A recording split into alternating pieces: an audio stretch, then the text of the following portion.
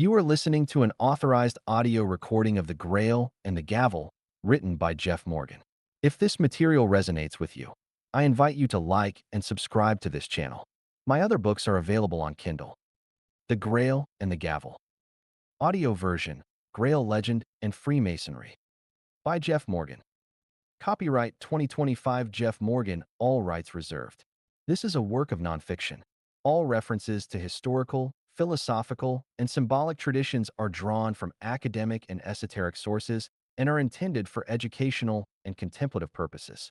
Freemasonry is a registered trademark of certain recognized bodies. This work is not affiliated with, endorsed by, or representative of any official Masonic jurisdiction. Foreword. To the brethren who seek the greater light. To my brother Masons. Freemasonry, at its heart, is a living tradition. It is a sacred inheritance built not of wood or stone, but of symbols, allegories, and truths that have endured for centuries. It is often said that we are speculative Masons, laboring with tools of metaphor rather than chisels. But to truly engage in that labor, to fashion the inner temple of the soul, we must understand not only what the symbols are, but where they come from and what they mean across the vast landscape of spiritual tradition. The rituals we recite and the degrees we pass through are more than ceremonial. They are echoes of a much older song.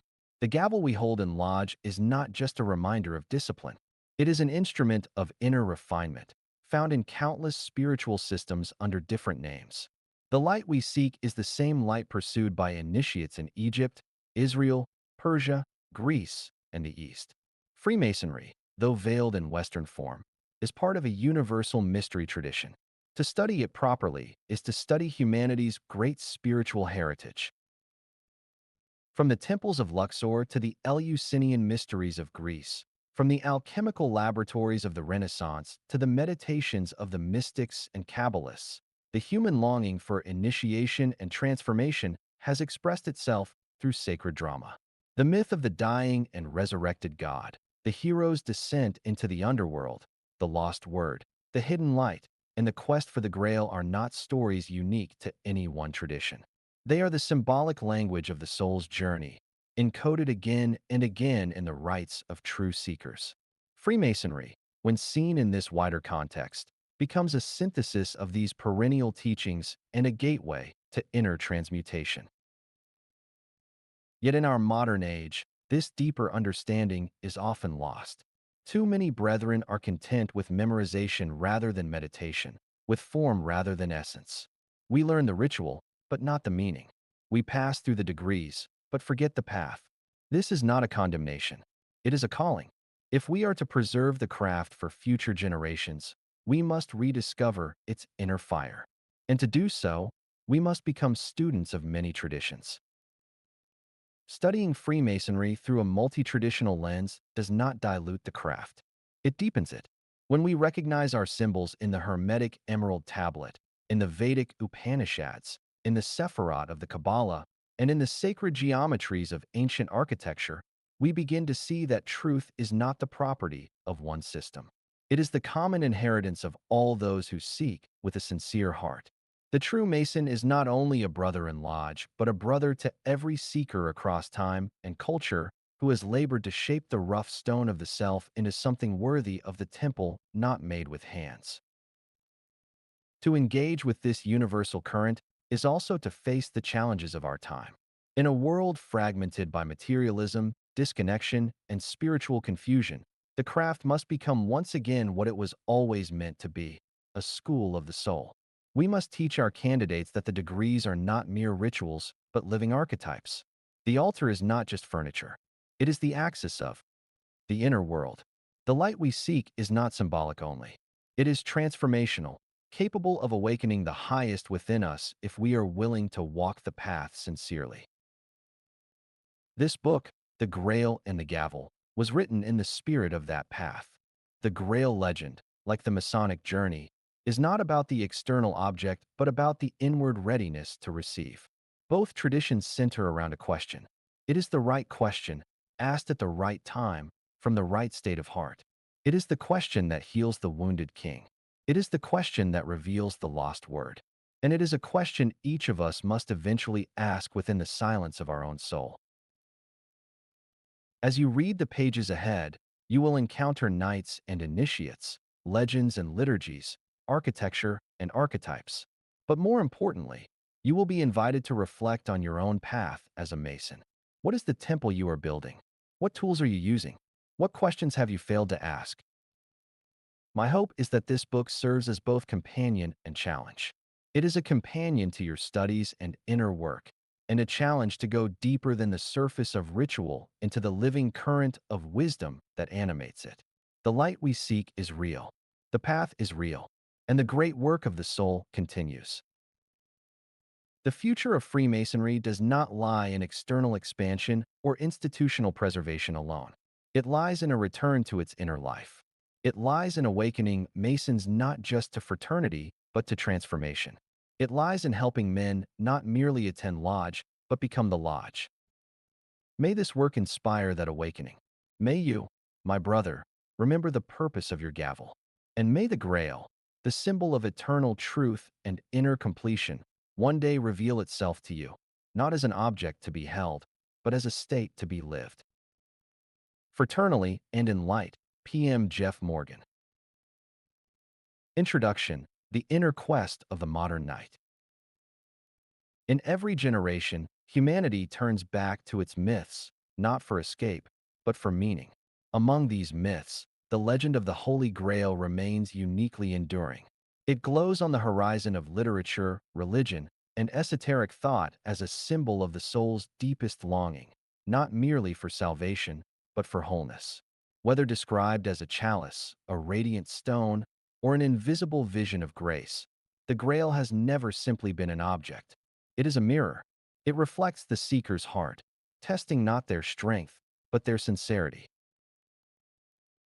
Freemasonry, too, is rooted in mystery. With symbols as old as the pyramids and rituals as layered as scripture, the craft has long preserved a vision of personal transformation hidden in plain sight. Within the lodge, the initiate does not merely learn. He builds, stone by symbolic stone, toward an ideal of inner perfection.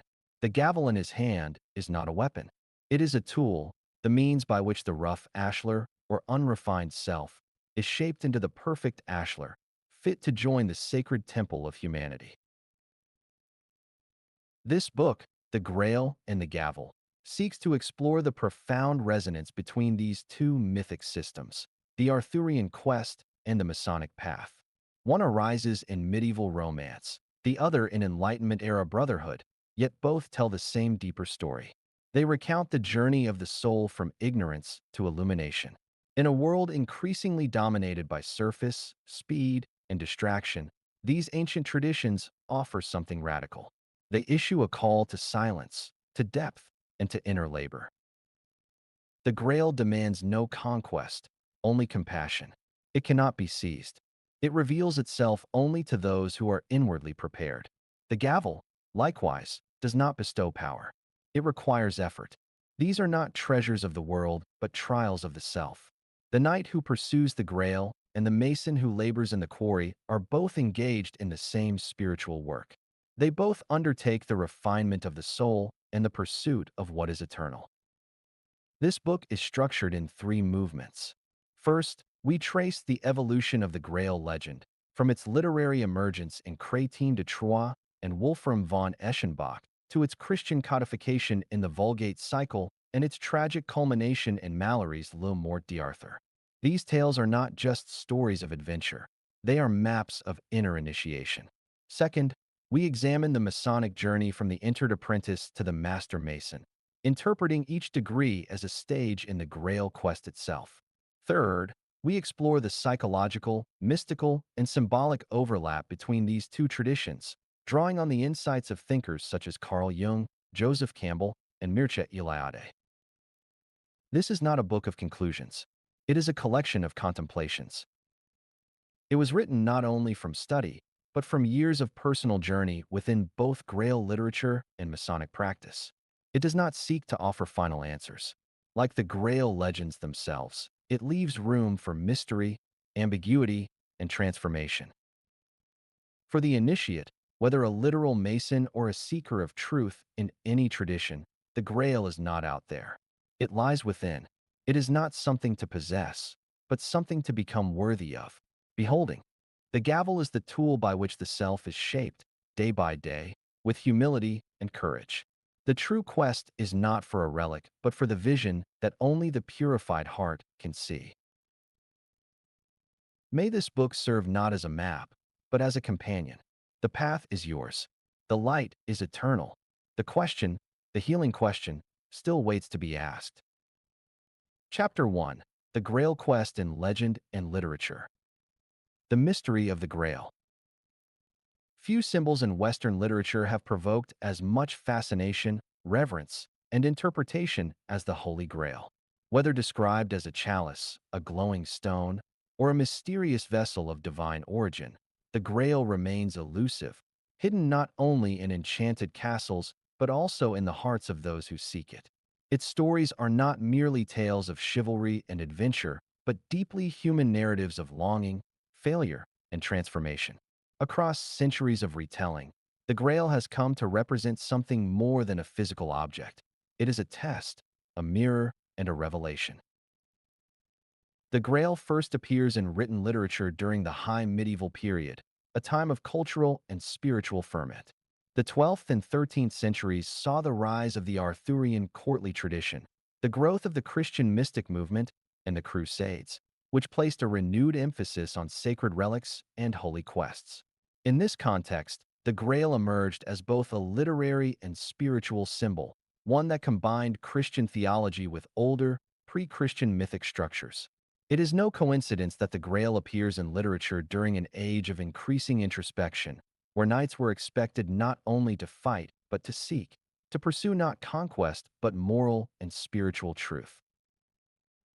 The first literary account of the Grail appears in Chrétien de Troyes Perceval, Le Conte du Graal, circa 1190.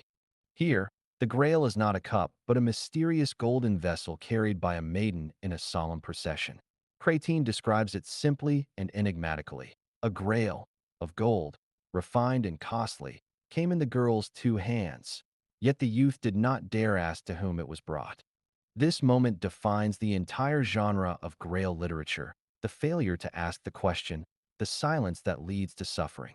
In this first tale, Perceval is naive, unsure, and constrained by courtly rules. He refrains from asking what the Grail is or whom it serves, and in doing so, he leaves the wounded Fisher King unhealed. The story remains famously unfinished, a literary silence echoing the protagonist's own. Later authors, most notably Wolfram von Eschenbach in his early 13th century German epic Parzival, would reinterpret and expand this theme. Wolfram presents the Grail not as a vessel, but as a radiant stone with miraculous properties, guarded by a spiritual brotherhood. Parzival, like his predecessor Perceval, initially fails to ask the healing question. But unlike Chrétien's version, Wolfram completes the story. Parzival undergoes years of suffering, self-doubt, and personal growth before returning to the Grail Castle. This time, he asks the right question. Ohim, was were it Dr. Uncle, what ails you? And in doing so, heals the king and becomes the new Grail king himself. Other knights undertake the Grail quest in later versions of the legend. In the vast French prose cycle known as the Vulgate cycle, and later in Sir Thomas Malory's Le Morte d'Arthur, 15th century, the Grail takes on a more explicitly Christian form, the chalice of the Last Supper. In these versions, the Grail quest becomes the ultimate spiritual trial for the Knights of the Round Table. Many seek it, but few succeed. Of them, 3 reach the Grail: Sir Galahad, Sir Percival, and Sir Bors. Galahad, the purest and most virtuous knight, is granted a full vision of the Grail and dies shortly afterward, his soul ascending to heaven. Malory writes, "For then he knew well that he was at the end of his life, and then he saw a great light and a vision of angels. And so his soul departed from his body and was taken up into heaven." Percival, too, sees the Grail and dies in peace. Bors alone returns to Camelot to recount what he has witnessed. Lancelot, despite his might and renown, fails. His love for Guinevere renders him spiritually unworthy. Throughout these versions, the Grail itself changes shape. In Perceval, it is a serving dish. In Percival, a glowing stone. In the Vulgate Cycle and Le Mort d'Arthur, the holy chalice of Christ. Its ambiguity is not a flaw, but a feature. Each author adapts the Grail to serve their story's moral universe. What remains constant is its symbolic power. The Grail is never just an object. It is a goal that tests the soul of the one who seeks it. The men who pursue the Grail are equally varied. Perceval is innocent and uncertain, yet full of potential. Parzival is marked by error and transformation. Galahad is without flaw, a knight too perfect for the world. Bors is brave and faithful, willing to return from the vision to carry its message. Lancelot is torn, his greatness undermined by his human passions. These characters do not simply represent different kinds of knights. They represent different aspects of the human spirit in pursuit of the sacred. The Grail quest is unlike any other heroic journey. It is not about triumph through force, but about being found worthy.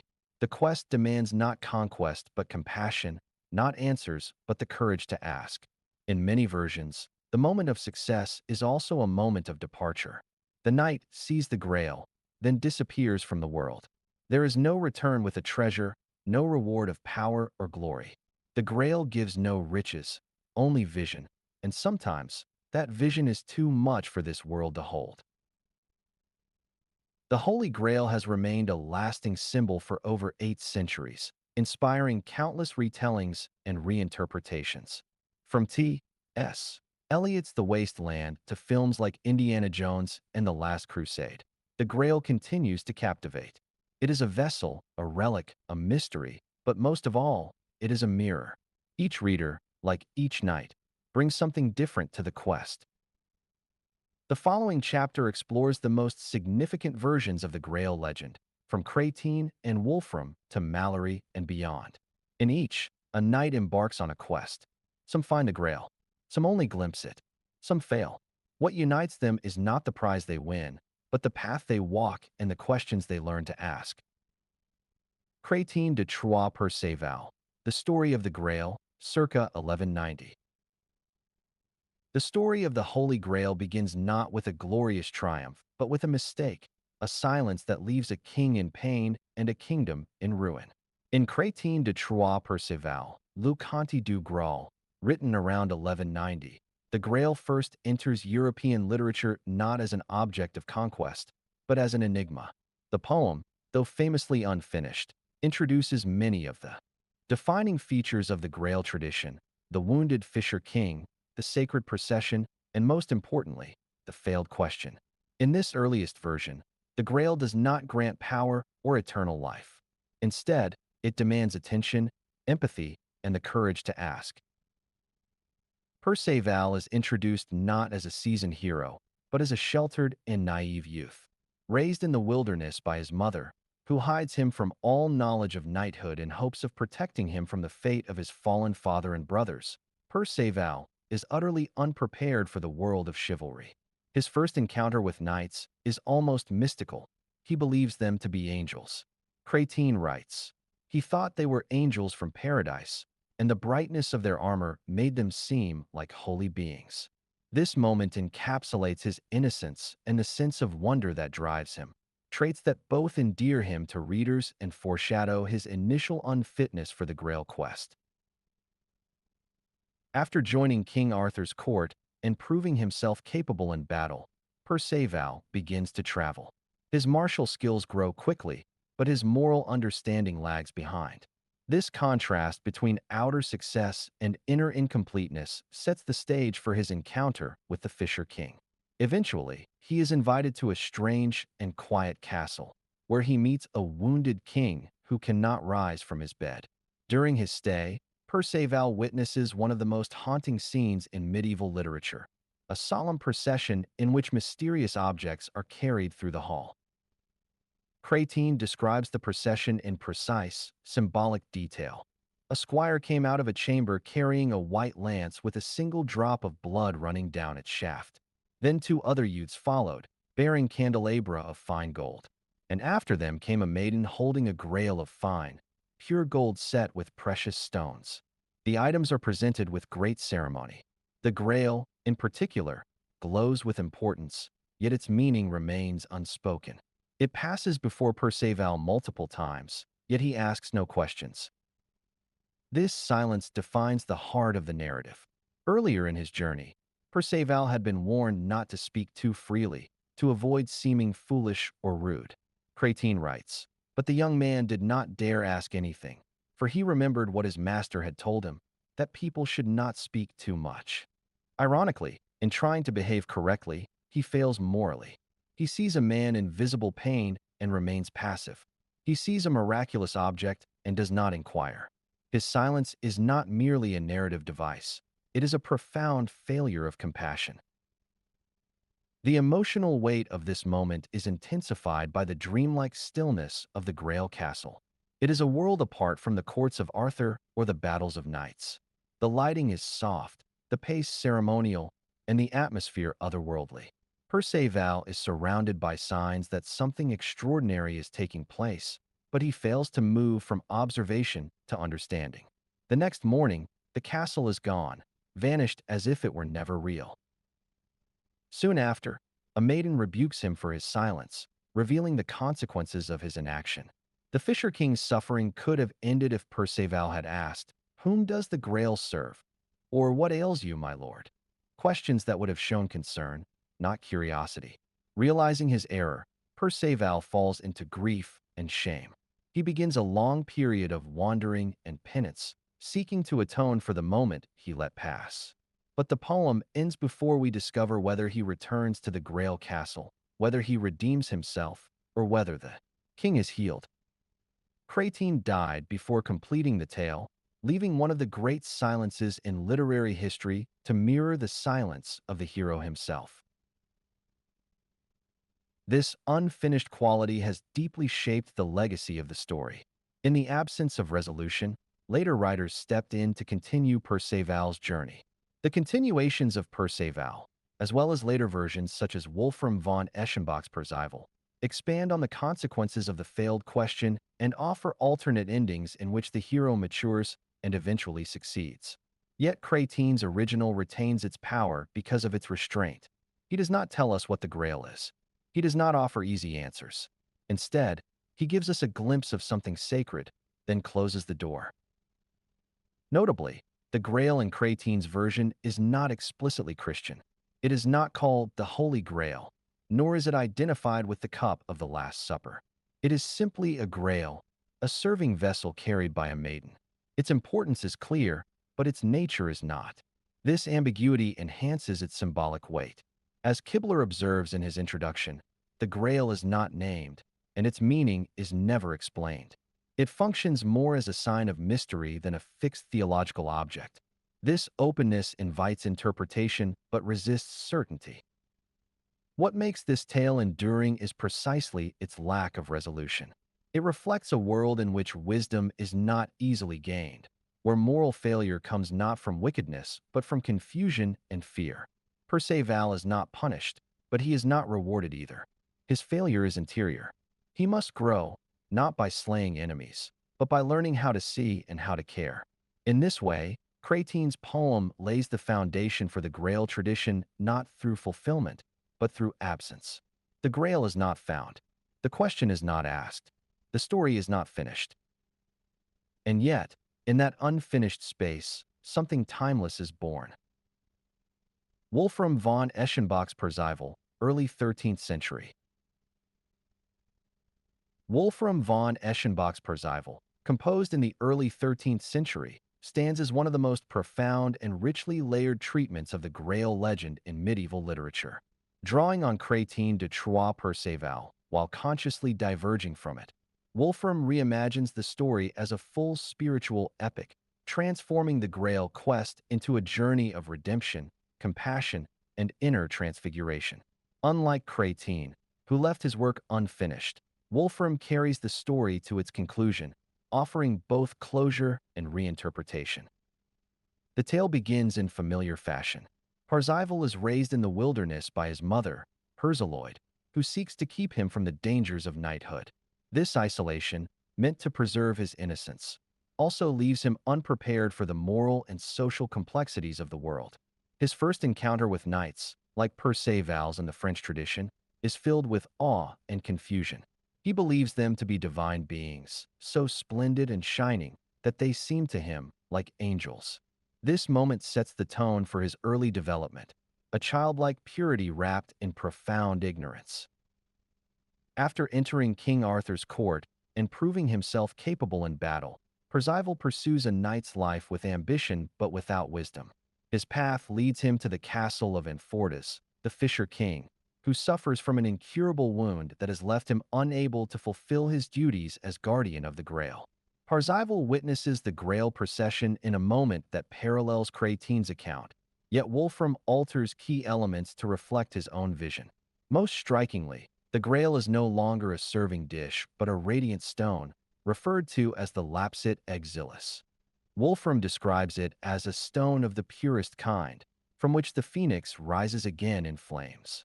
This reference to the phoenix evokes themes of death and rebirth, aligning the Grail with eternal renewal rather than a fixed religious relic.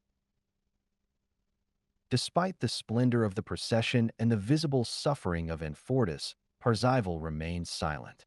He has been warned previously not to be too inquisitive, and he obeys this advice to a fault. Wolfram writes, "He saw the pain, but let the question die on his lips." The moment passes. The king remains wounded. The Grail, though present, remains inaccessible. Parzival leaves the castle the next day unaware of the depth of his failure. It is only later, when he is told that his silence caused the king's continued suffering, that Parzival begins to grasp the moral dimensions of his quest. His initial response is not enlightenment, but despair. For years, he wanders the land, enduring hardship, rejection, and existential doubt. He becomes alienated from Arthur's court, from the Grail, and from any sense of purpose. His question becomes not, "How do I find the Grail?" but "Why have I been forsaken?" This period marks the heart of Wolfram's innovation. Parzival is not simply a knight on a journey. He is a soul in crisis, forced to confront the limits of valor and the necessity of grace. This wandering is not fruitless. Through it, Parzival grows slowly, painfully, and inwardly. He begins to understand that his silence at the Grail Castle was not just an error of etiquette, but a failure of compassion. When he finally returns to the Grail Castle, he is no longer the naive youth who once stood silent before suffering. This time he speaks. He looks upon the wounded king and asks, with genuine concern and humility, "Ohim, was were it dir? Uncle, what ails you?" The simplicity of this question belies its power. It is the healing word Enfortus has awaited for years, and with it, the curse is lifted. Enfortus is restored, and Parzival is named the new Grail King. This moment is not merely a plot resolution. It is the culmination of Parzival's moral and spiritual education. He does not attain the Grail through conquest or cleverness, but through transformation. The Grail recognizes not his strength, but his readiness.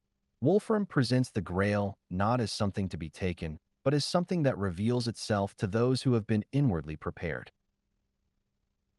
Wolfram adds further depth to the narrative through the figure of Firefizz, Parzival's half-brother.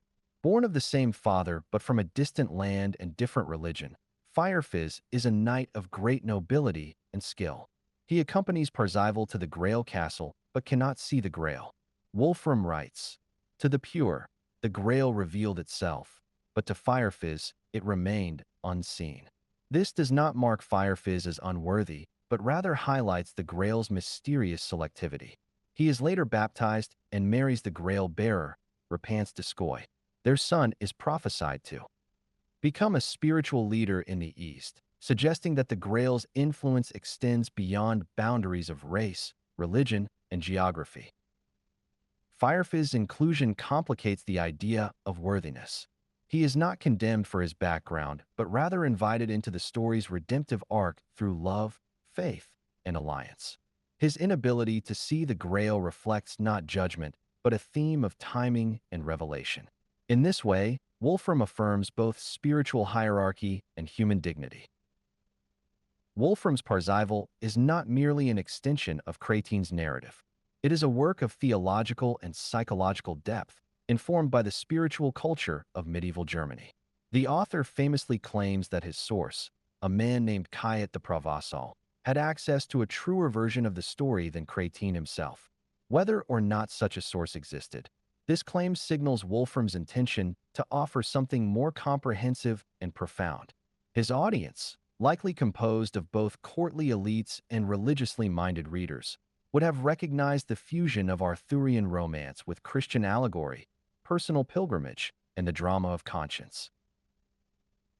In the end, Percival offers not a tale of perfection, but one of redemption. Its hero fails, repents, and learns. The Grail is not a reward, but a mystery that reveals itself only to those who have suffered, changed, and opened their hearts. The final triumph is not the Grail itself, but the transformation it demands and the healing it brings. The Vulgate Cycle / Lancelot Grail Cycle, early 13th century. In the early 13th century, the Grail legend was profoundly reshaped by a vast and ambitious collection of prose romances known as the Vulgate Cycle or the Lancelot Grail Cycle. Composed in Old French and spanning multiple interconnected texts, this cycle offers a fully Christianized reinterpretation of the Grail narrative. Where earlier versions by Crétin de Troyes and Wolfram von Eschenbach had left the Grail shrouded in mystery, the Vulgate authors transform it into a sacred relic of the Passion. The cup used by Christ at the Last Supper, later employed by Joseph of Arimathea to collect Christ's blood at the crucifixion. This theological anchoring marks a decisive shift. The Grail is no longer a symbol open to interpretation. It becomes a vessel of divine grace, central to Christian salvation history. This transformation begins in the Histoire del Saint Graal, the first volume of the cycle, which traces the Grail's journey from Jerusalem to Britain. The tale recounts how Joseph of Arimathea, guided by angelic visions, brings the Grail to the West as a sign of God's ongoing work among the faithful. As the narrator declares, through Joseph, the blood of the Savior was kept safe, and through that blood, the Isle of Britain was made holy. By rooting the Grail in scripture and apostolic tradition, the Vulgate cycle merges legend with liturgy, recasting the Grail quest as a sacred pilgrimage rather than a chivalric adventure. The spiritualization of the Grail redefines the very nature of the quest. In the Quest del Saint Graal, the central book of the cycle, the pursuit of the Grail is explicitly framed as a test of holiness, not of heroism. The narrator sets the tone early. This quest was not the adventure of arms, but the adventure of the spirit. Knights are summoned not to display their strength, but to confront their souls. As a result, the quest reveals not their triumphs, but their failings. Many of Arthur's greatest knights, celebrated for their valor, are exposed as morally or spiritually unworthy.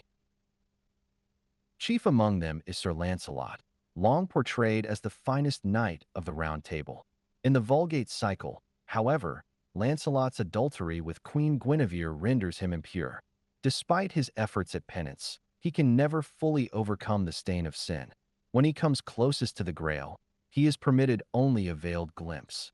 The text recounts, a veil covered the holy vessel, and it was lifted slightly so that Lancelot might see some light shine forth, but no more.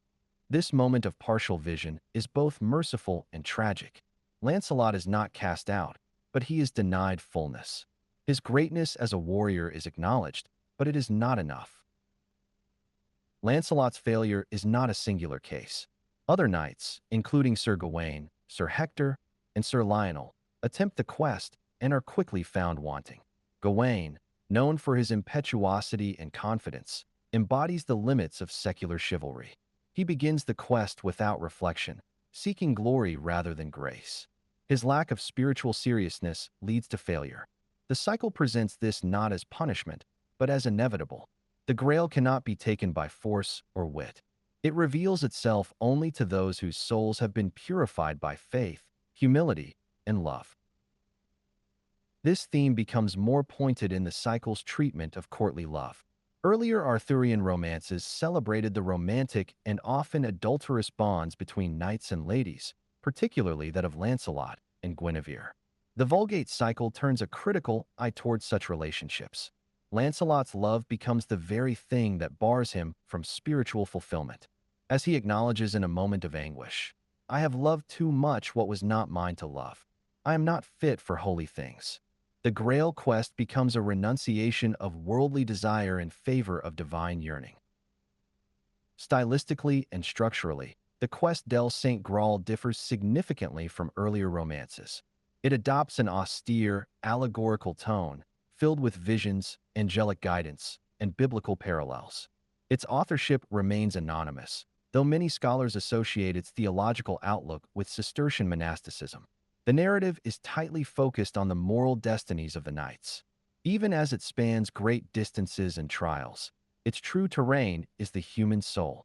Each knight becomes a mirror for the reader, reflecting not adventure but self-reckoning. The quest also functions as a collective trial for the entire Arthurian court. By sending nearly every knight on the journey, the narrative reveals the inner fractures of the Round Table. The failures are not random. They expose the gap between external appearances and internal truth.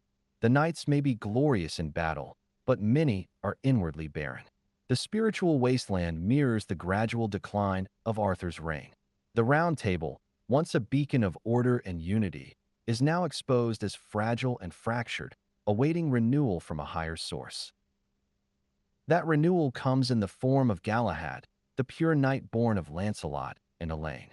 His story, explored fully in the next section, represents the fulfillment of the cycle's moral trajectory. The old generation has failed. A new knight, conceived outside conventional legitimacy but raised in holiness, emerges to complete the quest. Galahad's appearance is more than narrative closure.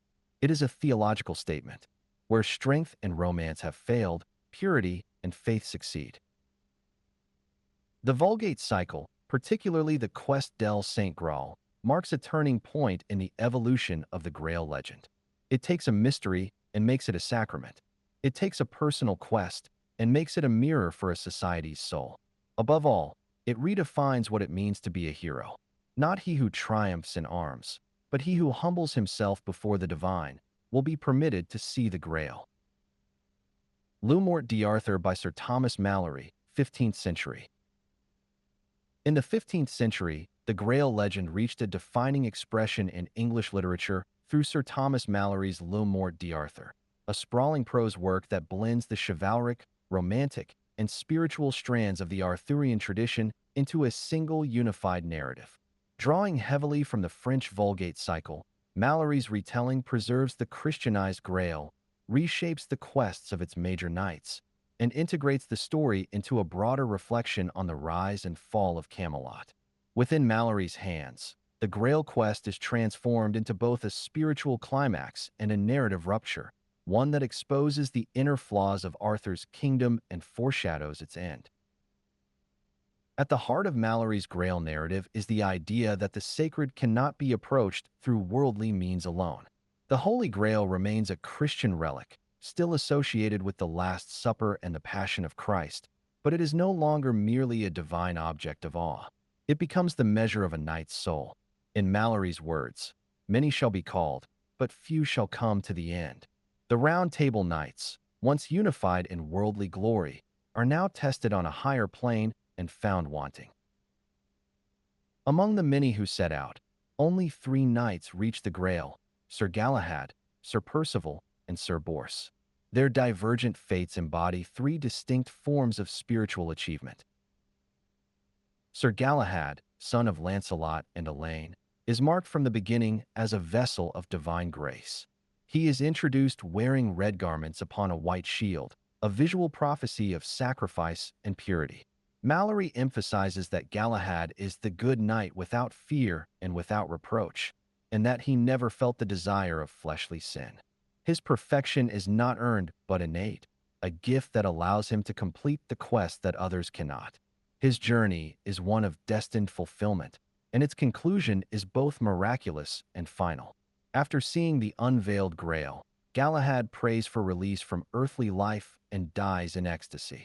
Malory records, "And when he had said these words, his soul departed from the body, and a great multitude of angels bear his soul up to heaven. Galahad's death is not tragic, it is ascension. He completes the quest not by returning with the Grail, but by becoming one with its mystery. Sir Percival, who accompanies Galahad, also witnesses the Grail, though he is portrayed as a more human figure. Percival's path is one of penitence. Where Galahad is sinless, Percival is sincere.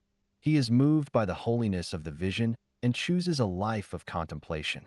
He becomes a hermit and dies shortly thereafter, his soul marked not by perfection but by peace. Mallory's treatment of Percival is gentle and reverent, showing that the Grail may be approached by the humble as well as the flawless. Sir Bors, the third of the successful knights, offers a different model of virtue. Unlike the others, Bors is neither sinless nor withdrawn from the world. He is a figure of perseverance and balance, torn between spiritual duty and earthly loyalty. Mallory presents Bors as a man who must make difficult moral choices. At one point, he sacrifices the rescue of his brother to save the honor of a maiden, an act that prioritizes spiritual principle over blood ties. His reward is to see the Grail and to return as its witness. Mallory writes, "And he returned and told the adventure of the Sangreal, and many wept at his words." Bors does not transcend the world, but he brings the vision back into it, bearing testimony for a court increasingly blind to holiness. In contrast to these three is Sir Lancelot, the greatest knight of the Round Table in worldly terms, but one whose internal conflict bars him from full participation in the sacred. Lancelot's love for Queen Guinevere, though deep and constant, is adulterous and ultimately damning. Despite moments of repentance, his soul remains divided. He longs to see the Grail but is only allowed a dreamlike vision, and that while unconscious. He wist not whether he had slept or waked, Mallory writes, and so he lay still and said nothing. His silence and uncertainty mirror his fractured spirit.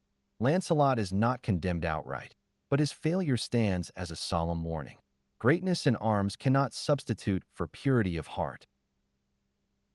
Lancelot's tragedy lies in its emotional complexity. He is aware of his sin, and he seeks forgiveness, but he cannot fully relinquish his worldly attachments. His love, though sincere, is misdirected, and the very passion that made him the greatest knight now marks his spiritual limit. "I have loved too well that which I should not have loved," he confesses, "and for that I am not worthy to see the things of heaven." These words encapsulate the theme of Mallory's Grail quest. The sacred is not achieved through power or devotion alone, but through self-renunciation and grace. The Grail quest in Le Morte d'Arthur also marks a structural turning point in the entire work. It separates the court into those who are spiritually awakened and those who are not. After the quest concludes, those who return find Camelot changed. The unity of the Round Table, once built on shared values and external glory, is now exposed as fractured beneath the surface. The best knights are gone or dead. The survivors return bearing grief and knowledge, but no power to restore what has been lost. This decline is not accidental. Mallory positions the Grail quest as the high point of spiritual striving, after which the court begins its descent. The seeds of internal betrayal, Mordred's treachery, the fatal tension between Lancelot and Gawain, and Arthur's tragic indecision are sown in the aftermath of the quest. The Grail, in offering a glimpse of divine perfection, reveals the failure of the earthly kingdom to live up to it. Mallory's use of sources and his late medieval perspective give Le Morte d'Arthur a distinctive tone. Writing during a period of civil war and dynastic upheaval in England, Mallory's emphasis on loyalty, conscience, and divine justice reflects his own historical anxieties. His Grail narrative is not simply about otherworldly vision, but about a court and a world facing its own impermanence. The Grail is achieved, the vision is granted, but it does not heal the kingdom. Instead, it removes from the world those few who were worthy and leaves behind a realm that cannot sustain its ideals. In this way, the Grail quest is both a fulfillment and a farewell. It represents the highest calling of knighthood and the end of its era. The world of chivalry, once radiant with possibility, is fading into memory. Only the story remains. Pearl's Vows, the High Book of the Grail. Among the many versions of the Grail legend that flourished in medieval Europe, Pearl's Vows, also known as the High Book of the Grail, stands as one of the most striking and severe. Written in Old French in the early 13th century and likely composed shortly after Chrétien de Troyes Perceval, this romance is unique for its uncompromising tone of religious austerity, its graphic depictions of punishment, and its apocalyptic vision of a world hanging in the balance between divine grace and judgment.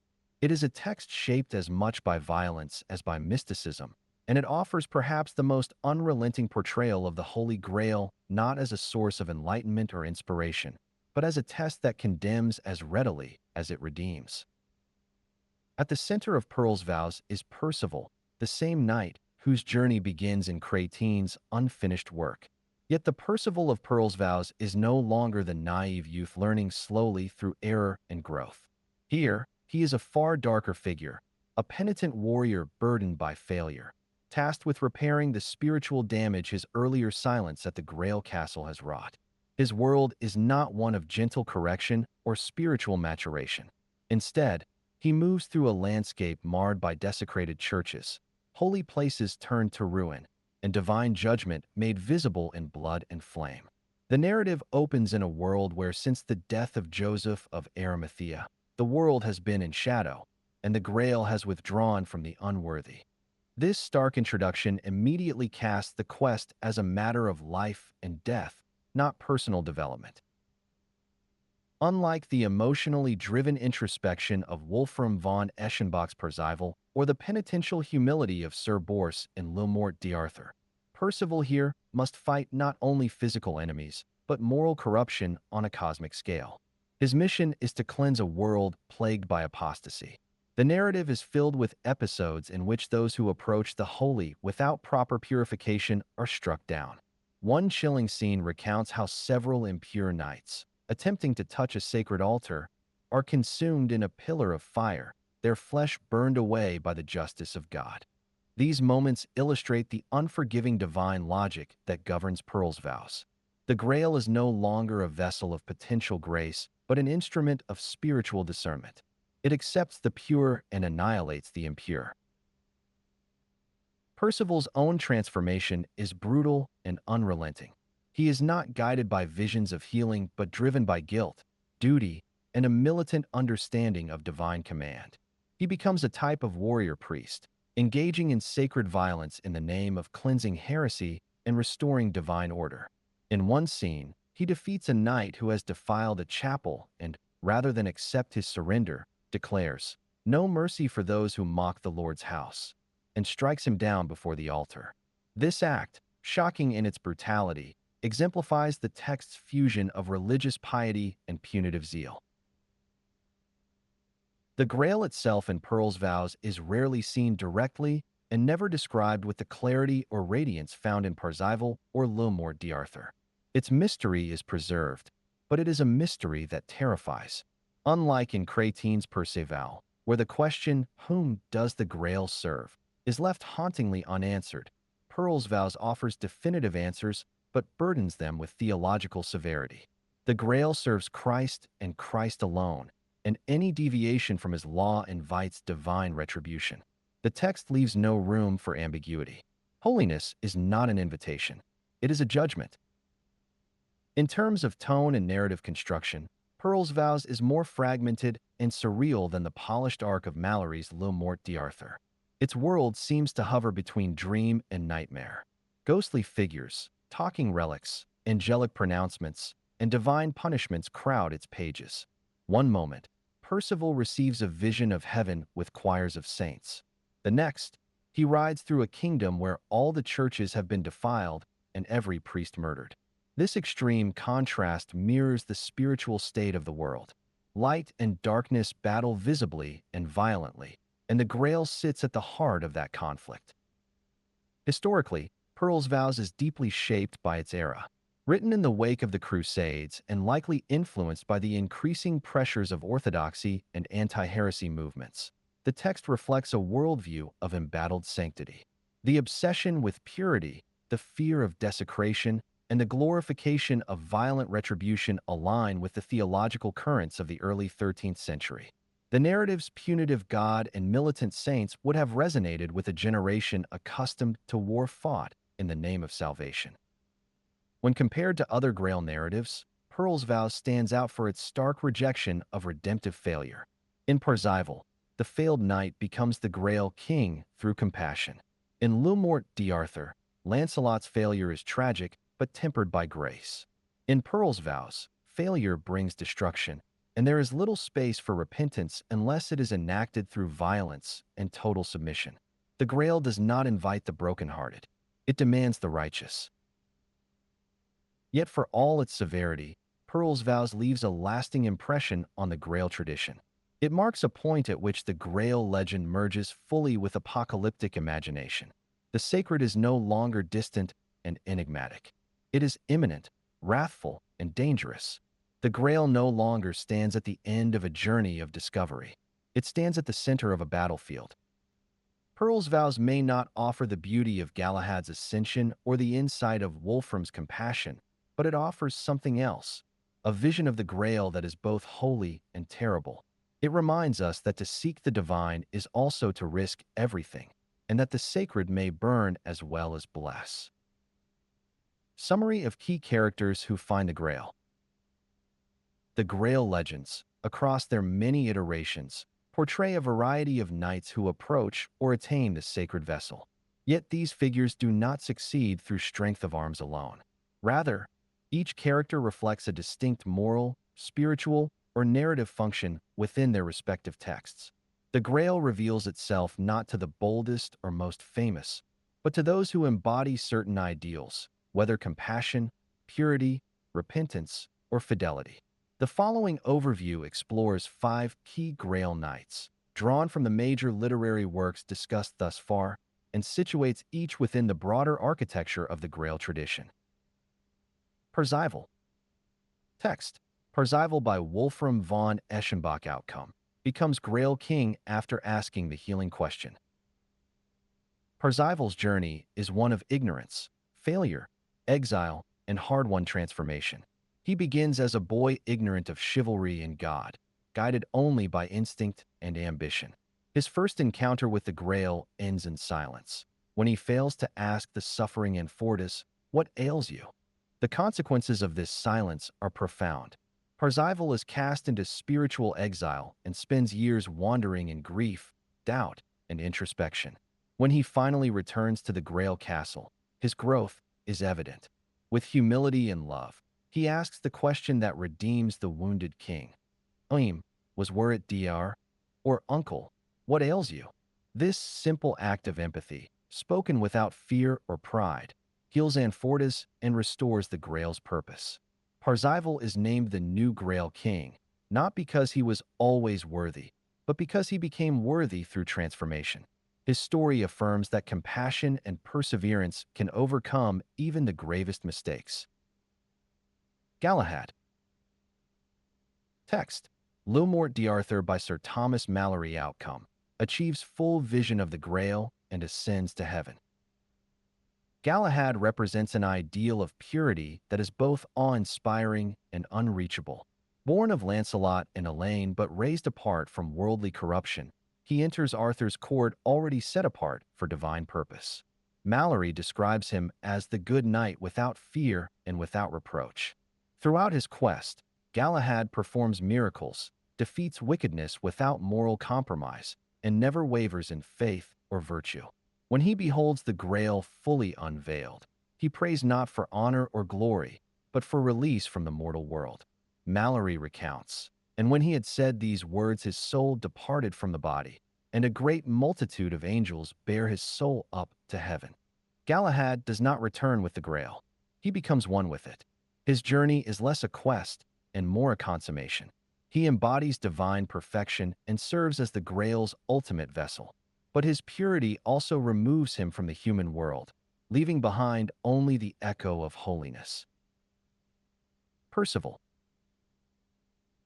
Texts: Pearl's Vows, Parzival, and Le Morte d'Arthur. Outcome: sees the Grail and dies fulfilled in solitude.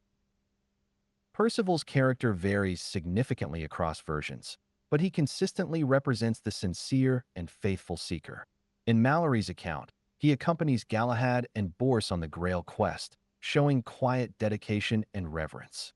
Though he sees the Grail, he does not seek power or glory from it.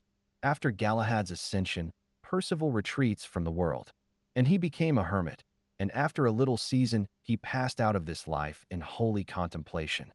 His story offers a vision of sanctity achieved not through brilliance or triumph, but through humility and renunciation.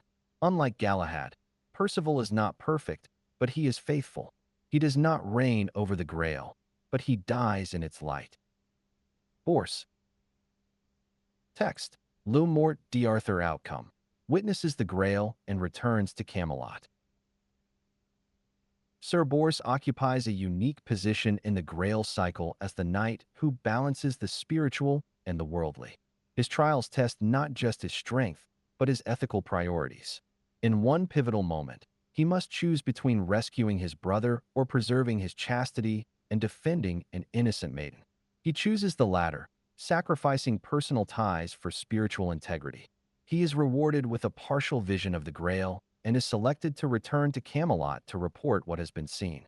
Mallory writes, "And he returned and told the adventure of the Sangreal, and many wept at his words." Bors's journey affirms that heroism lies in quiet obedience and moral clarity. He does not ascend to heaven, but he bridges the sacred and the secular, becoming the voice of a vision most will never see. Firefizz. Text. Percival outcome. Cannot see the Grail, but converts and fathers a spiritual legacy.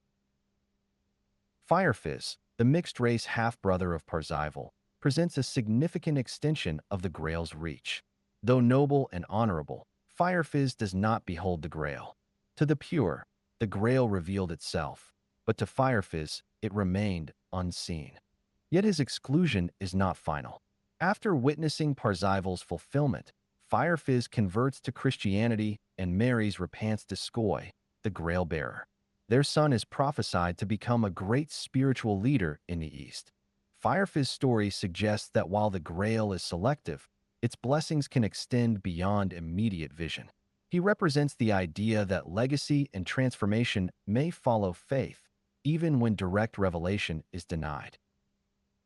Reflective synthesis. These 5 knights illustrate the richness and diversity of the Grail tradition.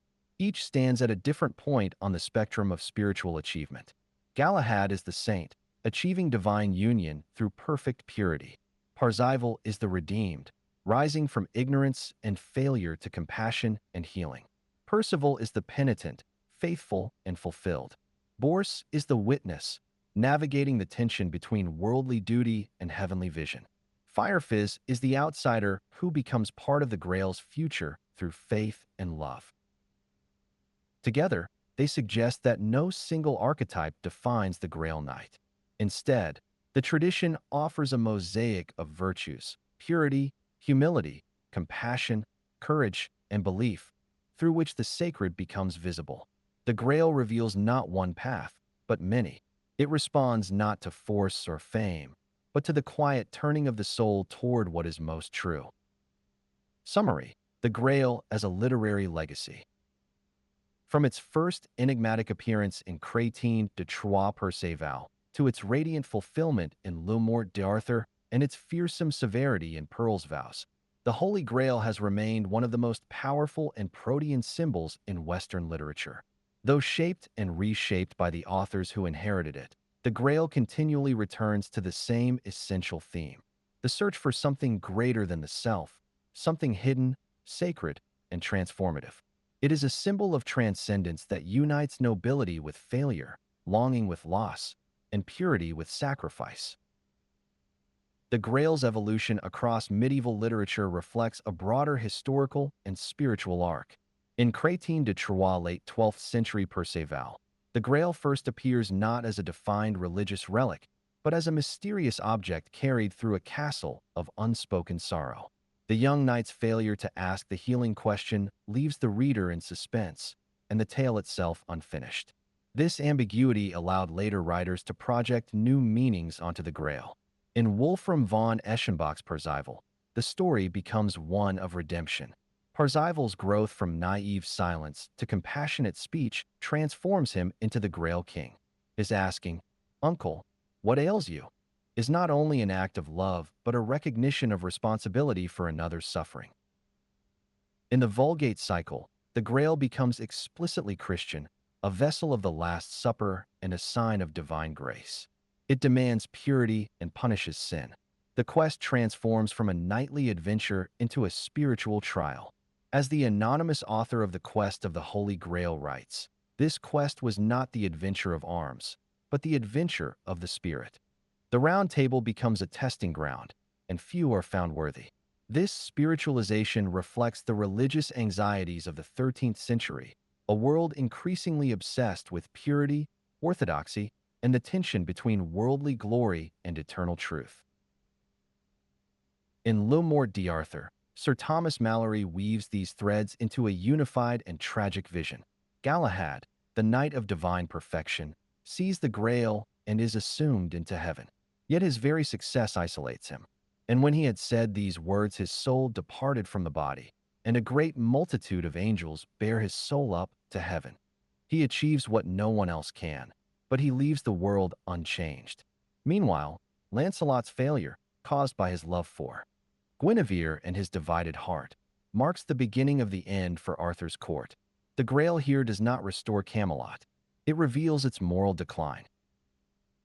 In Pearl's Vows, the Grail is no longer even a path to healing but a terrifying force of judgment.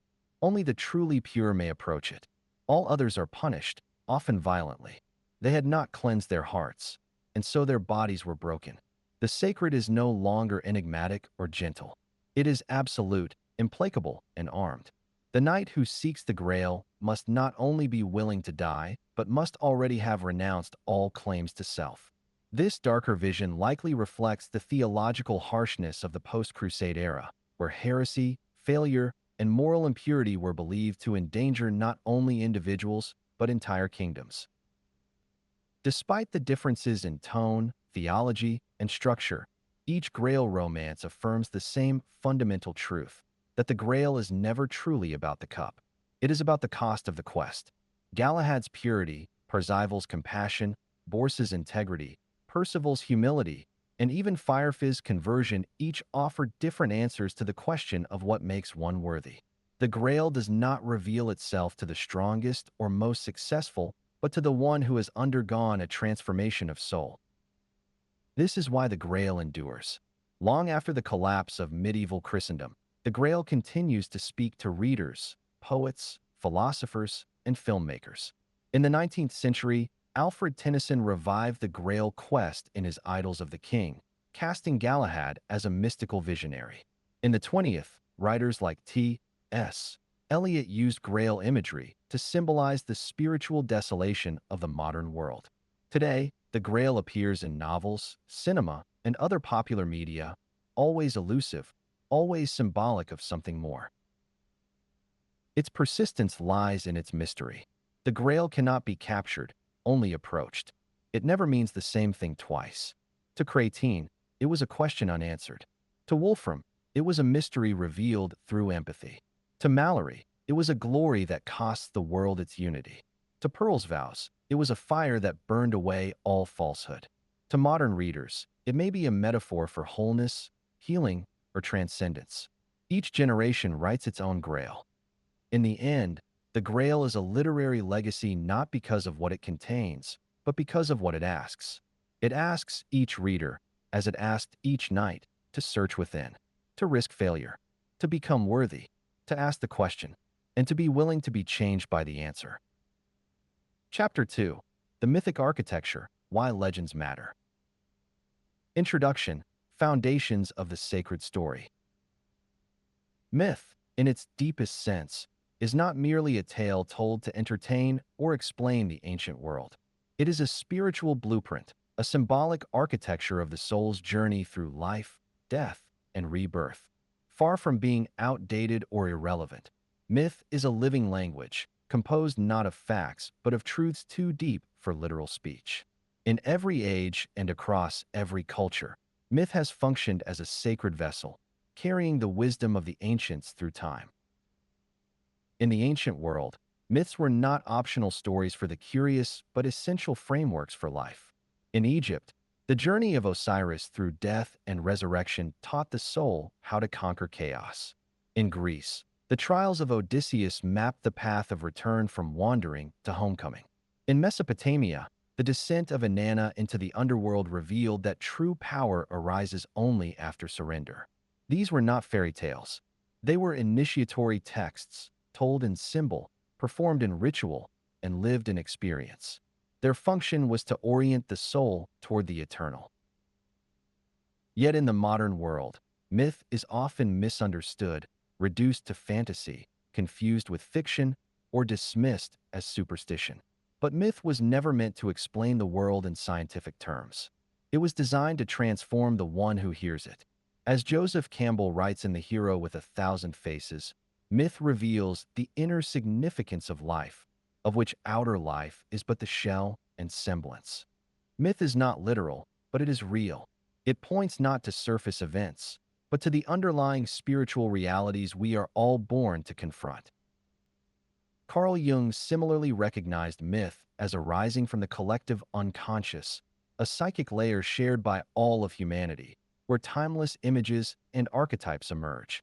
These include the hero, the wise old man, the shadow, the divine child, and the sacred feminine. Jung called these archetypes the ruling powers, the gods, images of the dominant laws and principles, and of typical modes of apprehension. They are the inner figures that structure our experience of growth, trial, and transformation. Myths give these archetypes voice and form. This chapter explores why such myths still matter and why they must. Specifically, it examines how the Arthurian legends and the initiatory system of Freemasonry function as living myths, not static texts, but dynamic paths of transformation. Each one encodes the timeless journey of the soul through the language of story and symbol. Each draws upon the same sacred geometry of initiation, the call to adventure, the descent into darkness, the ordeal and revelation, and the return bearing wisdom. In Campbell's terms, this is the hero's journey. In Jungian language, it is individuation, the process by which the self becomes whole. Why have the tales of King Arthur and the rituals of the lodge endured when so many others have faded? Because both are grounded in this mythic architecture. They do not merely describe the outer world. They instruct the soul in how to navigate the inner one.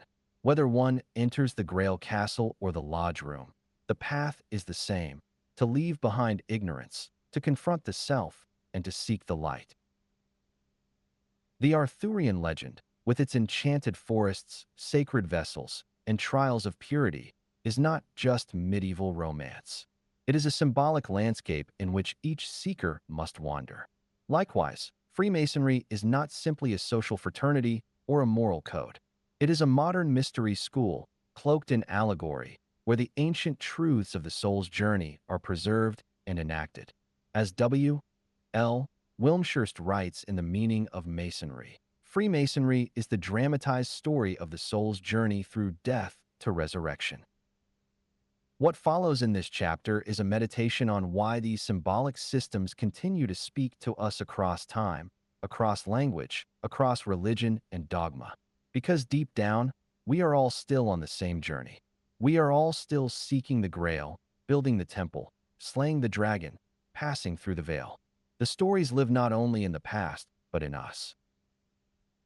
And so, as we begin to trace the symbolic patterns that link myth to initiation, Arthur to the Mason, and legend to living wisdom, we must first return to the starting point of every sacred story, the question. Not, is it true, but what does it mean? And more importantly, what part of me is being called to awaken? The function of myth, archetype, and initiation.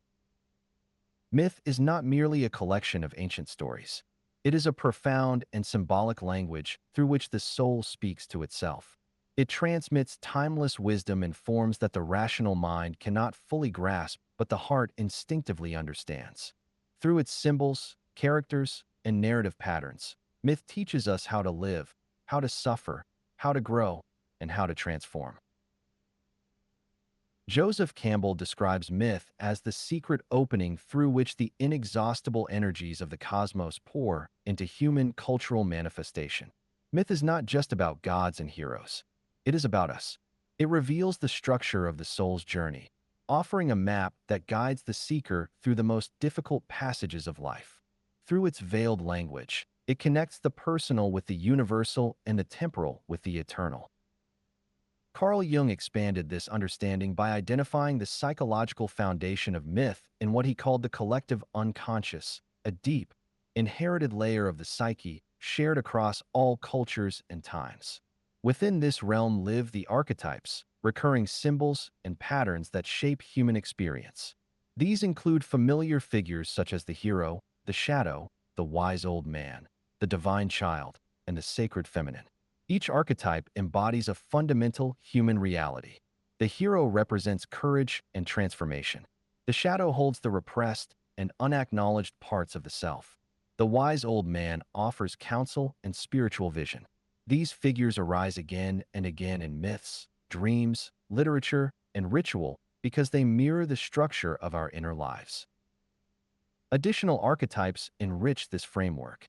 The threshold guardian stands between the seeker and the unknown, testing readiness. The anima and animus represent the integration of masculine and feminine energies within the psyche.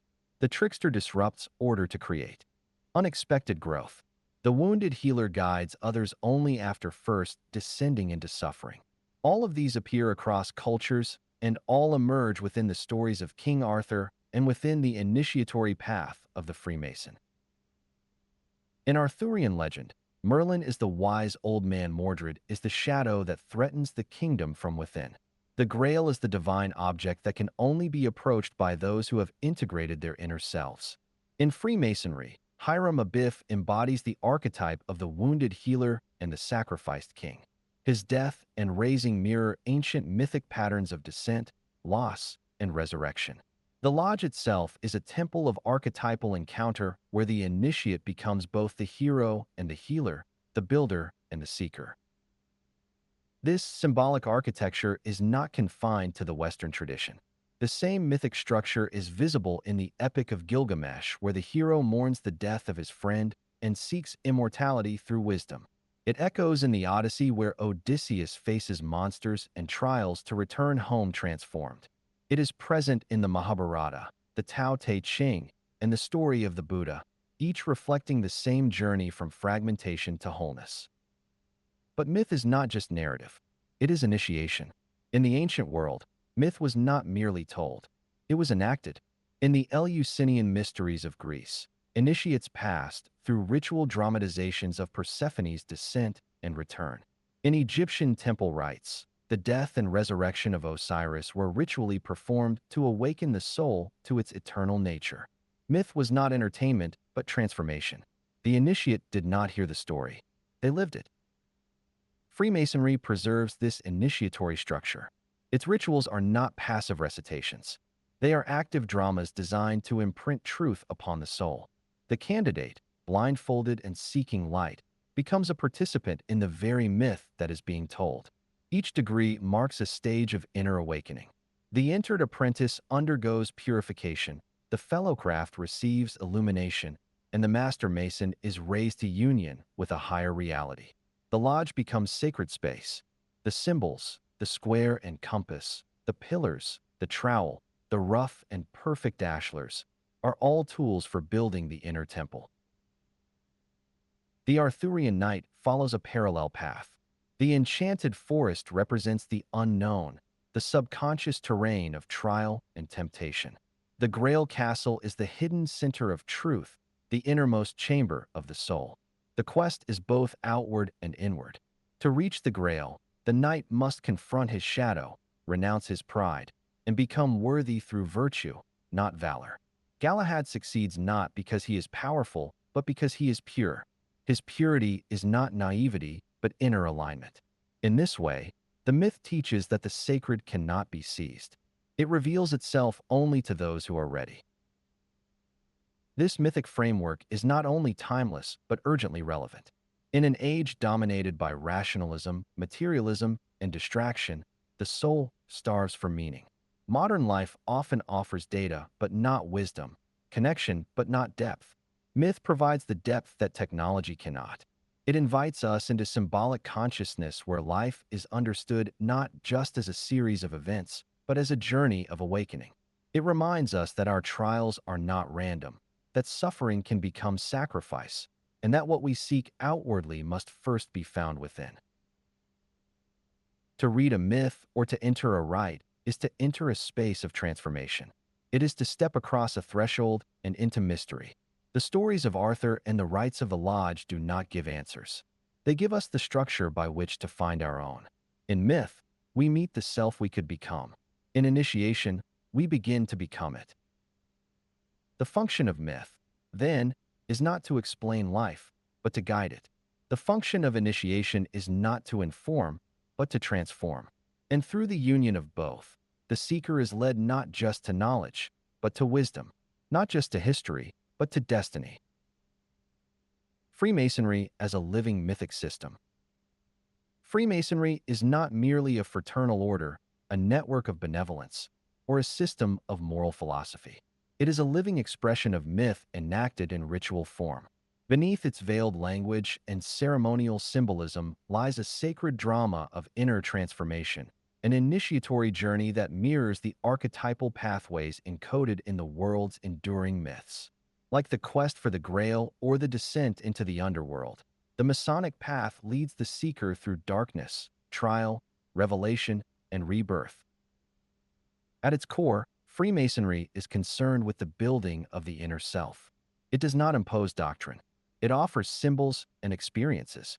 The lodge is not simply a room for gathering, but a sacred space, oriented symbolically and spiritually. Its geography reflects the soul's inner architecture. The east, source of light and wisdom, is the direction of the rising sun and the seat of the worshipful master. The pillars Jachin and Boaz frame the threshold of initiation, standing as ancient emblems of strength and establishment. The checkered floor of black and white tiles reminds the initiate of life's dualities such as joy and sorrow, ignorance and enlightenment, mortality and eternity. Within this temple, not made with hands, the initiate is invited to step across the threshold into mystery. The journey through the 3 degrees of craft masonry represents a universal pattern of spiritual evolution. The entered apprentice degree corresponds to the stage of awakening.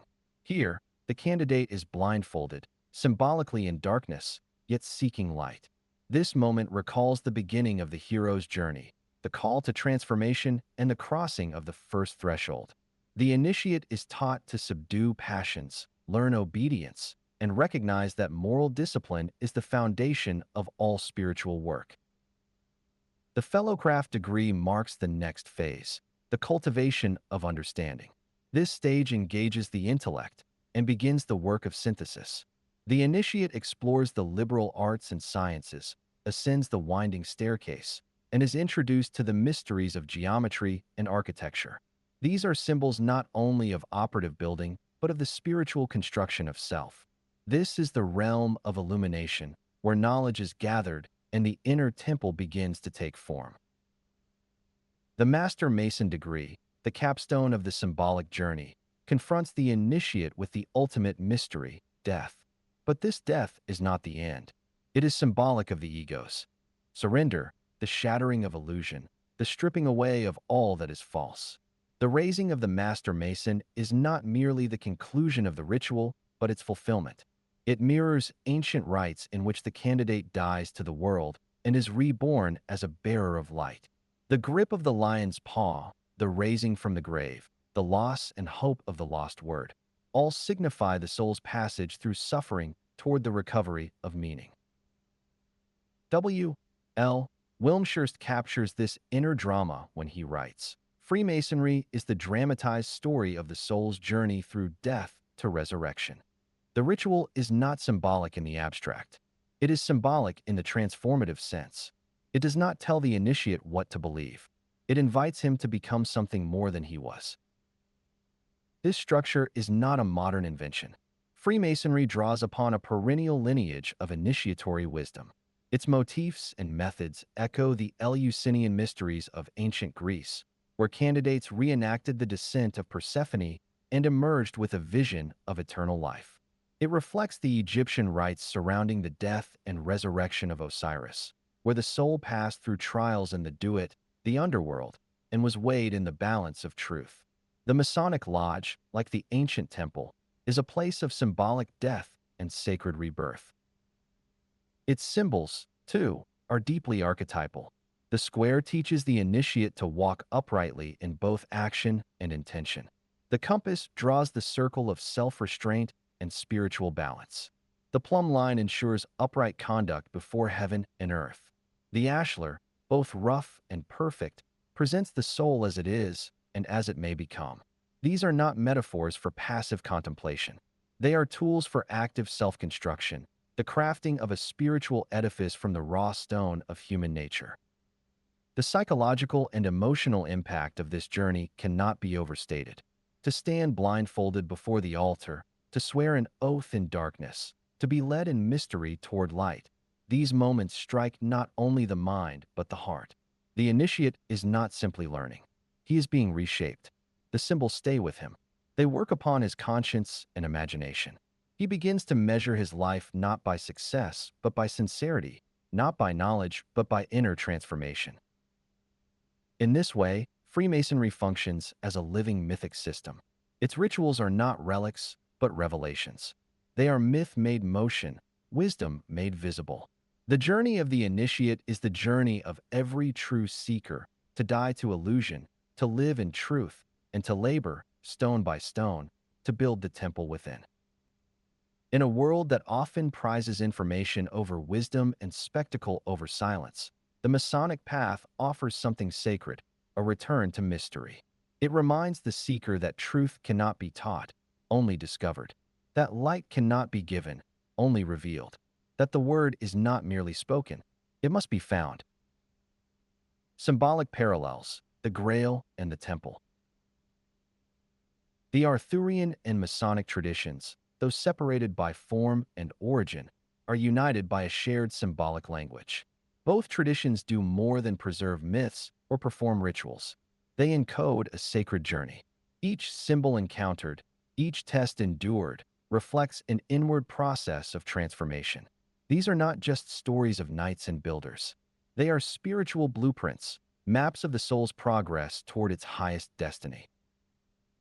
In the Arthurian cycle, the Grail is not simply an object to be found. It is a mystery to be revealed. It symbolizes the presence of the divine within the world, but also within the self. To perceive it requires more than courage or strength. It demands purity, humility, and inner readiness. The knight who undertakes the quest enters the enchanted forest, a realm of confusion and trial, which mirrors the subconscious mind, the wilderness of the soul where fears and shadows reside. There, the knight confronts not just external dangers, but the limits of his own ego. Among the many symbols that define this mythic landscape, the Round Table stands as a mandala of unity and spiritual equality. Its circular shape, without head or hierarchy, reflects the spiritual ideal that all who seek truth are equally positioned before it.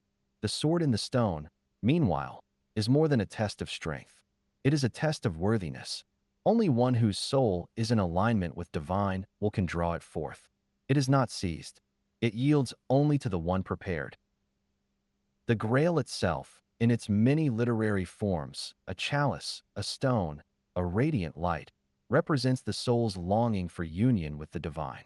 It appears only to those who have endured the necessary inner trials. Galahad, the embodiment of spiritual purity, attains the Grail not through conquest, but through a life lived in complete surrender to virtue. His vision is granted as a gift, not a reward. He does not possess the Grail. He becomes one with it. Freemasonry mirrors this journey through a different set of symbols, drawn from the language of architecture and sacred geometry. Where the knight rides out into the unknown, the initiate steps into the lodge, a space designed to reflect the cosmos and the inner world simultaneously. Here, too, the path begins in darkness and moves toward light. The tools of the operative Mason become instruments of psychological and spiritual refinement. The rough ashlar, unshaped and imperfect, represents the initiate as he enters, raw, incomplete, full of potential but in need of work. Through discipline and instruction, he moves toward becoming the perfect ashlar, a symbol of the perfected soul. This transformation is not imposed. It is earned through the application of virtue, wisdom, and will. The process is internal. The temple being built is not of stone. It is the temple of the heart. The light from the east signifies the dawn of spiritual insight, the lifting of the inner veil. The initiate's journey culminates in the raising of the Master Mason, a ritual echo of resurrection. In this act, the seeker is lifted from symbolic death and ignorance into new life and understanding. The grip of the lion's paw is more than a ritual gesture. It is the hand of divine strength, reaching down to awaken what lies dormant within. Central to this journey is the image of Solomon's Temple, a structure often mistaken for an architectural project, but which, in Masonic philosophy, represents the inner spiritual edifice that each individual is called to construct. Like the Grail castle, it is not found in the outer world but within the self. Its pillars stand at the entrance to sacred knowledge. Its inner chamber houses the divine presence. The building of this temple is the life work of the soul. The parallels are unmistakable. Where the Arthurian knight seeks the Grail to heal the land, the Mason labors to restore the temple to establish divine order within. Where the knight must confront the chaos of the forest, the Mason must confront the darkness within. Where the knight must prove the purity of his heart, the Mason must demonstrate the mastery of his conduct. Both are summoned not by the promise of reward, but by a call to transformation. Both traditions also emphasize the importance of silence, reverence, and readiness. Just as Perceval's failure to ask the healing question delays the redemption of the Fisher King, so too does the Mason's silence before light serve as a moment of inner preparation. Silence is not absence. It is reverence. It is the sacred pause before illumination. On a psychological level, these symbols point toward the same truth. The Grail is the goal of individuation, the integration of the self into wholeness. The temple is the constructed soul, the harmonization of thought, feeling, and will around a divine center. Both involve the confrontation with shadow, the encounter with mystery, and the eventual illumination of the inner world. And so the question arises for every reader and seeker. What is your Grail? What is your temple? What are the inner tools by which you shape your life? Have you entered the forest of your own unconscious? Have you crossed the threshold into light? Are you building a house where wisdom may dwell? The Grail and the temple are not relics of medieval fantasy or fraternal ritual. They are living symbols, calling out across centuries to those who are ready to listen. They do not exist to be admired. They exist to be pursued, approached with devotion, and realized through personal transformation. In the end, both the Grail and the temple serve the same mystery. One is the vessel that receives the divine. The other is the space in which it is made manifest. To seek one is to prepare for the other, and to truly find either is to become something new. Myth as a guide to the inner work. The Grail legends and Masonic teachings both converge on a central truth. The ultimate purpose of the quest is not conquest, status, or reward, but the transformation of the soul. The most heroic act is not the slaying of a dragon or the laying of a cornerstone. It is the quiet, often invisible labor of inner refinement. In both traditions, the true victory is not outward. It is inward. The knight who finds the Grail does not return in glory to boast of his triumph. Often, he vanishes from the world, ascends to heaven, or retreats into contemplative silence. His journey is complete not when others recognize him, but when he recognizes the divine within. Likewise, the Master Mason, having received the light, does not seek dominion or praise. He becomes a servant of the sacred, a builder not of kingdoms or monuments, but of the soul's unseen temple. Both figures are transformed into instruments of healing and harmony. Their authority comes not from power, but from purity. Freemasonry expresses this process through the allegory of the ashlar. The rough ashlar represents the unshaped stone, the self in its natural, unrefined state, full of potential but untouched by spiritual discipline. Through labor, instruction, and light, the initiate is taught to shape the self into the perfect ashlar, a balanced, smooth, and upright stone fit for the construction of the eternal temple. This journey is not linear. It requires patient, repeated effort. The chisel of discipline and the mallet of experience strike again and again until the form within emerges. In the Grail tradition, this same process unfolds through the trials of the Grail quest. The knight must pass through the wasteland, a realm of spiritual sterility that mirrors both the external world and the knight's inner state. The land is barren because the soul is disconnected from the sacred. It is a place of silence, sorrow, and suspended promise. But the wasteland is not a punishment. It is a threshold. It is the liminal space in which the old self dissolves and the new self begins to take shape. The knight does not escape the wasteland. He redeems it. This confrontation with emptiness has its echo in the Masonic journey. The initiate must descend into darkness before he can ascend into light. In the crypt and the tomb, he faces not external foes, but internal illusions, fear, ignorance, pride, and mortality. These sacred spaces are not theatrical stages. They are psychological depths. The tomb is the symbolic crucible of transformation. It is the place where ego is relinquished and the divine image is revealed. The raising that follows is not just ritual. It is resurrection.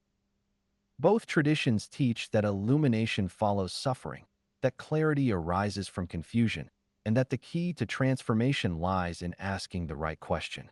In the Grail stories, this question is not academic. It is compassionate. Whom does the Grail serve? What ails you, my lord? These are not inquiries of the mind. They are openings of the heart. They mark the moment when the knight ceases to seek glory and begins to offer healing. In Masonic ritual, the silence of the initiate before receiving light is equally profound. He does not demand wisdom. He is made ready to receive it. This inner work is not unique to these two traditions. It echoes across the mythic history of humankind. The Buddha sits beneath the Bodhi tree and confronts illusion before awakening. Jesus descends into the tomb before rising in glory. The shaman undergoes a symbolic death in the underworld before returning with healing for the tribe. In all these stories, the pattern is the same. The soul must descend before it can ascend. The self must be broken open before it can be made whole. The Grail is not given to the unprepared. The word is not restored to the unworthy. Transformation cannot be forced. It must be earned through silence, sacrifice, and sincerity. And when the transformation comes, it does not bring reward. It brings responsibility. The knight who finds the Grail does not linger. He is taken from the world. The mason who is raised does not boast. He labors quietly as a builder of peace, a keeper of light, a companion to others on the path. This is the true nature of the inner work. It is not dramatic or public. It is silent, slow, and sacred. It unfolds through patience, perseverance, and pain. But its fruits are eternal. It is the work of becoming the vessel through which the divine can dwell. It is the labor of building a life that reflects the higher truth. Each reader, each seeker, is invited into this myth. And so the questions arise. What is your wasteland? What illusions are you called to leave behind? What silence must you endure before the light can speak? Are you shaping the ashlar of your soul? Are you building the temple within? And when the time comes, will you be ready to ask the question, not for your own sake, but for the healing of what lies wounded around you? The myths endure because the work remains. The inner path is always open. The Grail still waits. The temple is not yet finished. Summary: the living power of sacred story. Myth is not fantasy. It is a mirror held to the soul, a sacred inheritance passed down in symbolic form from those who walked the inner path before us. It does not merely explain the world. It offers a way to live within it, consciously, courageously, and in communion with the divine. In its symbols and stories, myth preserves truths that cannot be taught by argument or proved by reason, only experienced, remembered, and lived. Initiation is the path by which myth becomes real. It is not a metaphor, but a method. Whether through the ritual of the lodge or the ordeal of the Grail quest, the seeker is called to cross a threshold, to leave behind the known, and to pass through darkness in pursuit of light. The call may come softly, wrapped in wonder, or as crisis and confusion. But however it arrives, it demands a response. The one who answers begins the great work, to shape the soul into a vessel of truth, to build the temple within, and to become the bearer of something higher. The knight who enters the enchanted forest does so without a clear map. The mason who enters the lodge is likewise veiled in darkness. Each must walk forward with faith, guided not by certainty, but by symbol. They pass through trials, confront shadow, and endure silence. At the heart of their journey lies a simple but impossible question, the kind that breaks illusions and opens the heart. And when that question is asked with sincerity, something changes. The world is not conquered. The soul is clarified, and that is enough. The Grail legends and Masonic rites are twin expressions of a single sacred architecture. They both speak of a temple lost and a temple restored. They tell of the fall into fragmentation and the labor of redemption. One speaks of knights and chalices, the other of stones and light.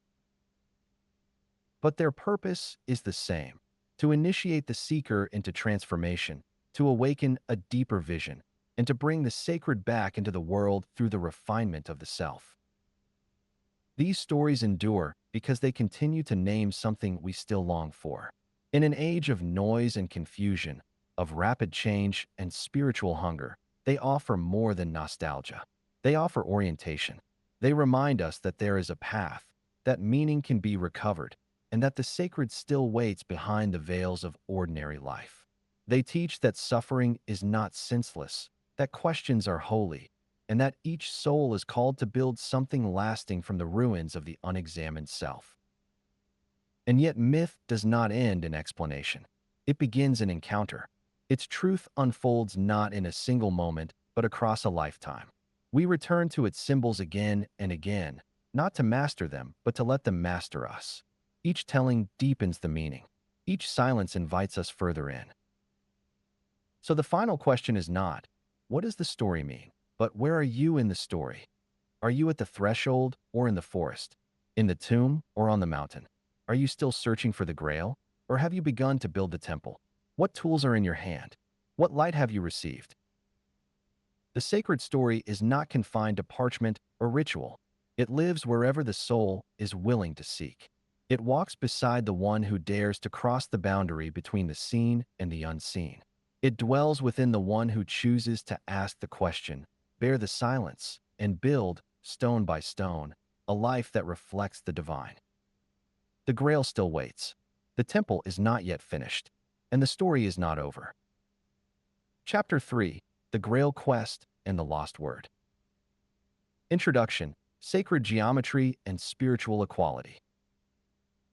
The Round Table of Arthurian legend and the Masonic Lodge are far more than ceremonial spaces or architectural curiosities. They are living embodiments of sacred geometry, spatial expressions of timeless spiritual principles. Within their forms are encoded ideas about order, equality, harmony, and the soul's alignment with the divine. These are not simply places where people gather.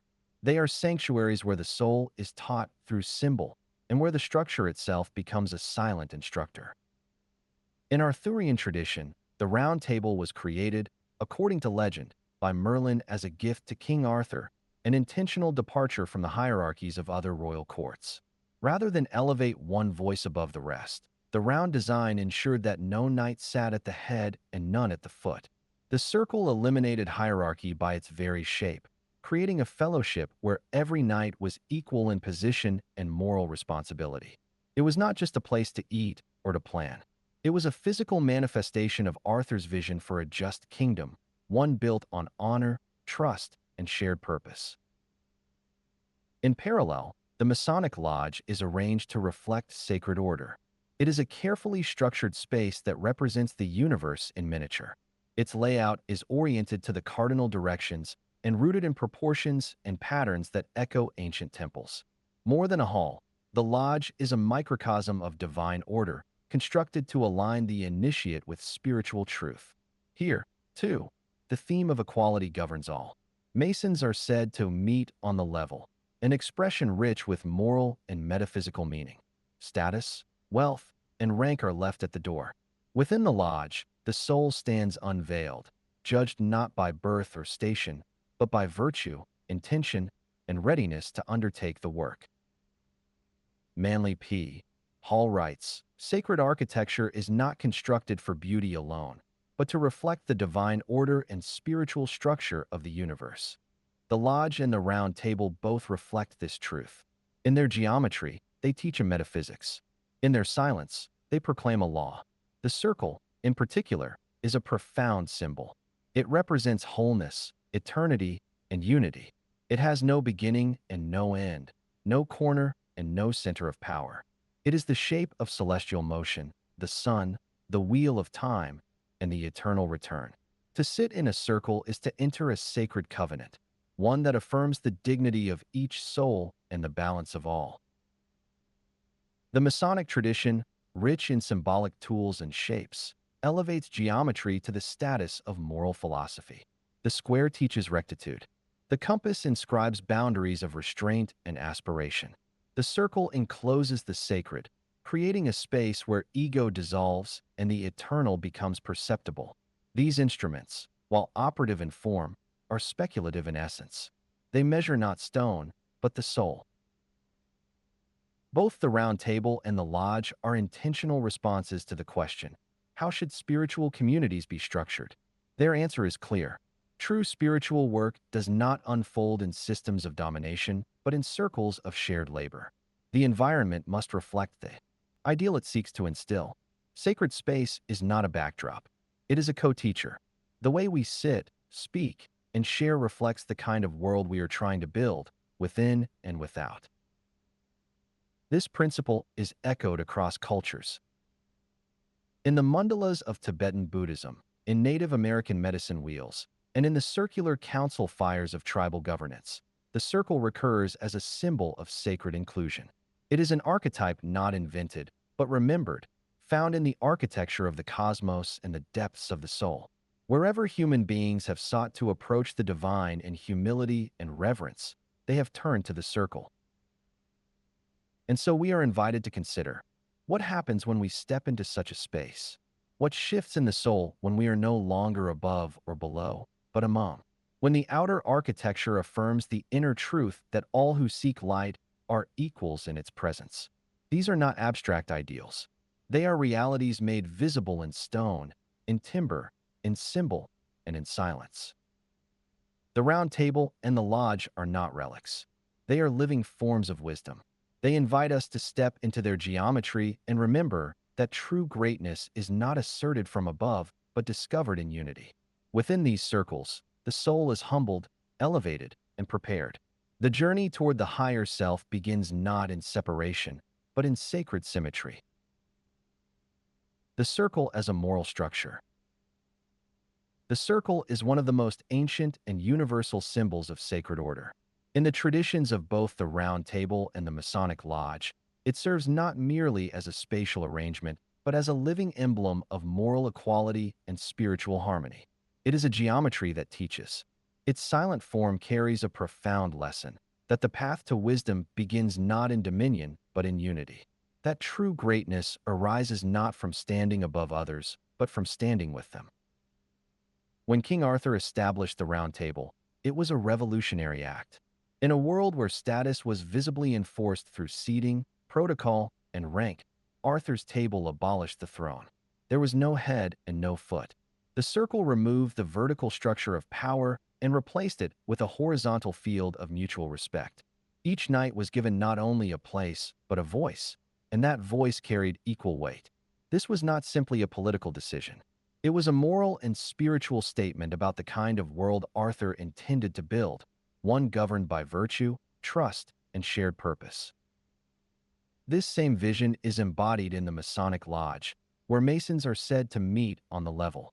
Within the lodge, all men, regardless of title, wealth, or background, are received as equals. They stand shoulder to shoulder, united not by what they have, but by what they seek. The initiate enters a space deliberately designed to humble pride and elevate sincerity. He is taught to recognize in his fellow Masons not competitors or subordinates, but brothers engaged in the same sacred labor. As W. L. Wilmshurst explains, the level denotes a quality of soul in the sight of God, and the principle that no man is above another within the sacred precincts of the lodge. This moral architecture has psychological power. A circle encourages participation and presence. It draws everyone into view, making concealment difficult and posturing unnecessary. There are no corners to hide in, no elevated platforms to dominate from. Each person becomes simultaneously visible and accountable. The form fosters humility and attentiveness. It nurtures dialogue instead of debate, brotherhood instead of rivalry. The circle asks each member not just to speak, but to listen, not just to occupy space, but to hold it with intention. These qualities are not abstract ideals. They are embedded in the physical structure itself. Geometry becomes pedagogy, and this wisdom is not confined to Masonic or Arthurian tradition alone. Across cultures and centuries, the circle has been chosen as the setting for sacred encounter and communal decision.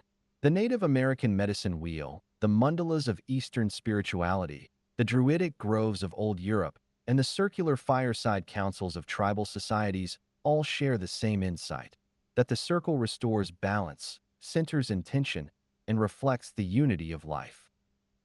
Philosophically, the circle has long been understood as a symbol of eternity and divine perfection. In Pythagorean and Platonic traditions, the circle represented the ideal form without beginning or end, embodying harmony and completeness. The ancients saw in the heavens a model for the soul. The sun and moon moved in circular orbits, suggesting a cosmic order beyond the reach of human corruption. To mirror that order on earth was to step into alignment with the divine.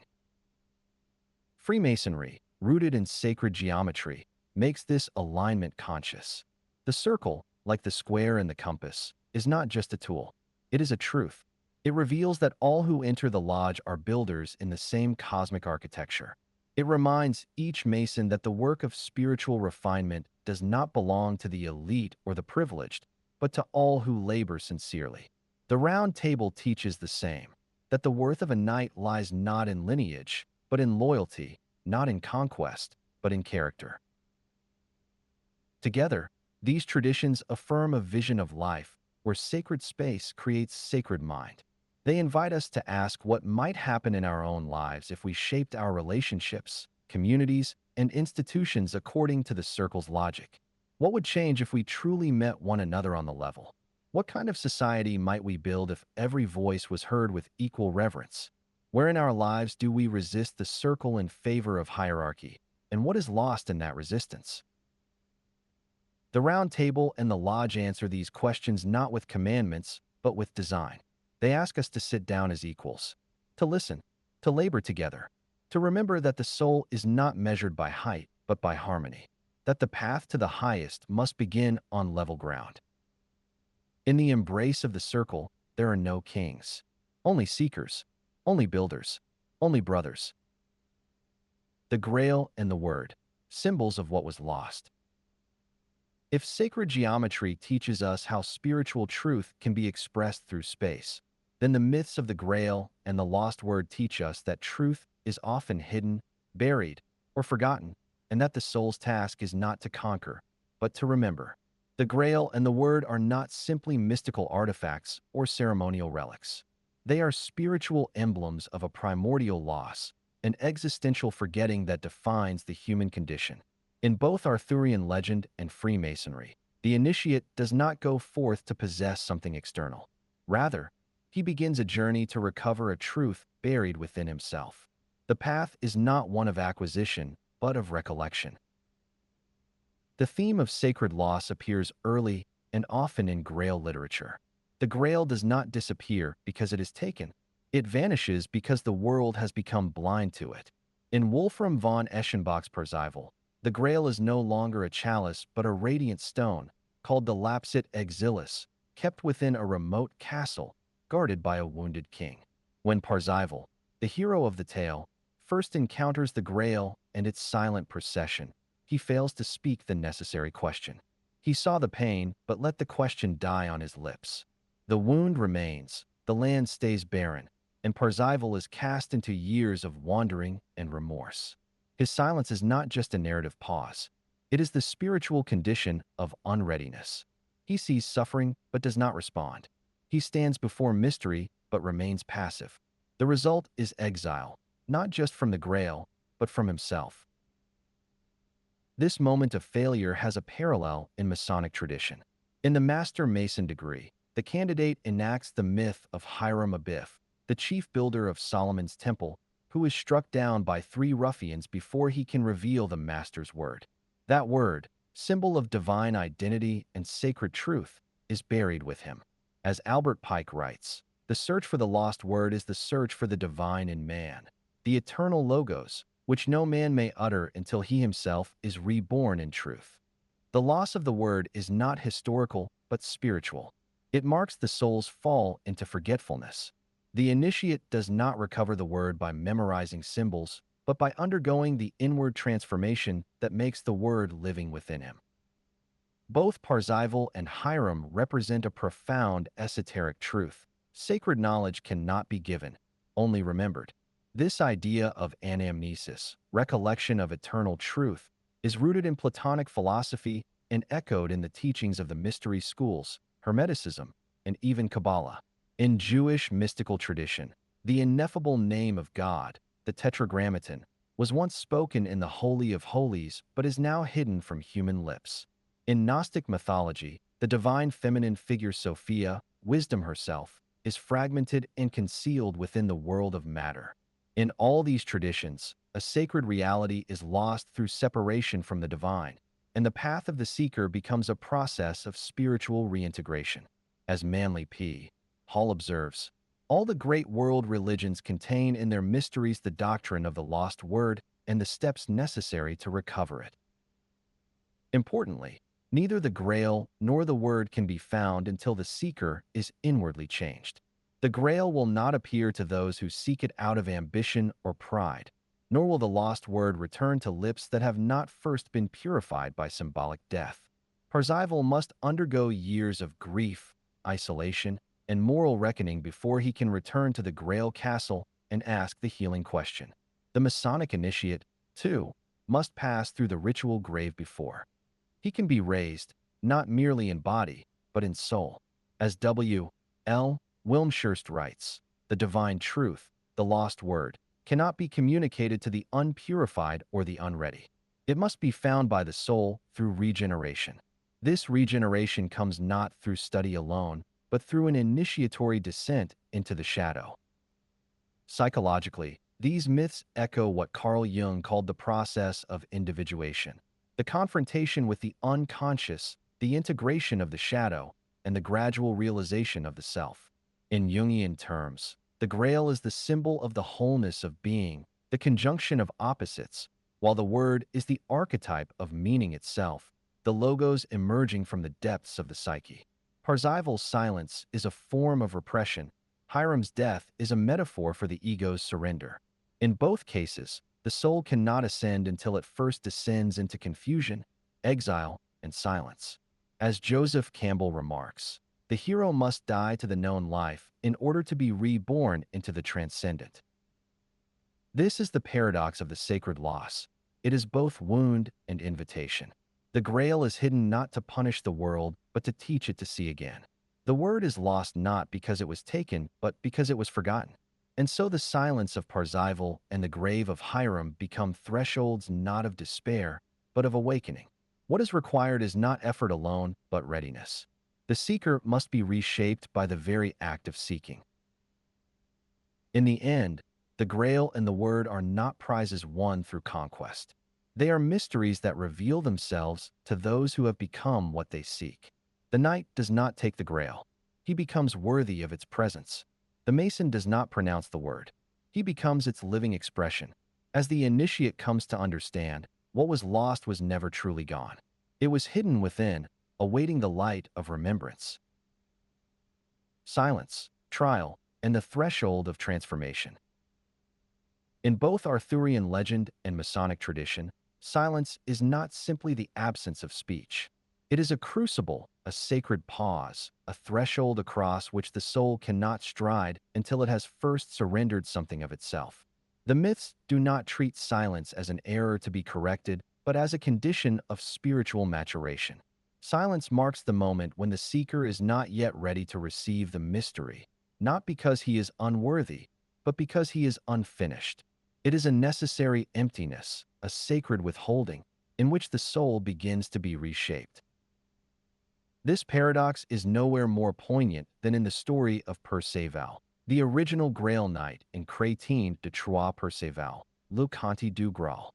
When Perceval comes to the castle of the Fisher King, he witnesses the sacred procession, a bleeding lance, golden candlesticks, and the Grail itself.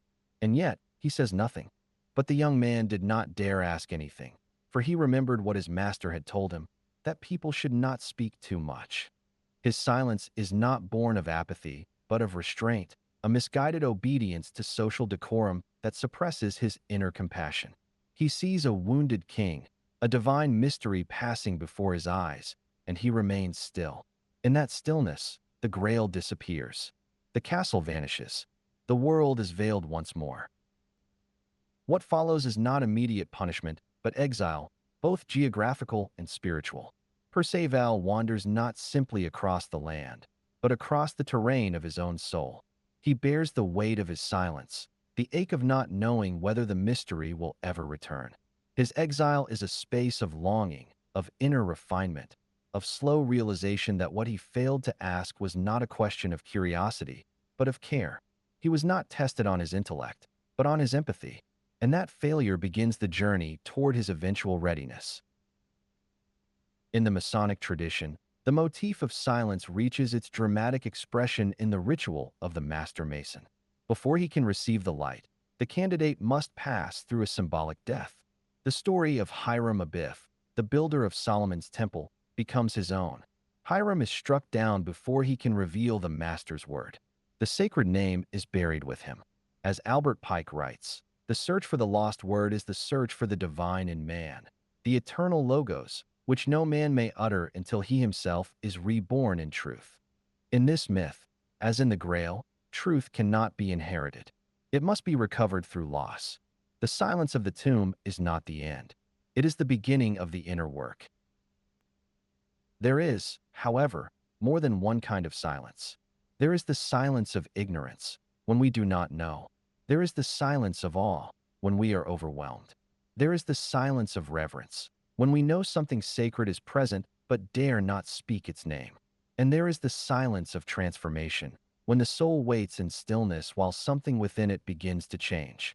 The initiate experiences all of these. The fellow craft remains silent, not because he lacks knowledge, but because he is learning how to listen. The Master Mason lies in the grave, not to be forgotten, but to remember. In the chamber of reflection, the candidate is left alone with symbols of death and decay, that he might confront the truth of his mortality and the mystery of his destiny. Silence here is not passive. It is purposeful. This ritual silence echoes across the world's initiatory traditions. In the Eleusinian mysteries, those who passed through the Telesterion were sworn to secrecy, not out of fear, but because the experience was beyond the reach of language. The Buddha, upon attaining enlightenment, remained silent for days. In the Gospels, Christ is silent before Pilate, bearing witness not with speech, but with presence. In esoteric Christianity, the 3 days in the tomb are a silence pregnant with resurrection. And in the Kabbalistic tradition, the divine name, the Tetragrammaton, is not spoken, for its utterance is too sacred, its meaning too vast for profane sound. W. L. Wilmshurst captures this moment of transformation with clarity. The grave of initiation is the psychological moment in which the old personality dies and the inner man, the man of light, begins to stir into life. The silence of the tomb is the silence before birth. It is the soul's chrysalis, where the outer form dissolves and something luminous begins to form. The seeker who enters it does not emerge unchanged. He emerges reassembled. This is why neither Perceval nor the Master Mason fails in the ultimate sense. Their apparent silence or death is the veil through which they must pass. It is the price of transformation. In Jungian psychology, this is the threshold of individuation, the descent into the unconscious, where the ego is confronted by the shadow and stripped of its illusions. Only after this descent can integration begin. The Grail cannot be grasped until the seeker becomes empty enough to receive it. The word cannot be heard until the soul is quiet enough to listen. In this way, silence becomes more than a moment in the story. It becomes the architecture of transformation itself. The tomb is a sacred space, like the Grail castle that vanishes into mist or the lodge room veiled in darkness. These are not errors in the path. They are the path. They are the thresholds through which the self is left behind and the soul steps forward. T.S. Eliot evokes this beautifully in 4 quartets. Where shall the word be found? Where will the word resound? Not here, there is not enough silence. Sacred truth requires stillness. The initiate learns this not through instruction, but through experience. He must pass through the silence to find the sound. And so, in the legends and rites that have endured, silence is not emptiness. It is expectancy. It is not the absence of knowledge, but the womb in which knowledge begins to stir. It is not death, but the place where resurrection prepares its voice.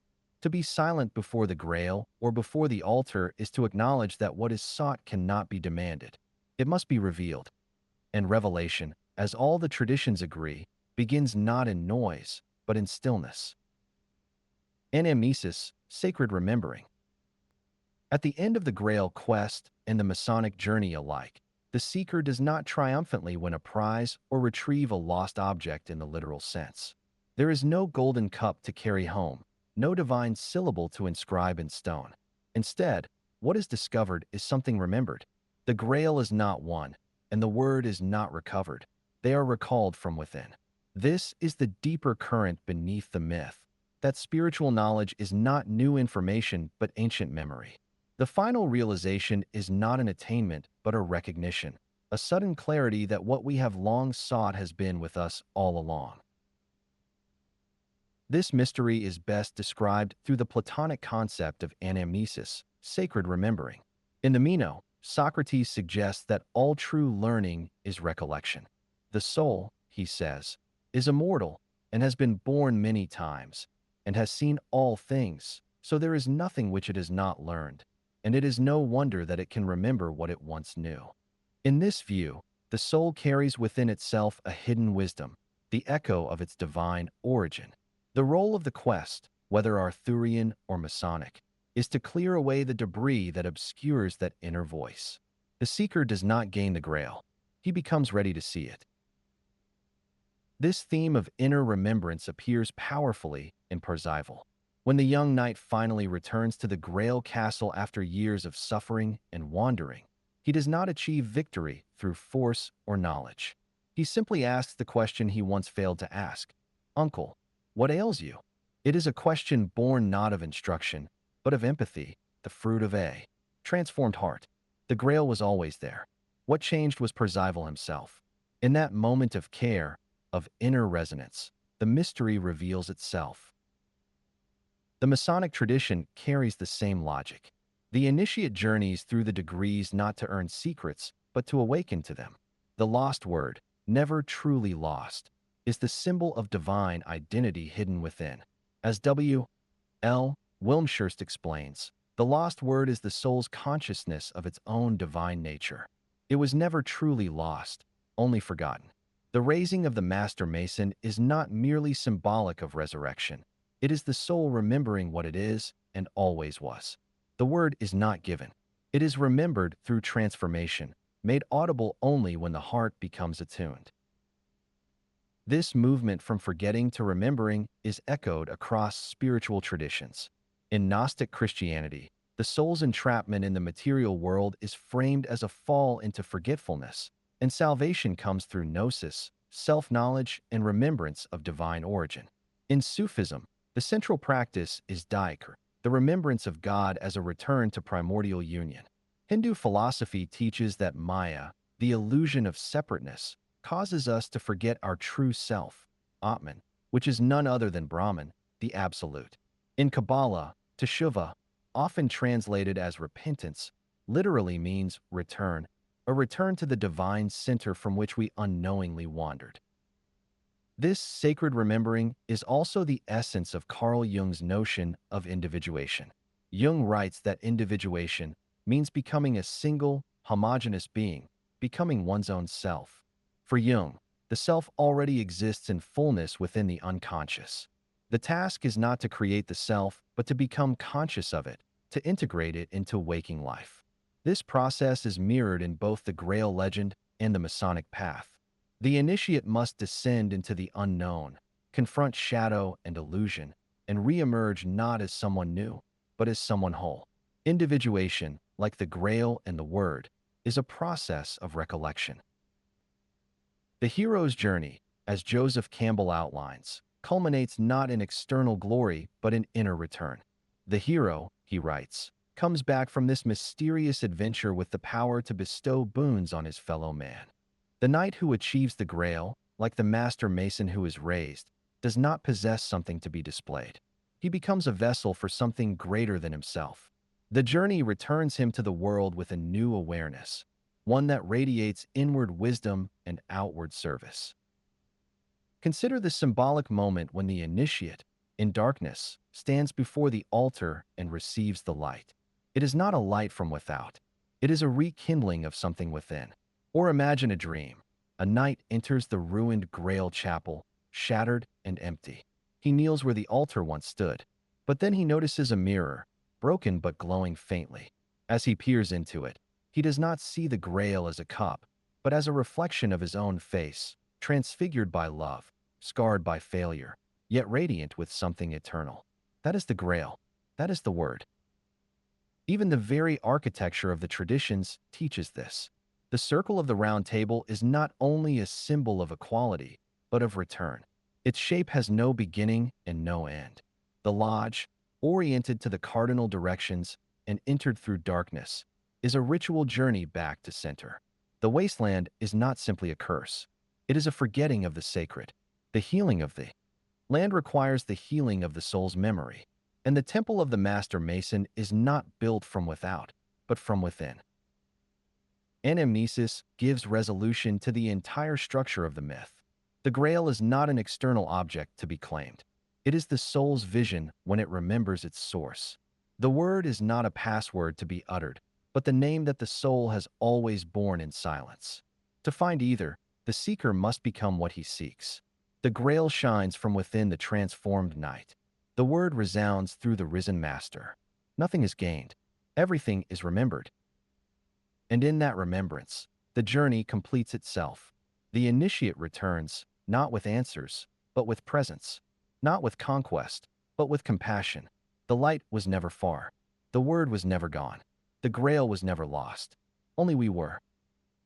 Now, at last, the soul has remembered. Summary: becoming the Grail, speaking the word. The Grail is not a cup, and the word is not a syllable.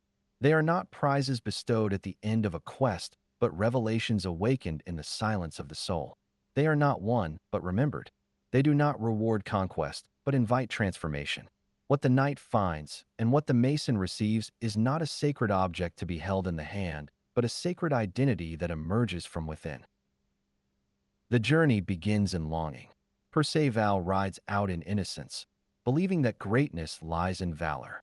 The Masonic initiate steps into the lodge veiled in darkness, seeking light. Both are unready. Both are silent when they should speak. Both fail. But that failure is not the end.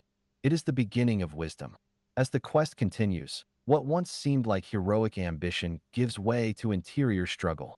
In the wasteland and the chamber of reflection alike, the soul is stripped of illusion, and something deeper begins to stir. What the seeker thought was missing outside is slowly revealed to have been hidden within. This is the mystery of anamnesis, sacred remembering. It is not learning in the ordinary sense. It is the recollection of a truth so deep and so ancient that only silence can hold it. As Socrates teaches in the Meno, the soul has known all things before, and to remember is to awaken to what already is. The Grail is not found because it was never lost. The word is not spoken because it was never gone. The soul forgot itself, and now it begins to remember. In that remembering, the seeker changes. He becomes what he sought. The Grail shines not as an object apart, but as a radiance reflected in the purified self. The word is no longer something to be uttered, but a living vibration, a sacred name carried in the heart and made real through the life of the one who has been raised. As W. L. Wilmshurst writes, the word is the soul's consciousness of its own divine nature. And as Joseph Campbell affirms, the Grail becomes the symbol of that spiritual fulfillment, which is the fruit of courageous adventure and personal transformation. The journey has always been about refinement. It is not an outward battle, but an inward alchemy. The knight does not return with a relic. The mason does not emerge with esoteric power. Instead, they return with presence, humility, and light. The round table, once a symbol of external order, now reveals itself as a mirror of the soul restored to harmony. The lodge, with its carefully ordered geometry, becomes the temple of the heart. The wasteland, barren and broken, is understood as the crucible of becoming. And so the seeker stands, no longer before the altar, but as the altar. He has become the vessel. He is the chalice. He is the voice of the word, not because he speaks it, but because he lives it. The silence he passed through has become sacred space. The question he finally asked has become a way of being. The sorrow he carried has become wisdom. These myths endure because they name the deepest truth of spiritual life, that what we seek most is not elsewhere. It is within, and we cannot possess it until we are changed by the seeking. In every age, in every soul, the Grail waits. In every moment of stillness, the word draws near. And the one who has walked through darkness, who has wept in silence, who has been humbled and made whole, that one becomes the bearer of the light. Let us then remember what was never truly lost. Let us become what we once only pursued. Let us be, in our very being, the vessel of the sacred. The Grail is revealed. The word is remembered. The soul, at last, is whole. May we become worthy vessels. May the silence we carry become the chamber of the word. May the Grail not be grasped but lived. And may we remember. Chapter 4. Merlin and the Initiator Archetype. Introduction. The Inner Teacher and the Call to Awakening. Among the most enduring figures in Arthurian legend is Merlin, the enigmatic seer, prophet, and teacher whose presence shapes not only the future of Camelot but the soul of its king. Far beyond the image of a courtly wizard, Merlin is the initiator, the guardian of mystery, and the gatekeeper between the outer world of action and the inner world of transformation. He appears not to rule but to reveal, to awaken something dormant within Arthur, and by extension, within the reader. Merlin's task is to prepare Arthur not just to wear a crown, but to embody the sacred kingship that aligns power with purpose and rule with vision. The origins of Merlin's character stretch far beyond medieval romance. He emerges from older Celtic traditions as a liminal figure, part prophet, part wild man, part druid. In Geoffrey of Monmouth's early account Vita Merlini, he retreats into the forest in a state of visionary madness, a symbolic dismemberment that precedes insight. This portrayal reflects an ancient archetype, the spiritual guide who lives on the threshold, set apart from the world, in order to mediate between the visible and the invisible. He is a shamanic figure whose wisdom is not gained through books, but through vision, silence, and encounter with the divine. As John Matthews writes, Merlin is the guardian of the threshold, the initiator who brings the candidate to the edge of mystery but does not cross it for him. His role is catalytic, not controlling. He invites but does not coerce. He reveals but does not explain. In this way, Merlin mirrors the worshipful master in the Masonic lodge. Seated in the east, the master governs not through authority, but through symbolism. His duty is not to dictate, but to orient. He speaks from the place of light, guiding the candidate through a structured ritual that is as much internal as external. Like Merlin, the master does not bestow wisdom. He facilitates the conditions through which wisdom may arise. In the meaning of Masonry, W. L. Wilmshurst affirms that the master is a hierophant, one who interprets the sacred mysteries and leads the candidate inward toward the divine center. The master points toward what must be remembered. He cannot remember it for you. In mythic psychology, this guiding figure appears in every hero's journey. The call to transformation never arrives without a guide. Carl Jung referred to this figure as the wise old man, the archetype of the inner teacher who arises when the soul is ready to confront its own shadow and integrate its deeper truths. He is Gandalf to Frodo, Dumbledore to Harry, Chiron to Achilles, Thoth to the Egyptian initiate. In the tarot, he is the hermit, holding the lantern of insight above a path that must still be walked. In all these forms, he is the personification of latent wisdom. Jung calls him the personification of meaning, wisdom, and sound judgment. The guide is not an external savior, but an inner summons, taking shape in our lives as mentors, trials, books, and dreams that awaken what already sleeps within. In Arthur's story, Merlin is not just his guide. He is the source of his very emergence. It is Merlin who orchestrates Arthur's mysterious birth, arranges his upbringing in secrecy, and ultimately engineers the test of the sword in the stone. This is not a narrative of military conquest, but of symbolic calling. The sword, embedded in the stone, represents potential waiting to be revealed.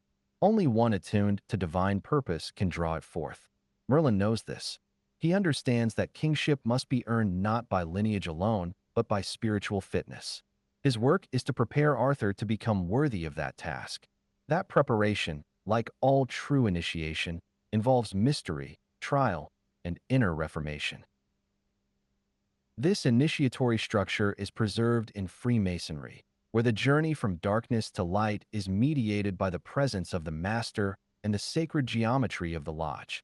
The initiate does not ascend by his own will, but through submission to the process, trust in the symbols, and openness to the mystery. The master is the one who holds the space, ensuring that the initiate does not rush ahead of his own readiness. As Albert Pike notes in Morals and Dogma, the true secrets of Masonry are not words or signs, but truths veiled in allegory and illustrated by symbols. These must be discovered, not declared. Like Merlin, the master does not speak the truth directly. He sets the stage for its revelation. Ultimately, the figure of Merlin speaks to something deep within every seeker. He is the presence that calls us to more. He is the whisper that says there is still a greater work to be done.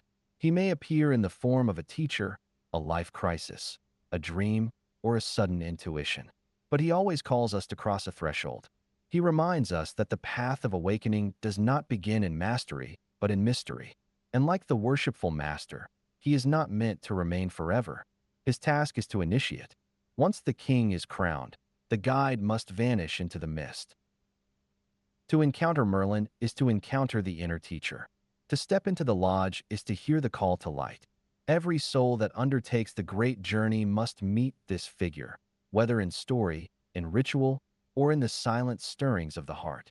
And when the lesson has been learned, every true initiate is asked to become that figure for another, to pass on the light, preserve the mystery, and guide the next seeker toward the sacred center. Merlin as initiator, guardian of the threshold. Merlin's influence on Arthur is foundational not only to the founding of Camelot, but to Arthur's very identity. From the moment of Arthur's birth, Merlin acts not as a conventional counselor, but as a spiritual architect, designing the initiatory trials through which Arthur will become worthy of kingship.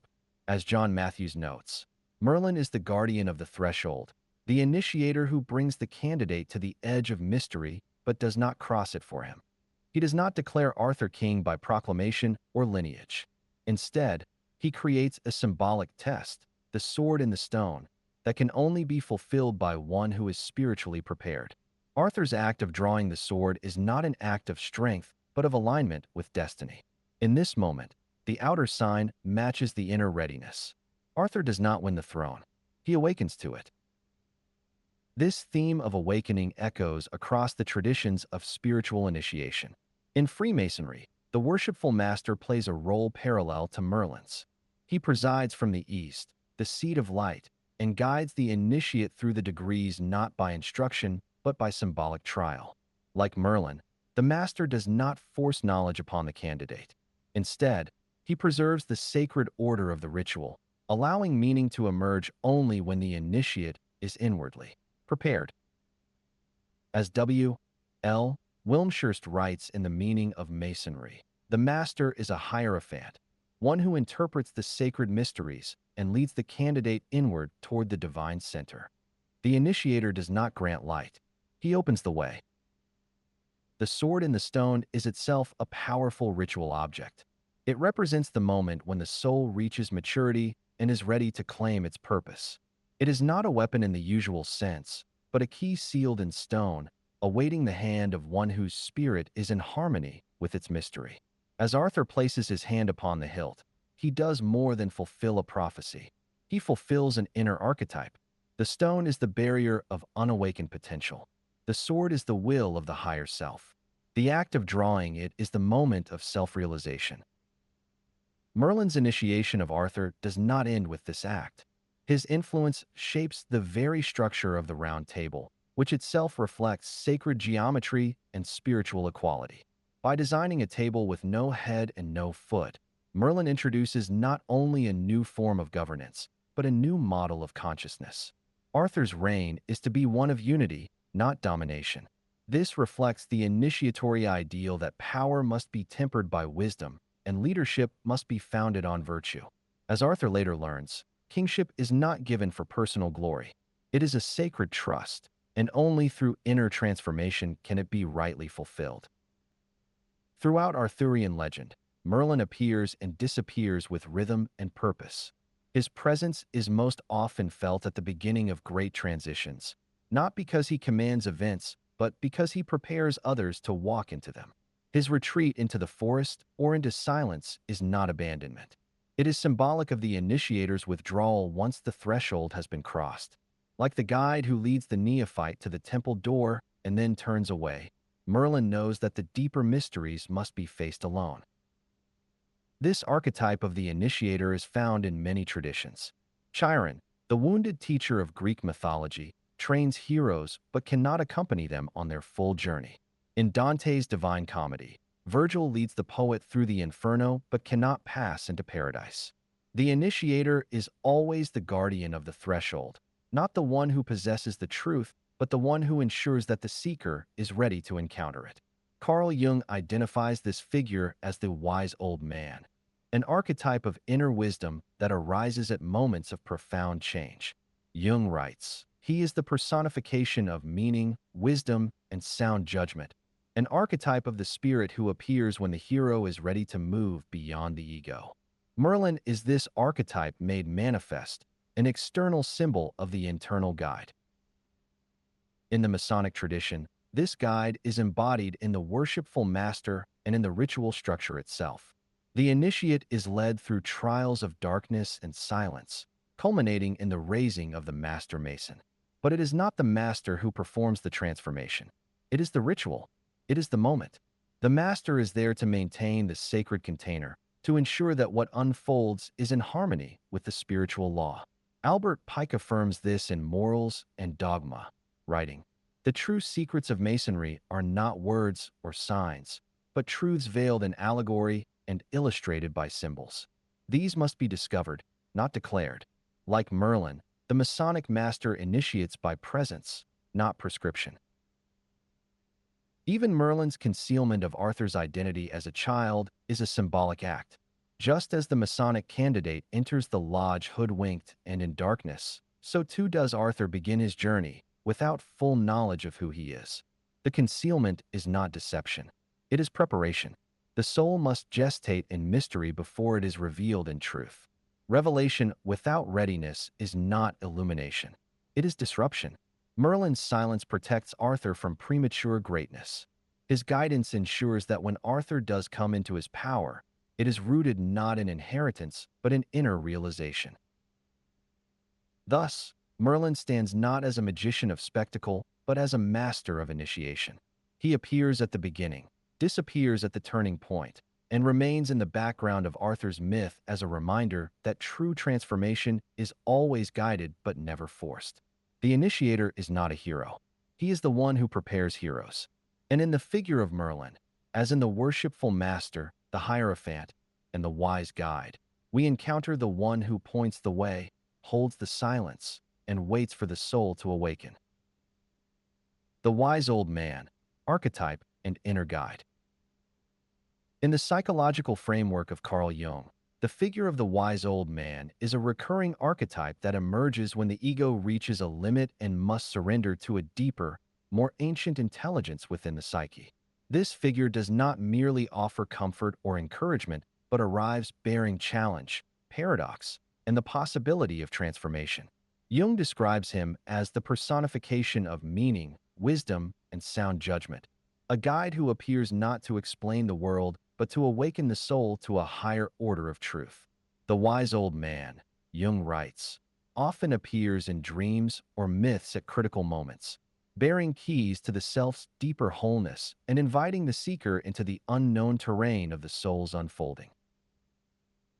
Merlin fulfills this archetypal function with striking consistency throughout Arthurian tradition. He is not a traditional counselor. He rarely offers straightforward advice.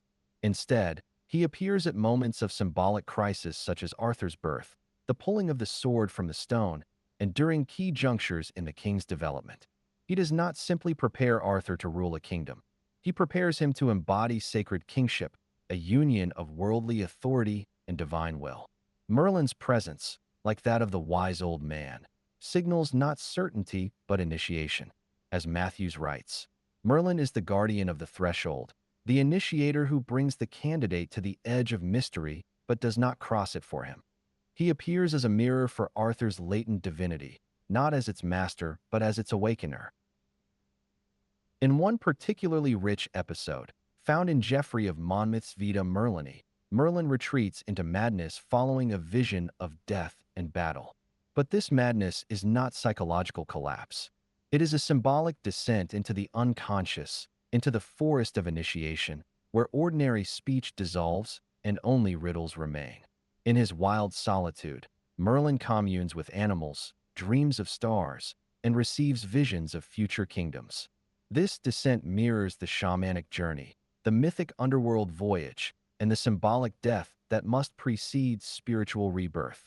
It is in this space of apparent disorder that wisdom is forged. Like the wise old man, Merlin's knowledge is not inherited from books. It is born from suffering, solitude, and surrender. This pattern finds striking resonance in the Masonic Lodge, where the figure of the worshipful master stands not simply as a presider over ceremony, but as a symbolic channel of the light. He speaks from the east, the place of the rising sun, echoing the ancient esoteric recognition that wisdom dawns only upon the one who has passed through darkness. His function is not to explain, but to hold the ritual space in which meaning can be discovered. W.L. Wilmshurst emphasizes that the master is a hierophant, one who interprets the sacred mysteries and leads the candidate inward toward the divine center. He is, in essence, the outer expression of the inner teacher. This archetype is not confined to Arthur or the Lodge. It appears universally across spiritual traditions. In Egyptian myth, the ibis-headed Thoth stands at the threshold of truth, recording the soul's deeds and offering the wisdom of the gods. In Norse tradition, Odin gives one of his eyes in exchange for a single draught from the well of wisdom. In Taoist legend, Lao Tzu departs into the western mountains, leaving behind the Tao Te Ching only after being persuaded by a gatekeeper who recognized his significance. Even in the tarot, the Hermit card bears a lantern that lights only a few steps ahead, suggesting that wisdom is not a doctrine but a path walked in faith. In Freemasonry, the wise old man is not found only in the figure of the master, but also in the structure of the ritual itself. The silence of the initiate, the darkness of the lodge, the veiled language of the degrees all evoke the presence of an unseen teacher. The initiate is not told what to believe. Instead, he is brought into contact with symbols that awaken an inner knowing. Albert Pike affirms this when he writes, "The true secrets of Masonry are not words or signs, but truths veiled in allegory and illustrated by symbols. These must be discovered, not declared. The initiator is not a giver of facts, but a keeper of thresholds. This inner guide may take many forms in the life of the seeker. It may emerge as a mentor, a passage in a sacred text, a moment of awe beneath the stars, or a crisis that tears away all certainty. However it appears, its voice is the same. It says, "You are more than what you have known." It does not answer questions. It teaches us to ask better ones. It does not promise ease. It calls us to transformation.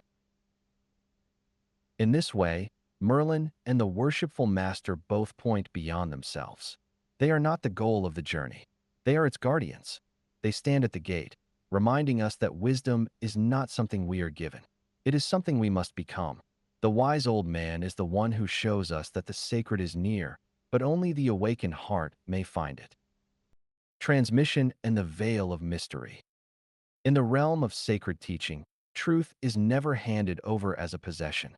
It is not something that can be transmitted like knowledge in a book or passed from mouth to ear like a common secret. Truth, in the deepest initiatory sense, must be awakened in the soul of the seeker. The role of the initiator is not to provide instruction, but to prepare the soul to receive a revelation it must ultimately discover on its own. In Arthurian tradition, Merlin exemplifies this principle with quiet precision.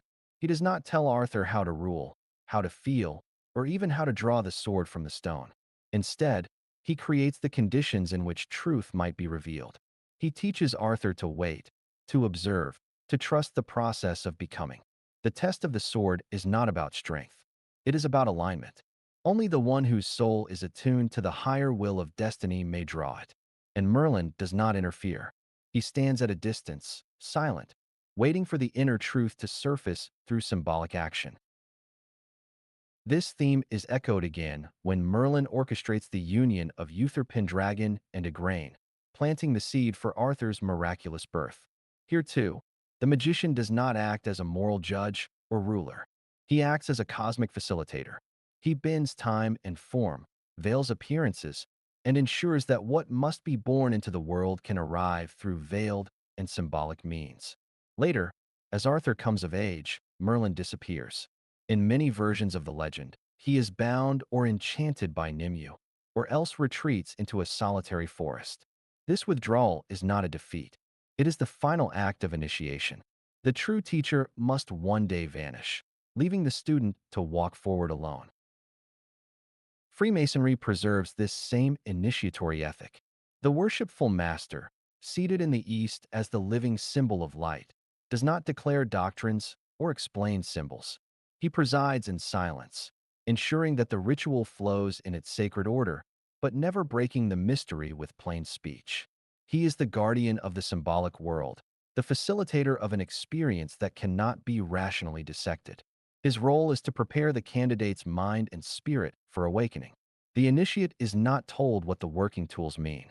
He is given them and invited to reflect, to interpret, and to grow. As Albert Pike reminds us, the true secrets of Masonry are not words or signs, but truths veiled in allegory and illustrated by symbols. These must be discovered, not declared. Pike's observation is more than procedural. It reflects a metaphysical law. What is spoken too soon loses its transformative power. Mystery must be veiled until the soul is ready to lift the veil with reverence and readiness. The ritual actions of the master deepen this symbolic structure. He speaks from the East, not as one who possesses wisdom, but as one who points toward it. Every movement in the lodge, the lighting of candles, the positions of officers, the symbolic journey from west to east, is designed not to convey information, but to echo cosmic patterns. The initiate is taught not by explanation, but by participation. The mystery is never explained because it is not a puzzle to be solved. It is a presence to be entered. This method of transmission by veiling is universal. In the Zen tradition, the master offers koans, paradoxical questions with no logical answer, designed to frustrate the mind and awaken the soul. When asked what enlightenment is, the master may respond by holding up a flower or striking the floor with his staff. The point is not clarity, but confrontation. The veil is the teacher. In the ancient Eleusinian mysteries, initiates passed through sacred dramas of death and rebirth in absolute silence. No words were permitted. What was revealed could not be spoken. It could only be lived. The veil itself is a symbol of mercy. It protects the sacred from the profane and the unready. It ensures that truth arrives not as a flash of sensation, but as a seed that roots and grows in the soul. Plato called this process anamnesis, the recollection of a truth the soul already knows. Jung later spoke of the transcendent function, the inner movement by which the psyche bridges the known and the unknown. In both frameworks, the soul must be led gently into its own memory. The mystery cannot be imposed. It must be received. The veil also serves another sacred function. It honors the seeker's agency. The initiator does not push the student through the gate. He holds it open. He offers symbols, gestures, silence, and presence. But the seeker must choose. The initiate must cross the threshold. As René Guénon writes, true initiation is not the mere communication of secret information, but the effective transmission of a spiritual influence. The flame must be passed, but the candidate must be willing to tend the fire. Merlin's restraint and the worshipful master's silence are thus not acts of omission. They are expressions of reverence. They mirror the cosmos itself, which reveals its deepest truths only to those who approach in humility and love. The candidate is not transformed by acquiring knowledge, but by being prepared for inner recognition. The mystery, once glimpsed, cannot be repeated. It must become a way of life. It must be lived. Through this sacred process of veiling and revealing, the initiator preserves what is most precious. He ensures that the mystery is never reduced to instruction, never captured by the intellect alone. In doing so, he fulfills the ancient role of the true spiritual guide, not as one who teaches by speaking, but as one who teaches by presence, patience, and the careful shaping of sacred space. Initiation and the call to become. Initiation is never simply instruction. It is transformation. It does not provide a map to the soul's destination, but rather draws the seeker to the threshold of mystery, beyond which one must walk by faith. In Arthurian legend, Arthur is not crowned by decree or conquest.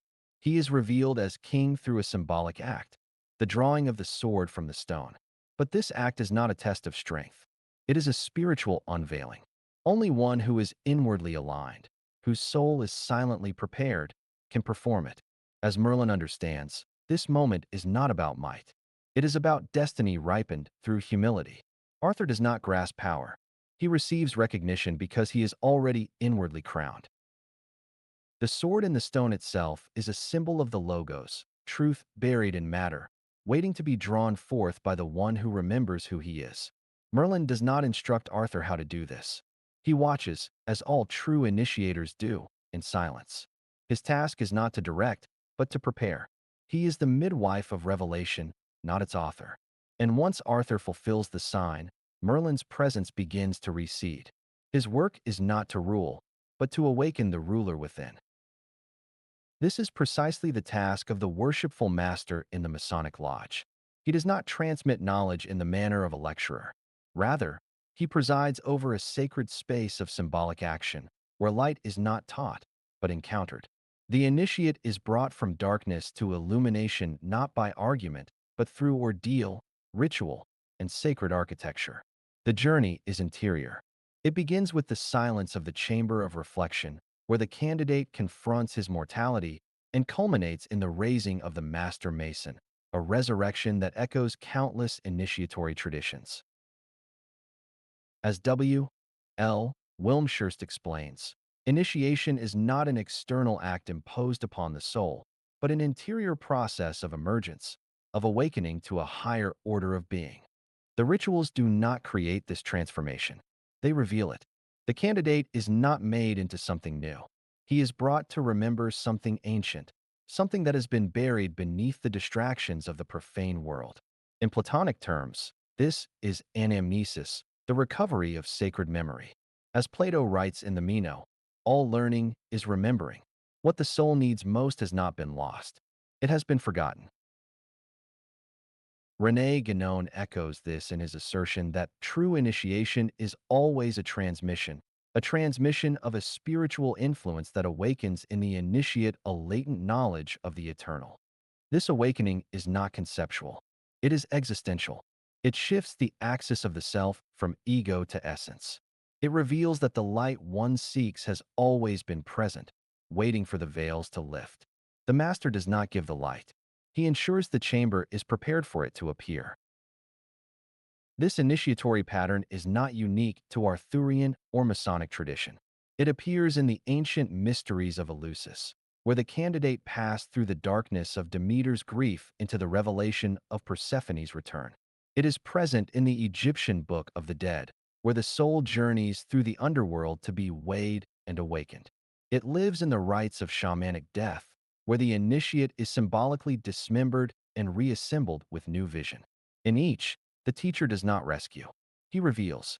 The trial must be endured. The transformation must be lived. The initiator, whether he appears as Merlin or as the worshipful master, is an image of the soul's higher self. Carl Jung describes such a figure as the wise old man, the personification of meaning and judgment that arises from the collective unconscious to guide the ego toward individuation. This archetype may appear in dreams, myths, or mentors. It is always the voice that says, "You must go further. You are not finished yet." And its presence is often marked by paradox. It draws near, then vanishes. It speaks in riddles, not instructions. Just as Arthur must ultimately lead without Merlin, so too must the initiate continue the path after the master falls silent. The initiator is not meant to remain. His departure marks the true beginning of the seeker's maturity. In many Arthurian texts, Merlin disappears into the forest or is sealed in a crystal cave by the enchantress Vivian. These tales are symbolic. The guide must withdraw so the king may rise. The voice that once said, "This is the way," now whispers, "The path is within you." The one who has passed through true initiation carries no badge of glory. He returns to the world not with a crown, but with a quiet certainty. He has crossed the threshold. He has been shaped by silence and fire. He no longer needs the presence of the guide. He has become the guide. He does not explain the mystery. He embodies it. Initiation, then, is not a ceremony alone. It is a covenant with one's own soul. It is the beginning of the great work, not the search for light, but the becoming of it. The sword is drawn. The word is remembered. And the one who was a seeker becomes a servant of the sacred, a bearer of truth not spoken but lived. Summary: the path of the initiator. The path of the initiator is one of humility, silence, and service. It is not the path of the ruler or the warrior, but of the guardian and the guide. Merlin fulfills this role for Arthur, not through domination or command, but through presence, patience, and prophetic wisdom. He does not govern Camelot. He does not ride into battle. Instead, he prepares Arthur to become the kind of king who can bear the weight of destiny. His is the quiet labor of shaping the soul, not the sword. In the Masonic Lodge, the worshipful master echoes this function. He leads not by decree, but by design. He presides from the east, the place of spiritual illumination, not to proclaim answers, but to guide the ritual by which each initiate may awaken his own. He holds the form. He maintains the current of tradition. Like Merlin, he is a keeper of the threshold, a witness to the moment when the candidate becomes something more than he was. Carl Jung named this archetype the wise old man, the psychic figure who appears in myth, story, and dream as a bringer of insight, challenge, and transformation. He is the personification of meaning, wisdom, and sound judgment. But Jung also notes that the guide must eventually vanish, for the real work is not to follow the teacher, but to integrate what the teacher represents. The outer mentor is only the shadow cast by the higher self. Once the seeker is ready, the shadow fades, and the light must be carried within. This is a universal truth echoed in sacred traditions across time and place. In Greece, Chiron taught heroes to master themselves, then released them to their quests. In India, the guru ignites the spark of awakening, then steps back into silence. In the Eleusinian Mysteries, the Hierophant led the candidate through the darkness of Demeter's grief and into the vision of eternal life, but the final revelation was always personal and wordless. The initiator lights the fire, but the seeker must tend it. The guide shows the door, but never walks through it. This path demands great discipline and ethical clarity. The initiator must resist the temptation to claim authority over the mystery. As Albert Pike warns, the true secrets of Masonry are not words or signs, but truths veiled in allegory and illustrated by symbols. These must be discovered, not declared. Revelation cannot be rushed. To speak too soon is to shatter what can only be ripened in silence. The true guide protects the mystery from the unready, not to exclude, but to preserve its power. René Guénon speaks to this when he writes, "True initiation is always a transmission of a spiritual influence that awakens in the initiate a latent knowledge of the eternal. The initiator does not create this knowledge. He does not bestow it. He simply prepares the soul to remember what it has always carried in seed. Initiation is not an addition to the self. It is the unveiling of its deeper nature. It is not about teaching a truth, but awakening it." In the final stage, the guide steps aside. Merlin disappears from the court. The worshipful master hands over the gavel. The initiator vanishes not in abandonment, but in fulfillment. The seeker must become the one who leads. The flame, once received, must be passed. This is the sacred law of all initiatory traditions, that wisdom is not possessed, but transmitted. That light, once seen, must become the light by which others see. And so the cycle continues. The student becomes the teacher. The one who once asked the question becomes the one who guards the silence into which the next question will be asked. The fire never belongs to any one hand. It moves from heart to heart, illuminating not the proud, but the prepared. Who has been Merlin to you? What voice called you to the path? What symbol broke through the noise and reminded you that life is more than survival, that there is something sacred to become? And now, who waits for your voice? What threshold lies in your keeping? To walk the path of the initiator is not to wield power, but to embody presence. It is to listen more than speak, to prepare the ground more than harvest the fruit. It is to protect the silence until the light is ready to rise. And when that light comes, the only true response is reverence and the willingness to pass it on. Chapter 5: The Castle and the Chamber. Introduction: Architecture of the Soul. In the great initiatory traditions of the Western esoteric lineage, sacred architecture is never arbitrary. The spaces in which transformation unfolds, whether a hidden castle, a solitary cave, or a sealed chamber, are not mere backdrops to mystical experience. They are mirrors of the inner life, symbolic landscapes that externalize the soul's spiritual condition. These structures serve as containers for descent, places where the seeker must confront the darkness of the self before passing into light. They mark the liminal threshold between the known and the unknown, between identity and essence, and they are designed with precision to awaken what lies dormant within. This pattern is universal. In ancient Egypt, initiates were led beneath the pyramids into subterranean halls where death was not feared but symbolically enacted. In the mystery schools of Eleusis, candidates descended into torchlit caves to witness the secrets of life, death, and rebirth. In early Christian rites, baptismal fonts were often shaped like tombs to signify burial and resurrection. These sacred spaces share a common grammar. They isolate, they darken, and they prepare. The outer journey into a physical chamber always corresponds to an inward movement into the forgotten corridors of the soul. In Arthurian legend, the Grail Castle is such a place, a mysterious and often invisible sanctuary hidden in the wild, accessible only to those whose hearts are inwardly aligned. The castle is no ordinary fortress. It is not found by map or merit, but by grace and readiness. In Wolfram von Eschenbach's Percival, the hero reaches the Grail Castle but fails to ask the essential question, and as a result, the castle vanishes. This moment is not just dramatic storytelling. It is a profound teaching. Spiritual truth cannot be seized through effort alone. It must be approached with humility, presence, and interior readiness. Likewise, in Freemasonry, the chamber of reflection is more than a room. It is a crucible of the soul. Here, the initiate sits alone surrounded by stark symbols. The skull, which whispers of mortality. The hourglass, which marks the passage of time. The mirror, which reflects the unadorned self. The elements of salt and sulfur, which signify purification and transformation.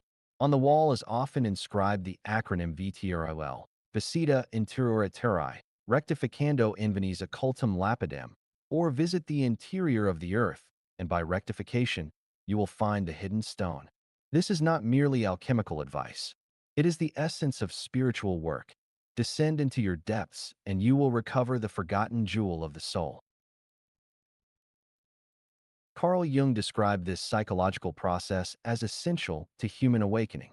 There is no coming to consciousness without pain, he writes.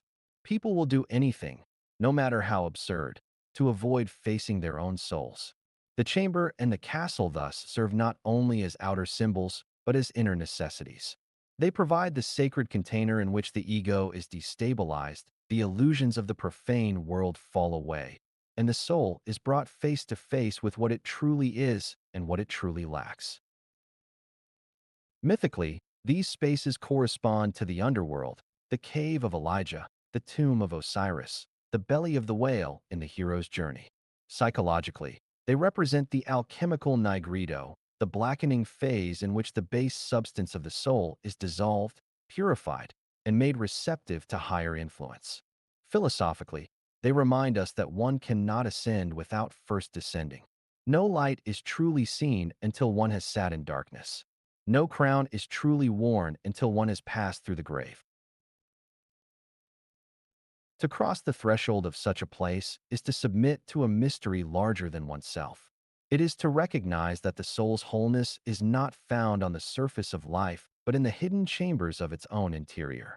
In both Arthurian and Masonic traditions, this sacred architecture teaches a simple yet radical truth. The journey inward is the only path that leads forward. Only those who are willing to enter the chamber and dwell with silence will be worthy to behold the Grail. The Grail Castle and the Wasteland. The Grail Castle in Arthurian tradition is no ordinary stronghold. It is a liminal structure, broken, hidden, or suspended beyond the reach of ordinary time. It cannot be found by map or brute effort. Instead, it reveals itself only to those who are inwardly prepared, whose soul has ripened through trial and sincerity. In Parzival, Wolfram von Eschenbach presents the castle as a space of immense spiritual potential, but also of peril. The young knight reaches the Grail castle, yet fails to ask the essential question, whom does the Grail serve? And as a result, the vision vanishes. The failure is not intellectual, but spiritual. His silence signifies unreadiness. The castle withdraws, not out of cruelty, but because revelation must meet the soul in its hour of truth. The consequence is profound. The Fisher King, who presides over the Grail Castle, remains wounded and impotent. His suffering extends beyond his body, casting a shadow over the entire realm. The land becomes the wasteland, a lifeless, sterile expanse that mirrors the king's spiritual wound. As Joseph Campbell writes, the wasteland is the soul left dry by failing to live according to one's true nature. The Grail Castle, therefore, is more than a narrative setting.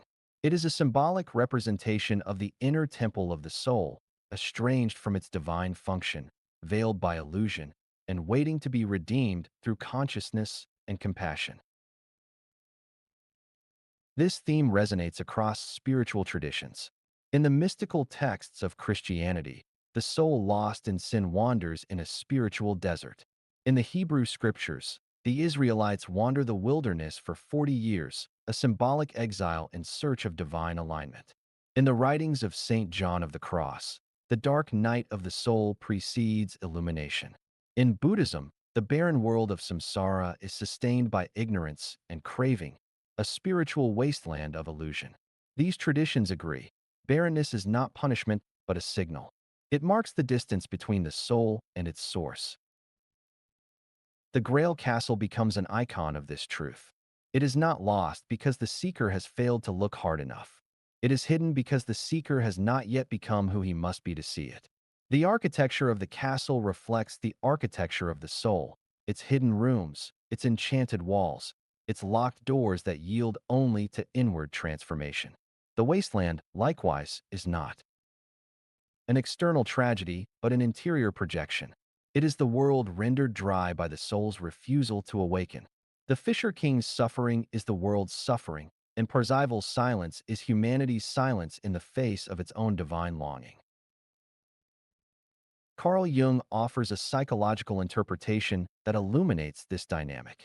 He suggests that the wasteland is the landscape of the disintegrated self, where the ego has lost touch with the deeper self. The Grail Castle becomes the symbol of the integrated psyche, the restored wholeness that emerges only after the ego is humbled, the shadow confronted, and the inner question finally asked.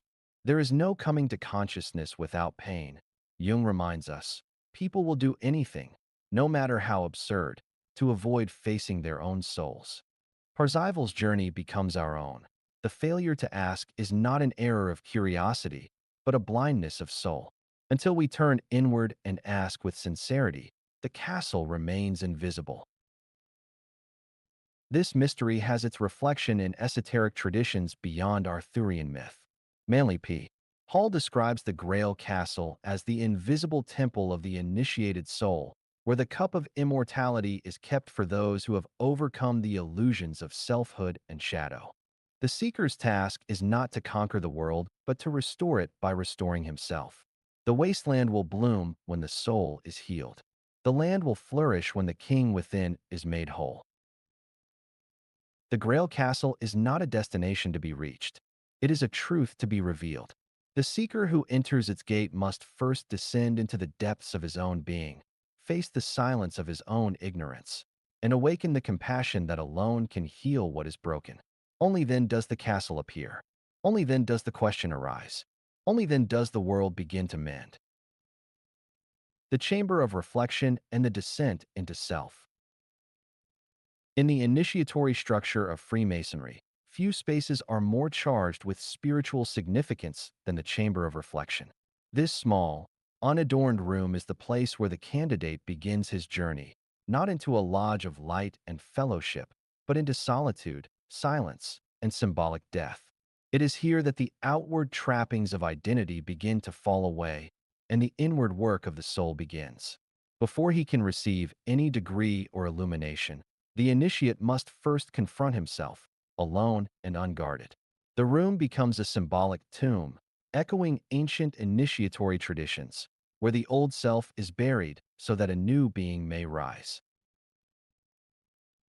The chamber contains a series of esoteric emblems: a skull, an hourglass, salt, sulfur, perhaps bread and water, and the Latin acronym VTRL, Visita Interior Terrae, Rectificando Invenis Occultum Lapidem, or visit the interior of the earth, and by rectification, you will find the hidden stone. Each object serves as a spiritual provocation. The skull is not a morbid curiosity, but a memento mori, a stark reminder of mortality meant to awaken authenticity. The hourglass reflects not only the passage of time, but the urgency of sacred time, the recognition that the opportunity for transformation is always fleeting. The salt and sulfur, drawn from alchemy, remind the seeker that he is composed of elemental forces and that spiritual work requires purification and dissolution before elevation can occur. As W. L. Wilmshurst explains, the chamber of reflection represents the world of illusion in which man is imprisoned and from which he must escape by awakening the divine consciousness within. The chamber is not punitive. It is purgative. It strips away distraction and compels the seeker to wrestle with his own illusions, fears, and desires. The room is deliberately austere. It offers no comfort, no guidance, no distraction. In this stillness, one faces not only the inevitability of death, but the deeper truth that the self, as it is, cannot pass into higher knowledge without first dissolving. This moment of descent parallels the alchemical stage of nigredo, the blackening, where the prima materia, the unrefined soul, is broken down into spiritual ash. In this symbolic darkness, the ego is not destroyed in the violent sense, but deconstructed. Its certainties, its masks, its compulsions, all are brought into question. Carl Jung likened this to the night sea journey, a period of psychological and spiritual trial wherein the seeker confronts the unconscious in order to be reborn as a more integrated self. The nigredo is the night sea journey, the descent into the unconscious where the ego is dissolved in order for a new, more integrated self to emerge. This inner descent is not unique to Freemasonry. It appears across the wisdom traditions of the world. In the Eleusinian mysteries of ancient Greece, initiates passed through the darkness of the Telesterion before receiving the vision of Demeter's light. In early Christian monasticism, the solitary cell became the arena of spiritual warfare. In Tibetan Buddhism, retreat in a cave is often the prerequisite for enlightenment. The hermit's cave, the Sufi's silent night, the shaman's underworld, all echo the same truth. Transformation demands stillness, silence, and confrontation with the shadow. Even in the Arthurian cycle, a parallel to the chamber of reflection can be found in the long exile of Parzival after his failure to ask the Grail question. His isolation is not a punishment, but a purification. Through solitude, shame, and struggle, he becomes worthy of the Grail. Just as Parzival must pass through the wasteland, so too must the Mason sit in the chamber. Both spaces serve as the soul's crucible. Modern life often avoids these descents. We flee silence. We avoid stillness. Yet psychologically, we all encounter moments that function as our own chambers of reflection. The grief that isolates, the crisis that empties us, the period of confusion or illness that dismantles our certainties. These are not setbacks. They are invitations. They are, as Jung wrote, symbols that must be lived if they are to be understood. The chamber of reflection reminds us that light cannot be given. It must be earned, and earning it requires descent, not into physical earth, but into the interior of being, into the depths where the hidden stone awaits discovery. The initiate does not emerge from this space unchanged. He may carry the same name, wear the same clothes, and speak the same tongue, but inwardly, something has been seeded. A death has occurred, and with it, the conditions for spiritual birth have been set. Nigredo and the ritual of brokenness. Both the Grail Castle and the Chamber of Reflection embody the initiatory state known in alchemy as nigredo, or blackening, the essential first stage of the magnum opus, the great work of spiritual transformation. In this phase, the soul must undergo symbolic death, a dissolution of false identities, illusions, and attachments. It is the dark night of the soul, the moment when all outer certainties are stripped away and the ego begins to unravel. Only in this state of inner disintegration can the ground be prepared for the emergence of something truly new. Carl Jung describes nigredo as the night sea journey, the descent into the unconscious where the ego is dissolved in order for a new, more integrated self to emerge. The darkness is not merely the absence of light. It is the womb of new consciousness. In Arthurian myth, this inner condition is externalized through the image of the wasteland, a realm rendered sterile by the suffering of its wounded king. The Fisher King's injury is not merely physical. It is existential. His land suffers because his soul is wounded, and his soul is wounded because he has been cut off from his deeper purpose. His healing and the restoration of the land can only occur when the right question is asked, a question that arises not from intellect or ambition, but from compassion, humility, and awakened awareness. This archetypal descent also unfolds within the Masonic tradition, most vividly in the ritual of the Master Mason degree. Here the candidate enacts the drama of Hiram Abiff, the architect of Solomon's temple who is slain by unworthy hands before he can utter the Master's word. Hiram's death is not just a narrative. It is a ritualized loss of certainty, a symbolic dying of the ego self that believes it can reach illumination without sacrifice, his burial beneath the rubble of unknowing, and his eventual raising by the grip of the master's hand, dramatizes the fundamental truth that transformation cannot occur until the old self has been broken and laid to rest. W. L. Wilmshurst sees this moment as the central mystery of the craft, writing, "It is not until the candidate figuratively dies to the world and is buried with the secrets that he can be raised in the likeness of that spiritual man which he is called to become. The candidate does not rise through effort alone. He is lifted by fraternity and by grace, by the inner and outer forces that align when the soul is ready.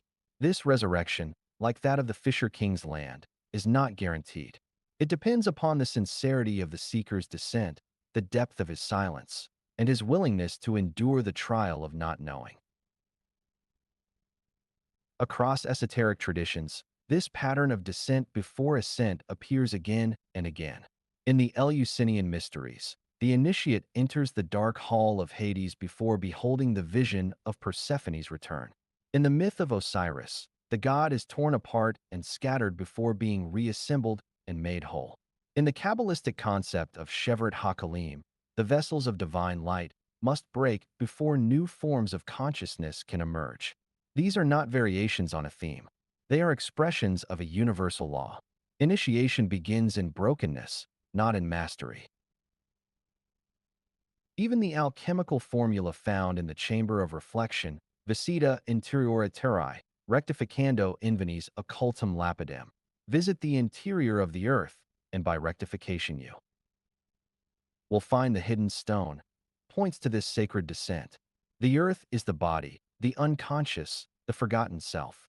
The stone is the philosopher's stone, the perfected essence that emerges only after the dross has been burned away.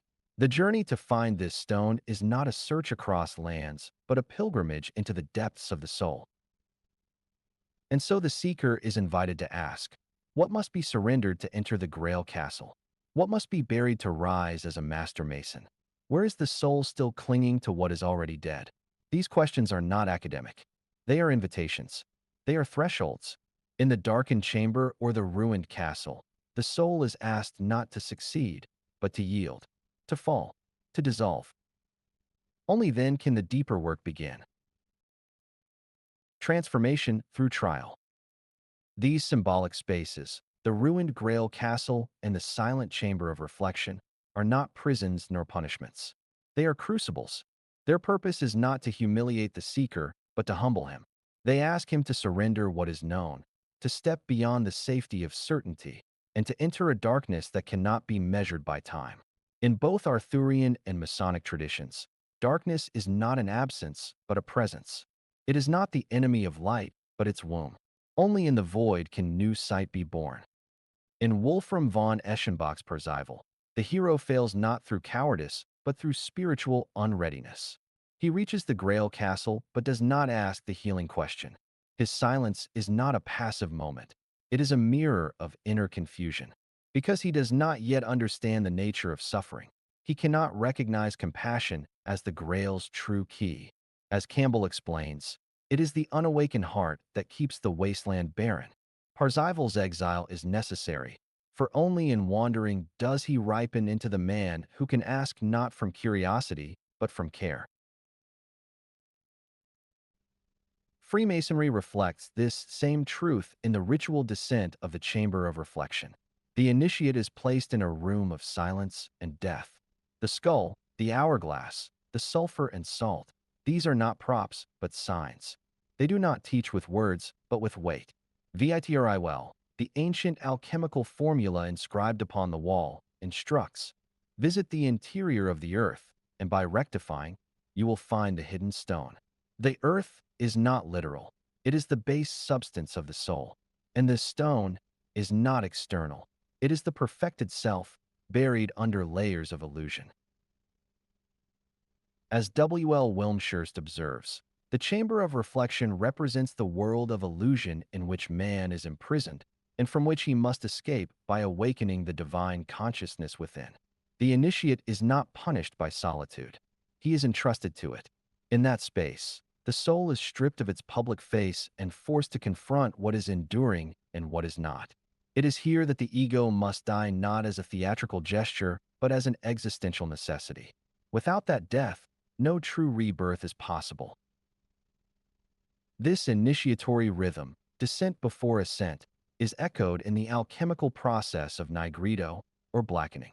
Carl Jung writes, "The nigredo is the night sea journey, the descent into the unconscious where the ego is dissolved in order for a new, more integrated self to emerge." The castle and the chamber represent this stage of dissolution. They are tombs of identity, but also wombs of transformation. They dissolve the old self not to annihilate, but to transmute. Only what dies can rise again in new form. In the Master Mason degree, the slaying and burial of Hiram Abiff enacts this sacred rupture. He is struck down before he can speak the Master's word, buried in secrecy, and raised not by strength, but by the grip of fraternity. The raising is not just physical, it is initiatic. Hiram's resurrection symbolizes the restoration of inner kingship, the awakening of the true self. As Albert Pike explains, the mysteries of the craft are veiled allegories of the soul's progress from ignorance to illumination. To rise is not simply to be saved, but to become conscious. Across traditions, this pattern remains. The desert before revelation, the tomb before resurrection, the darkness before the dawn. The seeker does not find the Grail until he has wandered lost. He does not speak the word until he has passed through silence. These trials are not meant to instruct the mind, but to awaken the soul. They strip away illusion, ego, and ambition until only the essential remains. And so we must ask, what in us must die so that we may live truthfully? What inner wasteland have we yet to walk through with eyes wide open? What castle in us remains invisible, not because it is hidden, but because we are not yet worthy to see? True initiation does not reward the clever. It refines the sincere. The brokenness is not a failure. It is the threshold. For the land to bloom, the king must be healed. For the light to rise, the word must be remembered.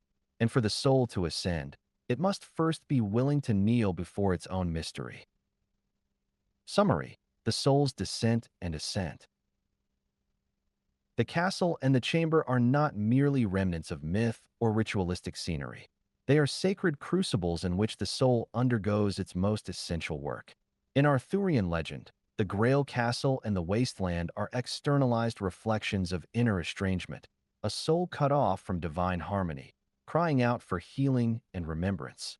In Freemasonry, the Chamber of Reflection and the legend of Hiram Abiff enact the same drama of spiritual reintegration, that the soul must willingly pass through symbolic death to be reborn into a life of deeper wisdom and higher purpose. These are not simply metaphors. They are blueprints of inner architecture. The initiate does not enter the castle or the chamber as a tourist, but as a pilgrim. He is not there to observe, but to be transformed. These spaces mark the sacred threshold where ego dissolves and the self begins to emerge. In the dark stillness of the chamber, and in the haunted silence of the wasteland, the initiate meets the parts of himself that must die for something greater to live. Carl Jung reminds us that the descent into the unconscious is the prerequisite for full consciousness. Just as the alchemists taught that the blackening of nigredo must precede purification, so too the soul must be broken before it can be made whole. The descent is not failure, it is preparation. It is the gestational darkness that allows the light to be born. This motif echoes across spiritual traditions. In Greek myth, Orpheus descends into the underworld. In Sumerian myth, Inanna enters the realm of the dead. Christ, too, lies in the tomb before resurrection. In each case, the hero does not emerge unchanged. He emerges transformed, stripped, humbled, and luminous with a new understanding of self and purpose. As Joseph Campbell notes, the cave you fear to enter holds the treasure you seek. The castle and the chamber are those caves. They are the symbolic interiors of every soul who dares to awaken. Their darkness is not the absence of light, but the container in which it incubates. Here, truth is not taught but revealed, not imposed but remembered. The ego relinquishes control, and something deeper steps forward, something ancient, essential, and whole. We are all called to this passage. At some point in the seeker's life, the path narrows, the noise fades, the outer light dims, and we are brought to a door that opens inward. To sit in the darkness is to enter sacred time. To ask the right question is to begin the healing of the world. To be raised, as Hiram was, is to carry that light back into the life we left behind. The initiatory journey teaches this enduring truth. We do not become light by fleeing darkness, but by embracing it. The soul must sit in its tomb before it can rise. And in that quiet descent, something eternal is remembered. Something radiant is born. Chapter 6. Arthur as Master Builder. Introduction. Arthur and the Sacred Architecture of Kingship. King Arthur is often celebrated as a warrior king, the unifier of Britain and protector of its peace. Yet beneath the armor and legend lies a deeper archetype. Arthur as the sacred builder, the spiritual architect of a realm not merely of land, but of order, justice, and soul. Camelot, in this light, is not just a seat of power. It is a sanctuary of cosmic balance, a mirror of the inner world brought into form. Arthur does not merely reign. He constructs. He manifests divine harmony in space, law, and symbol, becoming not just a king, but a builder of the soul's ideal kingdom. In this regard, Arthur stands in profound alignment with another mythic sovereign of the Western mystery tradition, King Solomon. Just as Solomon's temple was raised according to divine proportions, built in silence and sacred measure, so too is Camelot portrayed as a city of mystical geometry. Solomon's temple is revered in Masonic thought as the blueprint of the perfected human soul, a space where each stone corresponds to a spiritual principle and where the architecture itself embodies the order of heaven. W. L. Wilmshurst affirms this, writing, "The building of the temple is the building of the soul, the raising of the inner man to the stature of spiritual kingship." Camelot, likewise, is not defined by walls or banners, but by its round table, the geometric heart of its philosophy. This circle, free of hierarchy and reflective of eternity, echoes the Masonic square and compass, which teach the initiate to measure and refine the inner being. The round table is not merely political innovation. It is spiritual design. It teaches that rulership must emerge from balance, that authority must be rooted in virtue, and that sovereignty begins within. Manly P. Hall explains that all temples built for initiation were designed upon celestial principles, so that those who entered might be aligned with the heavens. In this sense, both Camelot and the Masonic Lodge function not as buildings, but as instruments of inner calibration. They help bring the soul into harmony with the divine pattern. Arthur, like the worshipful master of the lodge, presides not over subjects, but over sacred space. He speaks not only to men, but to the spirit within them. Carl Jung's concept of the self-archetype deepens this vision. Arthur embodies the central ordering principle of the psyche, the symbolic king around whom the inner kingdom arranges itself. Just as the Masonic initiate begins in chaos and seeks the center, Arthur unites the fragmented land and establishes spiritual symmetry.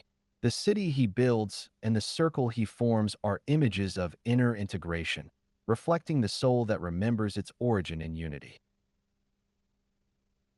The Freemason, then, is invited to become a builder in this same tradition. His work is not political, but metaphysical. He lays no visible stone, but uses tools of meaning, ritual, and intention to construct a sacred space within. In the lodge, he becomes the new Arthur, the sovereign of the self, the restorer of the temple, the craftsman of an invisible city. Yet, as every myth reveals, even the most luminous kingdoms are fragile. Camelot will fall. The Grail will vanish. The temple will remain unfinished. This does not signify failure, but initiation. The work of the builder is never complete because it is a labor of becoming. And in that incompleteness lies the purpose of the quest, the eternal call to restore what has been forgotten, to rebuild what has been broken, and to reign not over others, but over the self made whole. Camelot and the Inner City of Light. Camelot is not merely a legendary kingdom rooted in medieval romance. It is a sacred symbol, a city of the soul envisioned in perfect alignment with divine order. While often described in tales of chivalry and conquest, its deeper meaning lies in the harmony it represents, a realm where justice, virtue, and spiritual balance shape not just governance, but the inner architecture of being. Camelot becomes the soul's reflection when it remembers its center, when the many facets of the self converge in unity and light. At the heart of this spiritual kingdom stands the Round Table, a form that defies hierarchy and exclusion. Its circle offers no place of dominance, no seat of higher authority. Each knight who sits there is equal in stature, bound not by rank, but by purpose. This is not simply political idealism. It is sacred geometry. The circle symbolizes wholeness, eternity, and divine presence. In Masonic thought, the point within a circle signifies the individual bounded by divine law, with the inner center representing the true self aligned with the higher will. Just as the compass in Masonry circumscribes passion and ego, the Round Table calls its knights inward toward integrity, balance, and spiritual stewardship. Justice in Camelot is not based on coercion, but on self-governance. The sword becomes a symbol not of violence, but of inner clarity, a cutting away of falsehood to reveal the sacred. The outer structure of the court mirrors the inward discipline of its members. Authority is transformed from dominance into alignment with virtue. Joseph Campbell affirms this deeper reading, writing, "Arthur's court was not merely a place of feasts and battles, but a spiritual center, an image of the soul in harmony with itself and its world." The knight's quest becomes an inward journey as much as an outward one. The dragons and temptations faced on the road are mirrors of the inner adversaries, fear, pride, and illusion. Like the Masonic fellowcraft ascending the winding staircase, the knight journeys toward wisdom, not conquest. The true return is not to the same Camelot, but to a deeper version of the self and of the kingdom, transfigured by vision. Carl Jung offers a psychological lens to this mythic structure.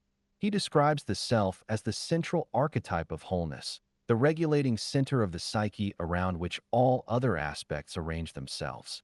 Arthur, as the sovereign center of Camelot, represents this archetype of the unified personality. The knights reflect the diverse parts of the psyche, some noble, others flawed, and their collective harmony or disintegration reveals the soul's inner condition. When the king loses clarity, the realm falters. When he reigns with integrity, the kingdom flourishes. Camelot is not the resting place of the Grail, but the starting point of its pursuit. Though the sacred vessel may briefly appear within its halls, it does so only to call the knights outward, into exile, vision, and initiation. The Grail withdraws precisely because Camelot, for all its nobility, is not yet whole. Its absence reveals the distance between temporal order and spiritual perfection, and it is through this absence that the quest begins. In this sense, Camelot mirrors the Masonic Lodge, itself a sacred space built to reflect divine order. As Wilmshurst writes, the lodge is an emblem of the soul of man, and its purpose is to instruct and assist him in rebuilding and perfecting it. Just as the lodge is oriented to the cardinal points and built with symbolic precision, so is Camelot imagined as a city formed in accordance with spiritual law.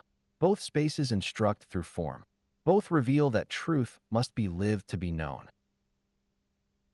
The true ruler in such a kingdom is not one who commands through fear, but one who governs through vision. Sovereignty begins with self-mastery. The soul that becomes whole radiates harmony outward. The Round Table becomes possible. The law becomes just. The sword becomes sacred. Camelot is not a lost utopia. It is the potential within each of us to shape the world in the image of divine order. Solomon's Temple and the geometry of the soul. If Camelot is the soul in full expression, Solomon's Temple is the soul in the act of being built. It is the most enduring symbol in Freemasonry not because of its physical grandeur, but because of what it represents: the human being consciously constructing their inner world in accordance with divine law. The temple is more than an ancient edifice. It is a diagram of spiritual formation, a sacred mirror in which the initiate sees both what he is and what he may become.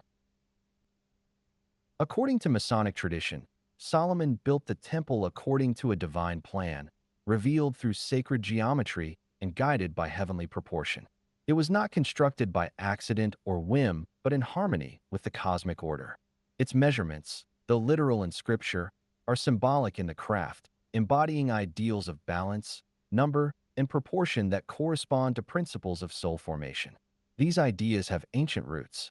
The Pythagorean school taught that harmony in the universe could be found in the relationships between numbers, and Vitruvius later emphasized that sacred architecture must mirror the proportions of the ideal human body. In this light, the temple becomes a microcosm of the cosmos and a blueprint of the perfected inner life. Manly P. Hall writes that all temples built for initiation were designed upon celestial principles, so that those who entered might be aligned with the heavens. Every chamber, every altar, every column of the temple corresponds not just to a celestial pattern, but to a spiritual faculty within the builder himself. The initiate is taught to see this sacred architecture not in stone, but in character, action, and awareness. To this end, the Mason is given tools. The square teaches right conduct.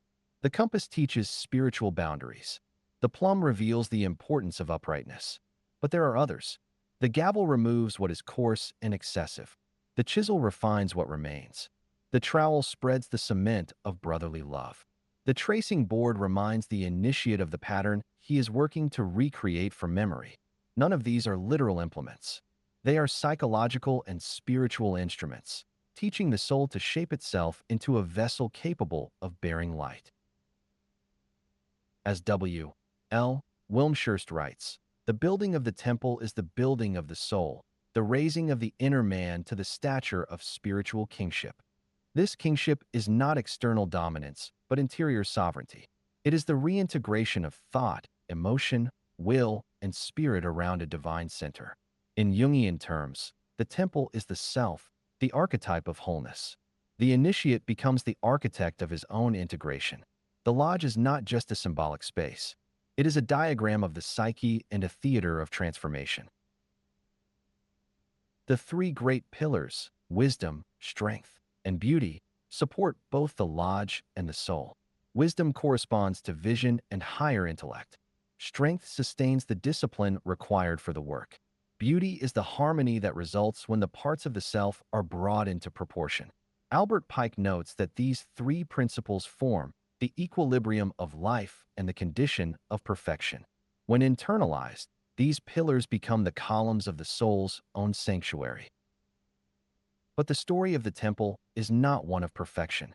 It is one of interruption. Just as Camelot fell, the temple was never completed. The master architect, Hiram Abiff, is slain before the final stone is placed, and with him is lost the master's word.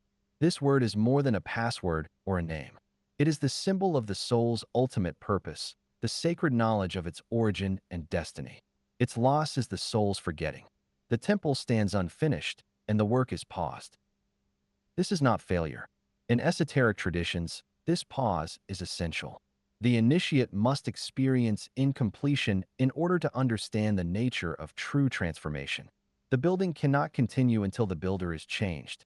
In alchemical terms, this is the nigredo, the blackening or breaking down of the old form. The death of Hiram is the moment when outer form dissolves and the inner search begins. The temple is not rebuilt from memory alone.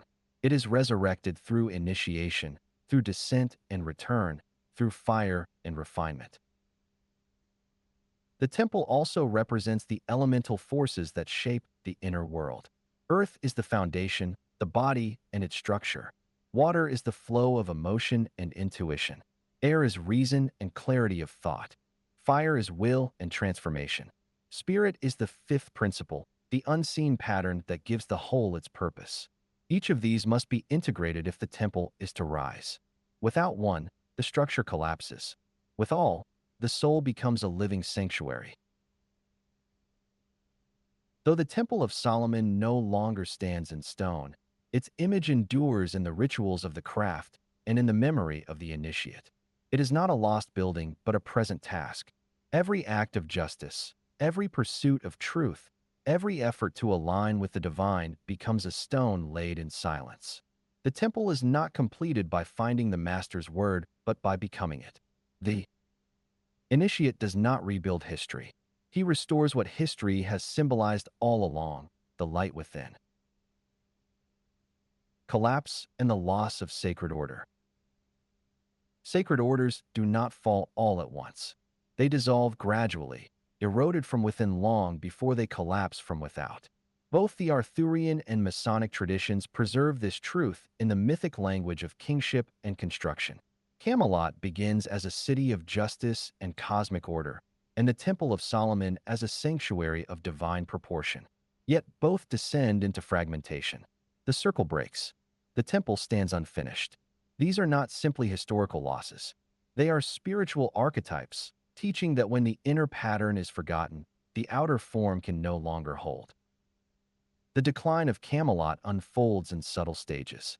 It begins with small betrayals, pride among the knights, secrecy among the trusted, and the slow erosion of shared vision.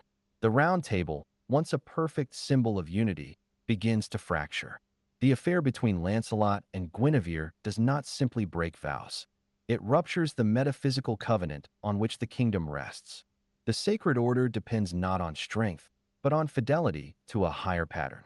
When that fidelity is lost, the Grail, in visions once seen among them, vanishes. Its disappearance is not punishment, but reflection. In the presence of spiritual impurity, the Grail becomes invisible. The Grail has always signified more than an object. In the mystical literature of the High Middle Ages, especially in the work of Wolfram von Eschenbach and Chrétien de Troyes, the Grail is not merely a relic, but a vessel of divine grace, knowledge, or healing. In Parzival, the Grail is revealed only to those who possess innocence, humility, and an unwavering sense of purpose. Its withdrawal signifies the soul's disconnection from its source, a severing of the bond between sacred vision and moral readiness. This theme of loss finds its mirror in Masonic allegory. The master builder Hiram Abiff, custodian of the temple's divine plan, is murdered by unworthy hands, those who seek power without preparation. His death represents the soul's disconnection from divine intention. The master's word, symbolizing ultimate knowledge, unity, and spiritual authority, is lost. As Albert Pike notes, the word is not merely a secret. It is the complete understanding of divine truth, and its concealment signifies the initiate's separation from true insight. The temple, left unfinished, becomes a monument to interrupted transformation. This pattern of fall and exile is echoed across many traditions.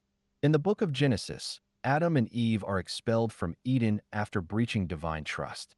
In the myth of the Tower of Babel, humanity attempts to reach heaven through ambition rather than alignment, and their unity is dissolved through the confusion of language.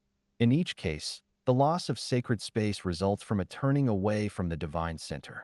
As Joseph Campbell observes, the myths of the fall reflect the loss of original unity with the divine order.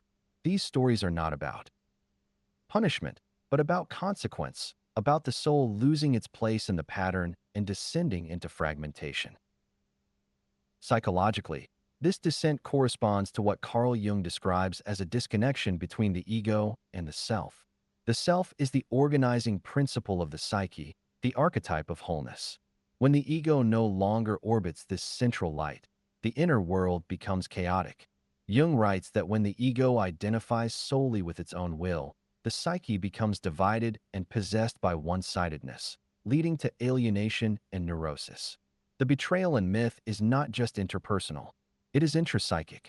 The king is no longer aligned with the inner center. The temple is no longer built upon divine ground. Yet the fall is not the end. In esoteric philosophy and alchemical tradition, descent is a necessary phase.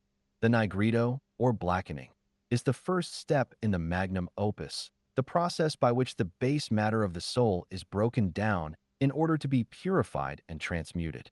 Manly P. Hall affirms this when he writes, "The mystical death must precede resurrection. The seed must die before the plant can grow. The loss of the word and the vanishing of the Grail mark the end of unconscious participation in the sacred. What was once inherited must now be earned. The symbols remain. The word is hidden, not destroyed. The Grail is veiled, not lost. The temple stands incomplete, not fallen. In every Masonic lodge, the initiate is reminded that the work continues.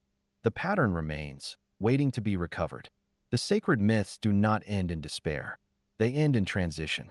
The initiate is invited to take up the tools again, to remember the plan, and to build not from repetition, but from transformation.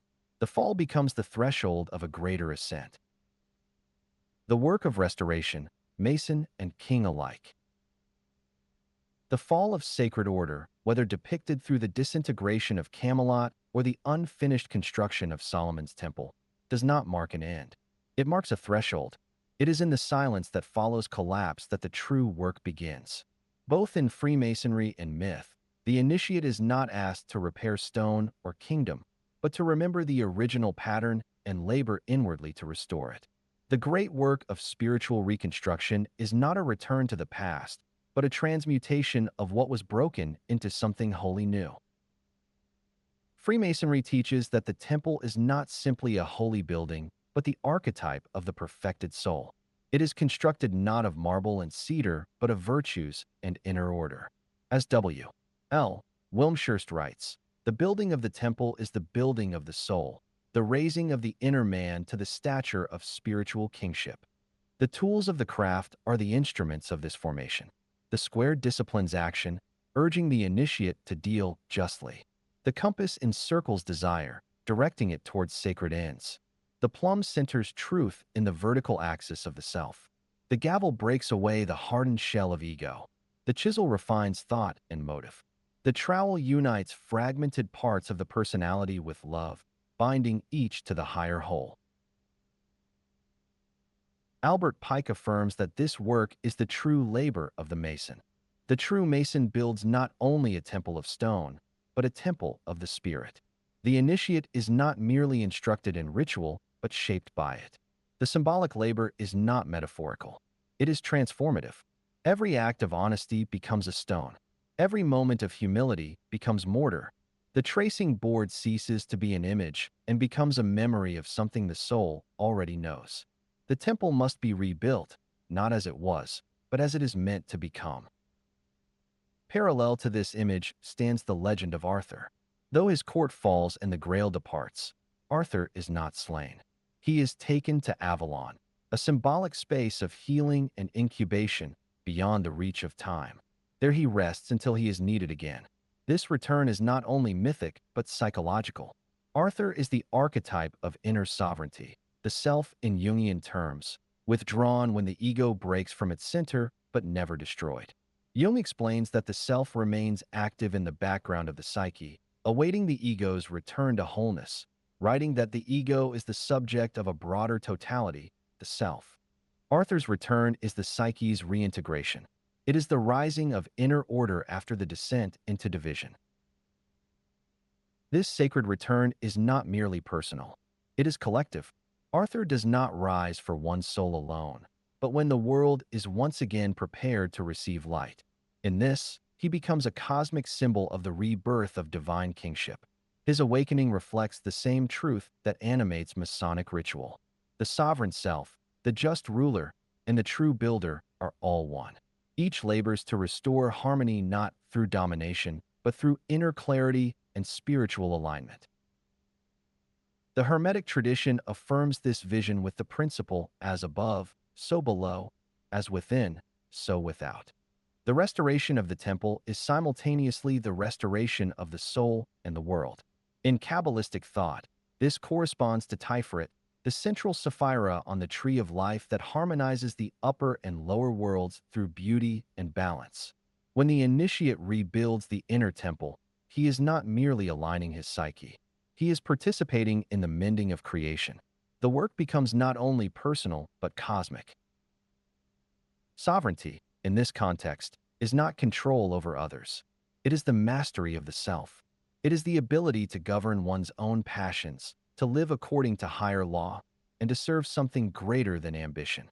This vision echoes Plato's conception of the rightly ordered soul, where reason governs spirit and appetite in harmony, just as a well-ordered city reflects a well-ordered soul. The initiate is both citizen and king, servant and master, ruler and craftsman. He reigns not from a throne, but from a still point within. The labor of restoration is therefore not an act of imitation, but of transformation. The temple must not be duplicated, but transfigured. The sacred kingdom does not return through nostalgia, but through the emergence of something greater, born from wisdom and loss. Manly P. Hall writes, "The mystical death must precede resurrection. The seed must die before the plant can grow. The fall is the condition of renewal. The fragments are not swept away, but lifted into new formation. Out of ruin, the builder gathers meaning." And now the question turns inward. What tools lie unused at your feet? What part of the temple waits in your hands to be raised? What pattern do you still remember in the quiet hours? The Master's word is not simply found. It is lived. The Grail is not only discovered. It is deserved. The work does not call for greatness, only sincerity. The plan remains. The light endures. And the building begins again, in silence, in patience, and in love. The return of the king and the light within. The legend of Arthur's return from Avalon is not a literal expectation, but a sacred metaphor. Following the collapse of the kingdom and the disappearance of the Grail, the myth does not conclude in despair. Instead, it moves inward. Arthur does not die, but is carried to Avalon, a realm beyond decay and time. His retreat is not a symbol of failure, but of preservation. The soul, even in its most fragmented state, holds within it a center that remains whole. What is truly sacred does not perish. It waits in stillness, prepared to rise again. Arthur's return represents the restoration of inner sovereignty. In Jungian psychology, the self is the archetype of totality, the ordering principle around which the psyche organizes itself. When the ego becomes divided or distracted, the self withdraws into the unconscious but does not dissolve. As Jung explains, the self expresses the unity of the personality as a whole. Arthur, as mythic sovereign, mirrors this principle. His return signals that the soul has done the work of recentering and is once again prepared to be ruled by truth, clarity, and spiritual integrity.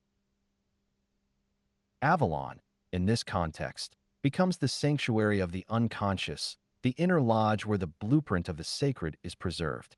It is not a place on any map, but a symbolic chamber of rest and restoration. Here, the self is protected from the chaos of the outer world. Healing occurs not through force, but through stillness. Arthur does not return because he is called by the world's urgency. He returns when the world within has been restored to balance and can once again reflect the divine pattern. The cycle of his return is archetypal. It is not linear, but eternal, echoing the deeper rhythms of descent and renewal found in every wisdom tradition. The king does not return at a fixed hour, but at the moment when the soul is most prepared. As Manly P. Hall writes, "The mystical death must precede resurrection. The seed must die before the plant can grow." This descent into silence, this retreat into Avalon, is not the end, but the necessary preparation for awakening. Arthur's return marks the soul's passage through darkness into conscious light. This myth aligns closely with the Masonic journey. The Mason who seeks the lost word is not merely attempting to recover a literal secret, but is striving to rebuild the temple of the spirit. The word is a symbol of divine understanding, and it returns only to those who labor with sincerity and discipline. Albert Pike reminds us that the true Mason builds not only a temple of stone, but a temple of the spirit. Just as Arthur rises when the realm is rightly ordered, so the word is restored when the inner life is properly aligned.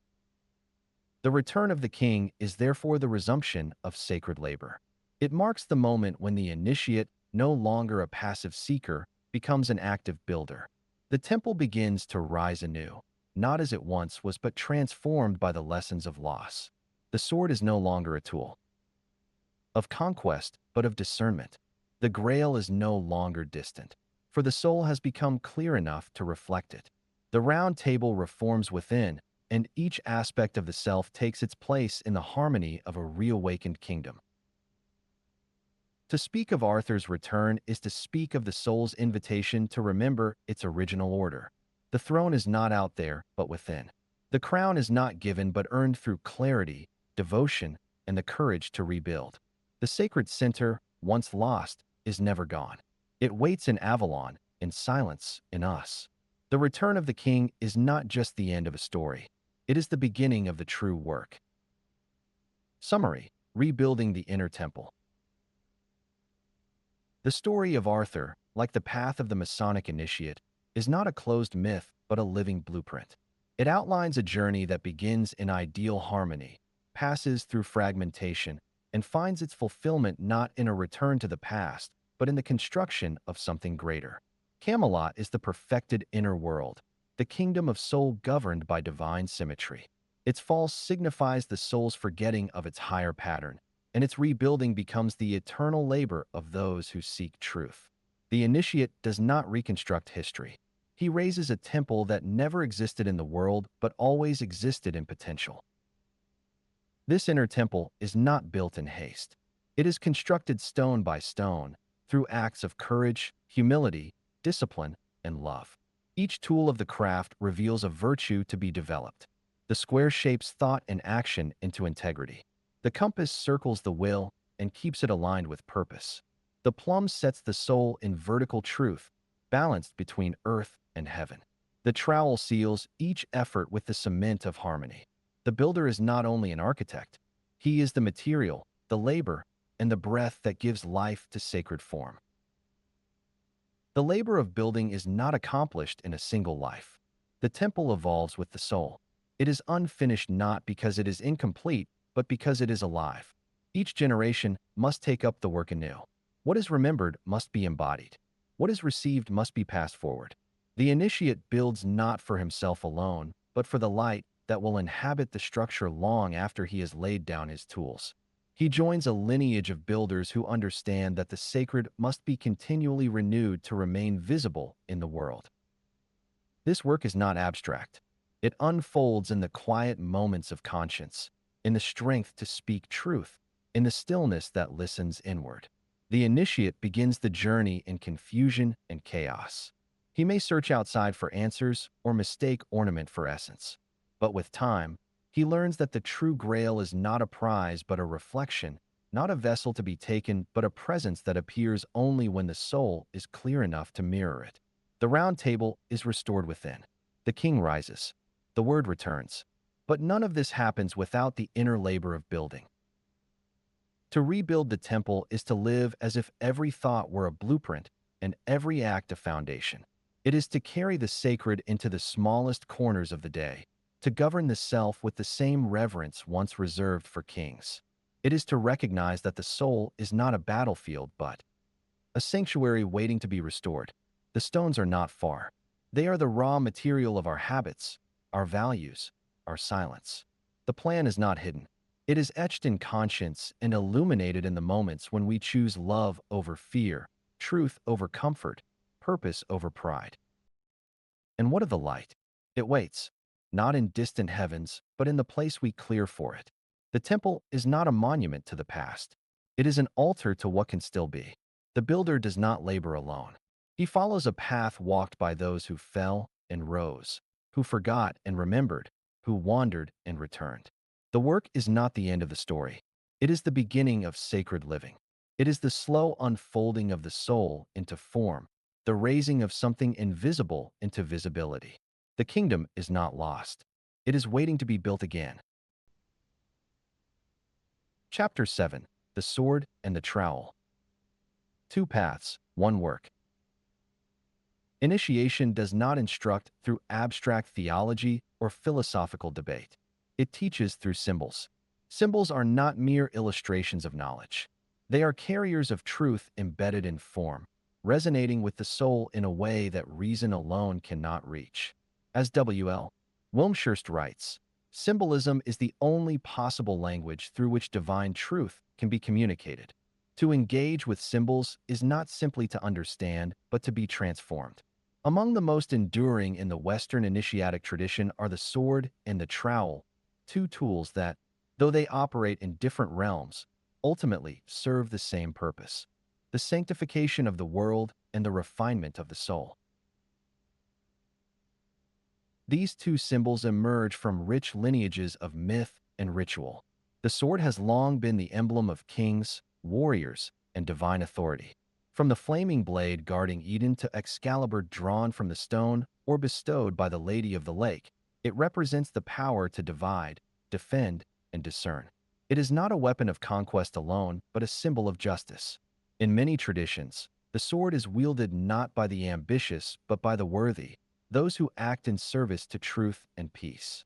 The trowel, though quieter in appearance, carries its own sacred weight. It is the tool of the craftsman, the implement of builders from the temples of ancient Egypt to the cathedrals of Christendom. Within Freemasonry, it becomes the instrument by which spiritual unity is forged, binding the stones of the inner temple with the cement of brotherly love. While the sword confronts the forces of disorder in the outer world, the trowel shapes order in the inner one. One is used to protect the sacred, the other is used to construct it. They are not competing forces, but converging paths, two expressions of the same sacred labor. The Arthurian knight and the Masonic builder may wear different garments and speak in different rituals, but both are engaged in the same task: the creation and defense of sacred space. To understand these tools is to begin to understand the nature of the initiate's responsibility in the world. Beyond the knight and the builder stands another archetype, the revealer. The prophet or priest does not carry the sword nor shape stone with the trowel, but instead unveils the divine pattern itself.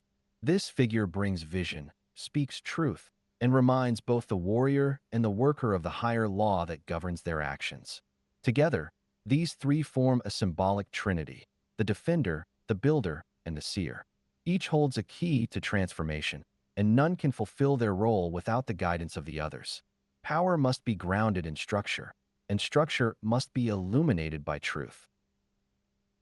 The initiate must learn to hold both the sword and the trowel, not as tools of ambition, but of alignment. As Albert Pike observes, the working tools of the Mason are symbols not of labor alone, but of that purification and discipline of the soul which must precede all true building. Likewise, the sword is not given to those who seek it through strength, but to those whose character has been tempered in silence and humility. The tools are not handed out freely. They are earned through moral refinement and inner readiness. One might say, as has often been written, that symbols are the language of the soul, the only language that does not lie. This is because symbols do not operate through logic, but through resonance. The sword and the trowel speak not to what we know, but to what we are becoming. They awaken within us the memory of what we have been called to build and to protect. And so the chapter begins with an invitation. Imagine holding both tools, the sword that purifies and defends, and the trowel that binds and restores. What would it mean to wield them well? What discipline would they demand? What vision would they serve? The journey ahead is not toward mastery of either alone, but toward integration. The true initiate does not choose between them. He becomes worthy of both, learning when to raise the sword and when to lift the trowel, always in service of a temple not made with hands, but with wisdom, will, and light. Excalibur and the Sword of Divine Authority. Excalibur, the legendary sword of King Arthur, transcends the role of a mere weapon in the Arthurian legend. It is not simply a tool of war, but a profound symbol of divine authority and righteous kingship. Excalibur, as described by various scholars, is a sacred instrument bestowed upon Arthur by the Lady of the Lake, marking him as the rightful king. Unlike common weapons, Excalibur is not attained through ambition or violence, but through divine selection. According to Carl Jung, the sword serves as a symbol of the initiation process, a tool that marks Arthur's passage from ordinary man to divinely chosen ruler. Excalibur becomes not just an instrument of power, but one of transformation, reflecting the idea that true kingship is not self-proclaimed but divinely appointed. A king is chosen to serve a higher purpose, not for personal gain, but to uphold justice and preserve divine order, protecting the realm from chaos. The sword's significance is not in its sharpness or ability to strike down enemies, but in its role as a sword of justice. The power of the sword is in its capacity to divide truth from falsehood, to protect the innocent, and to punish the unjust. Excalibur is often described as a sword that grants its bearer the moral responsibility of leadership. This aligns with Mircea Eliade's analysis of sacred weapons, which highlights that such tools represent a divine authority that transcends mere human ambition. When Arthur draws Excalibur from the stone, it is a visible sign of his divine right to rule, a right that is not won by mere strength, but through worthiness. The moment of drawing the sword is more than a display of power. It is an acceptance of the divine charge to lead with humility, wisdom, and service to the higher law. The sword symbolizes not only the physical strength of the king, but also the spiritual and moral fortitude required to wield such power. Excalibur's symbolism also reflects the inner qualities of true leadership, qualities such as justice, wisdom, and the ability to discern right from wrong. The sword's role in the Arthurian tale is not to conquer or destroy, but to defend what is sacred and to uphold the moral integrity of the kingdom. In the myth of the hero, Joseph Campbell notes that the hero's journey often involves the acquisition of a symbolic weapon that represents the power to bring balance to the world. Excalibur serves this function, reminding Arthur that kingship is not about outward displays of power, but about aligning one's actions with the divine will. Arthur's ability to wield Excalibur is not a sign of personal strength alone, but of his readiness to carry the burdens of kingship. The sword demands not only physical courage, but moral and spiritual fortitude. To wield such power requires a leader to act in service of justice and peace, not for personal glory. Excalibur, in this sense, becomes a measure of Arthur's character, challenging him to rise above personal ambition and to act as a servant of justice. The act of drawing Excalibur from the stone is emblematic of a larger spiritual truth that true authority is not self-made, but divinely appointed.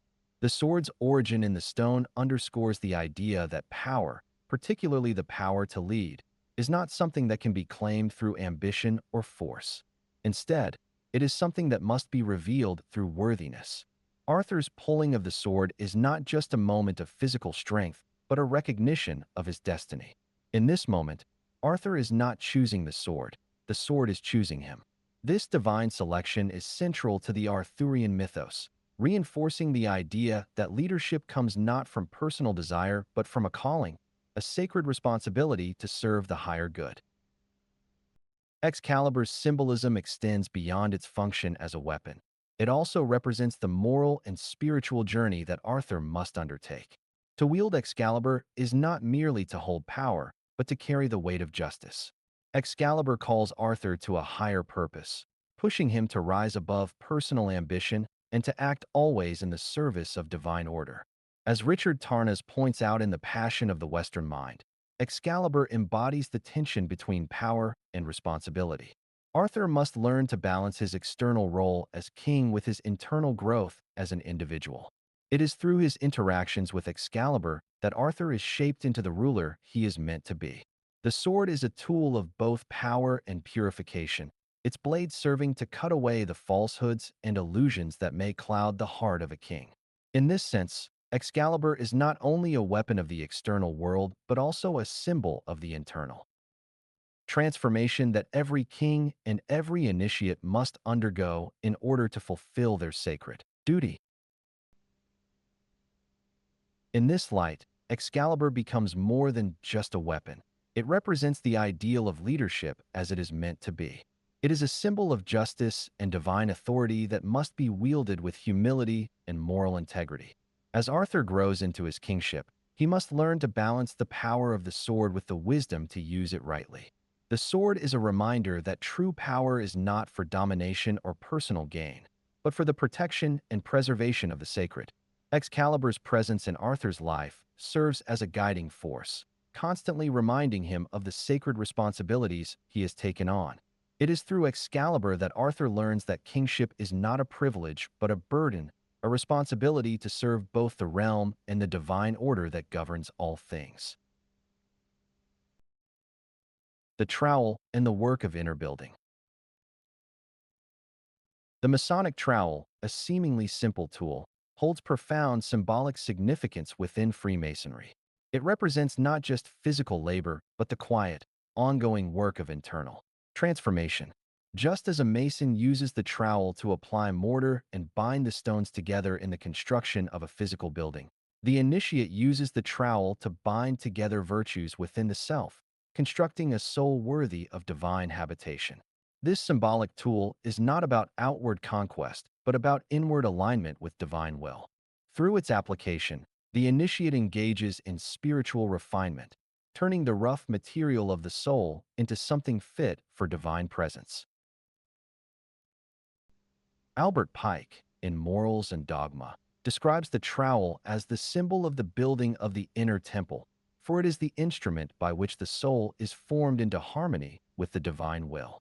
The inner temple, though invisible to the outer world, is the most important construction an initiate can engage in. The trowel represents the continuous effort to shape this inner temple, an effort of moral and spiritual refinement that spans the lifetime of the initiate. Just as a mason would ensure that each stone is placed correctly and firmly, the initiate must ensure that their actions and virtues are well aligned with divine purpose. The work of the trowel is not merely a physical act. It embodies the Masonic ideals of moral construction. As the mason shapes stones into a durable structure, the initiate uses the trowel to refine and shape their own character. The virtues of wisdom, strength, and beauty must be carefully cultivated and integrated. The trowel, then, is not just a tool of construction but also a symbol of unity. The cement that the trowel spreads binds the stones together, just as the initiate's moral foundation is held together by brotherly love, the cornerstone of Masonic principles. It is this unity, both within the initiate and between members of the Masonic community, that is essential in creating a stable and lasting structure, the inner temple. The trowel also represents the process of purification, which is central to the Masonic journey. The soul, like an unrefined stone, must be shaped and smoothed, removing impurities that hinder its alignment with divine truth. This concept of purification is mirrored in many philosophical traditions. In Neoplatonism, for example, the soul is seen as descending into materiality and must undergo a process of purification to return to its divine source. The trowel symbolizes this act of purification, constantly smoothing away the rough edges of the soul to allow the divine light to shine more clearly. As C.W. Leadbeater discusses in The Inner Life, purification is not a one-time event, but a continuous process of refining the self, removing ego-driven desires, and becoming aligned with the higher spiritual laws. The trowel, therefore, serves as a reminder that spiritual refinement is a slow, patient, and lifelong effort. This purification process connects the trowel to the broader spiritual notion of transformation. Just as an alchemist uses fire to purify base metals and transform them into gold, so too does the initiate use the trowel to purify and transform the soul. In alchemical terms, the work of the trowel is like the solve et coagula, the dissolution and recombination of the self. The impurities of the soul must first be dissolved before the initiate can rebuild their character in accordance with divine will. This alchemical process, often depicted as the work of the philosopher's stone, mirrors the work of the trowel in Freemasonry, which requires ongoing effort to shape the soul into a vessel capable of housing divine wisdom. The act of using the trowel also involves constructing the self in alignment with divine will. Just as a mason follows the architect's plan to build a lasting structure, the initiate follows the spiritual guidance of the divine architect to build a life that aligns with the higher laws of the universe. The trowel thus represents both a tool of internal construction and a symbol of discipline. The initiate must apply the trowel of virtue to build their soul, and they must do so with care, precision, and the desire to align every aspect of their being with the divine will. This is not merely an act of personal growth, but an act of divine cooperation. The building of the inner temple is not about creating an identity separate from the divine, but about allowing the self to become more fully aligned with the divine purpose. The trowel is also a symbol of unity and patience. In Masonic rituals, the trowel is used not only to shape the individual, but also to bind the brethren together, spreading the cement of brotherly love. This emphasis on unity is critical in understanding the trowel's symbolic power. The work of building oneself is not solitary, but is done within the context of community. The trowel's ability to spread mortar and bind stones symbolizes the unity of the Masonic fellowship. Just as the Mason's work creates a structure that supports the whole, the initiate's inner work supports the collective spiritual growth of the entire brotherhood. This aspect of unity is also central to many mystical traditions, such as the Kabbalistic teachings, where the work of the individual soul is inseparable from the greater cosmic work. The individual must strive for spiritual growth, but this growth is always in service to the greater divine order.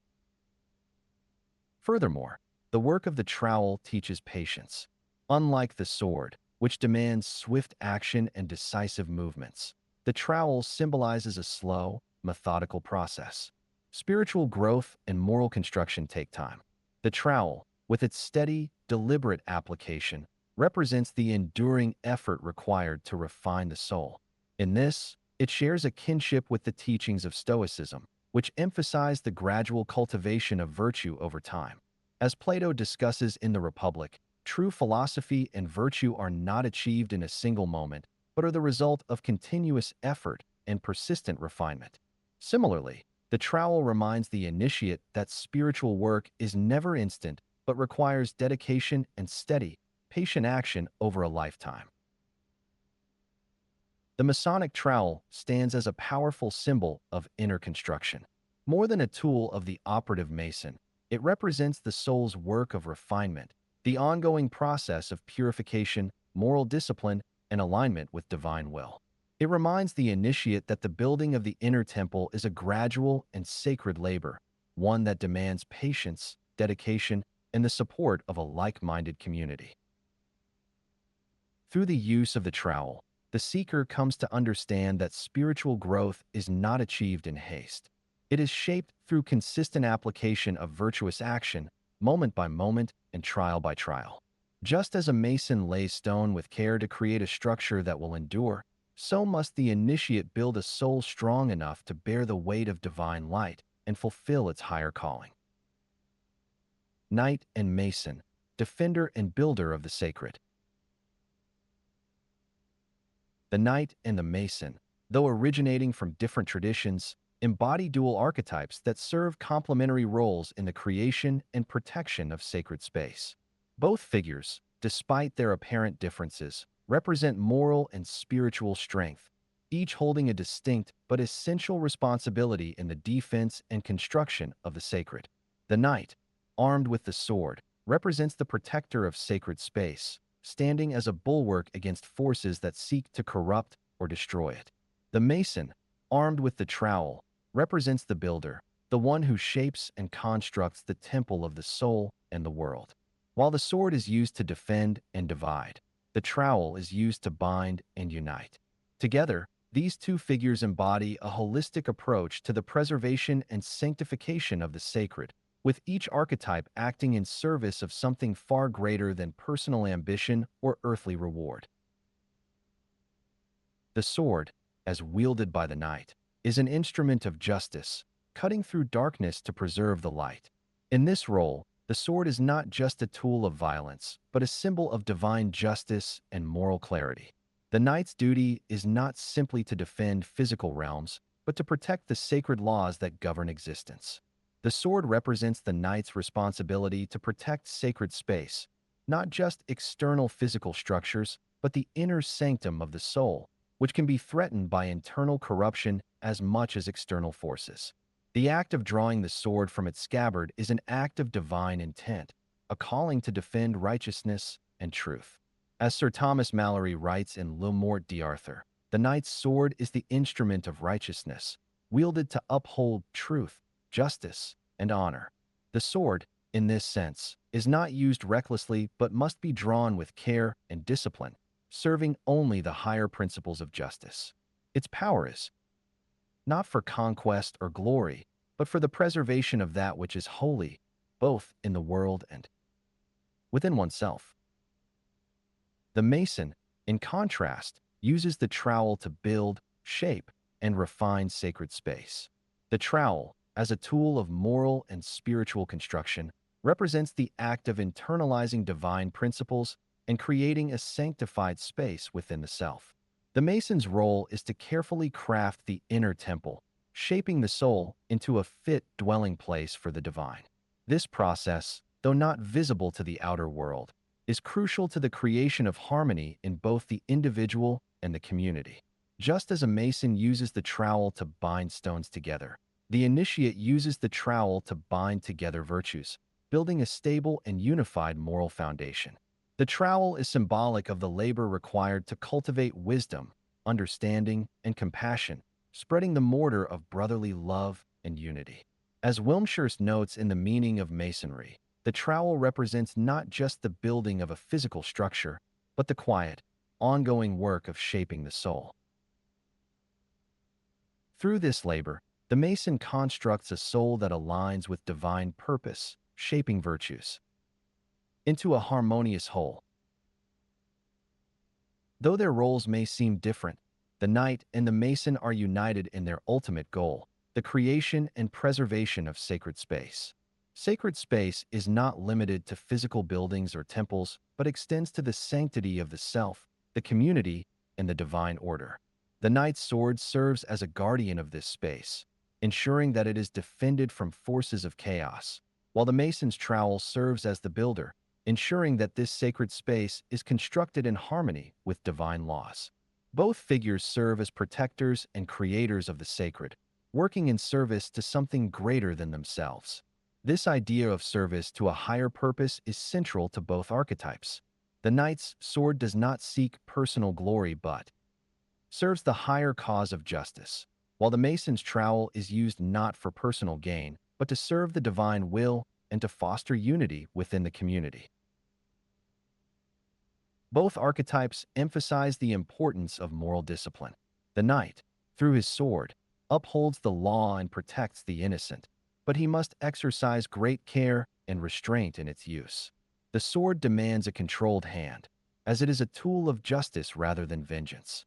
The knight must act with humility, ensuring that his actions are always in service to a greater good. Similarly, the Mason, through his trowel, must exercise patience and precision in his work. The act of building requires not just effort, but also wisdom and discernment. The trowel is not a tool for haste, but for steady, deliberate construction, and the Mason must be mindful of the purpose behind every action. The discipline of both the knight and the Mason ensures that their tools, whether sword or trowel, are used in service to the divine order and not for personal gain. Humility is another shared quality between the knight and the Mason. The knight does not fight for personal glory, but to protect the kingdom and uphold justice. His strength is not a tool of dominance, but a service to the greater good. The Mason, too, works not for personal gain, but in service to the divine and the community. The trowel is a symbol of this humility, for it is a tool used to create, not to conquer. The Mason's work is quiet and unassuming, yet it is crucial to the larger work of building a sacred space. Just as the knight wears armor to protect himself, the Mason's humility and discipline protect him from the arrogance and pride that could hinder his spiritual progress. Both figures must constantly remind themselves that their work is not for personal glory, but to honor something greater than themselves. The knight and the Mason serve as two sides of the same coin. The knight's sword protects the sacred space from external forces, while the Mason's trowel builds that space from within. Each role requires discipline, humility, and service to the divine. The knight must defend the sacred with courage, honor, and discernment, while the Mason must build the sacred with patience, precision, and brotherly love. These archetypes are not in opposition, but work together to create a balanced approach to the preservation and sanctification of sacred space. Through their complementary actions, they ensure that the sacred remains preserved, both within and without. Both the knight and the mason are, at their core, servants of a higher calling. They do not act for personal gain or self-interest, but for the greater good of humanity and the divine order. Their roles, though different, are united in purpose, to protect and create sacred space. The knight wields his sword to preserve the integrity of the sacred, while the mason uses his trowel to shape and construct it. In the end, both serve as instruments of divine will, creating and defending the sacred in a world that often seeks to undermine it. The inner quest, from battle to building. The journey of the initiate often begins with external heroism, marked by deeds of valor and conquest that defend or preserve sacred space. However, the true purpose of this heroism is to lead the initiate toward a profound internal transformation. This evolution, from external battles to inner building, represents a shift from seeking to conquer the world to seeking to restore the self. The alchemical principle as within, so without encapsulates this transformation. The initiate's external battles, whether against injustice, tyranny, or chaos, are not just conflicts with the outer world, but reflections of the internal struggles they must face to achieve spiritual wholeness.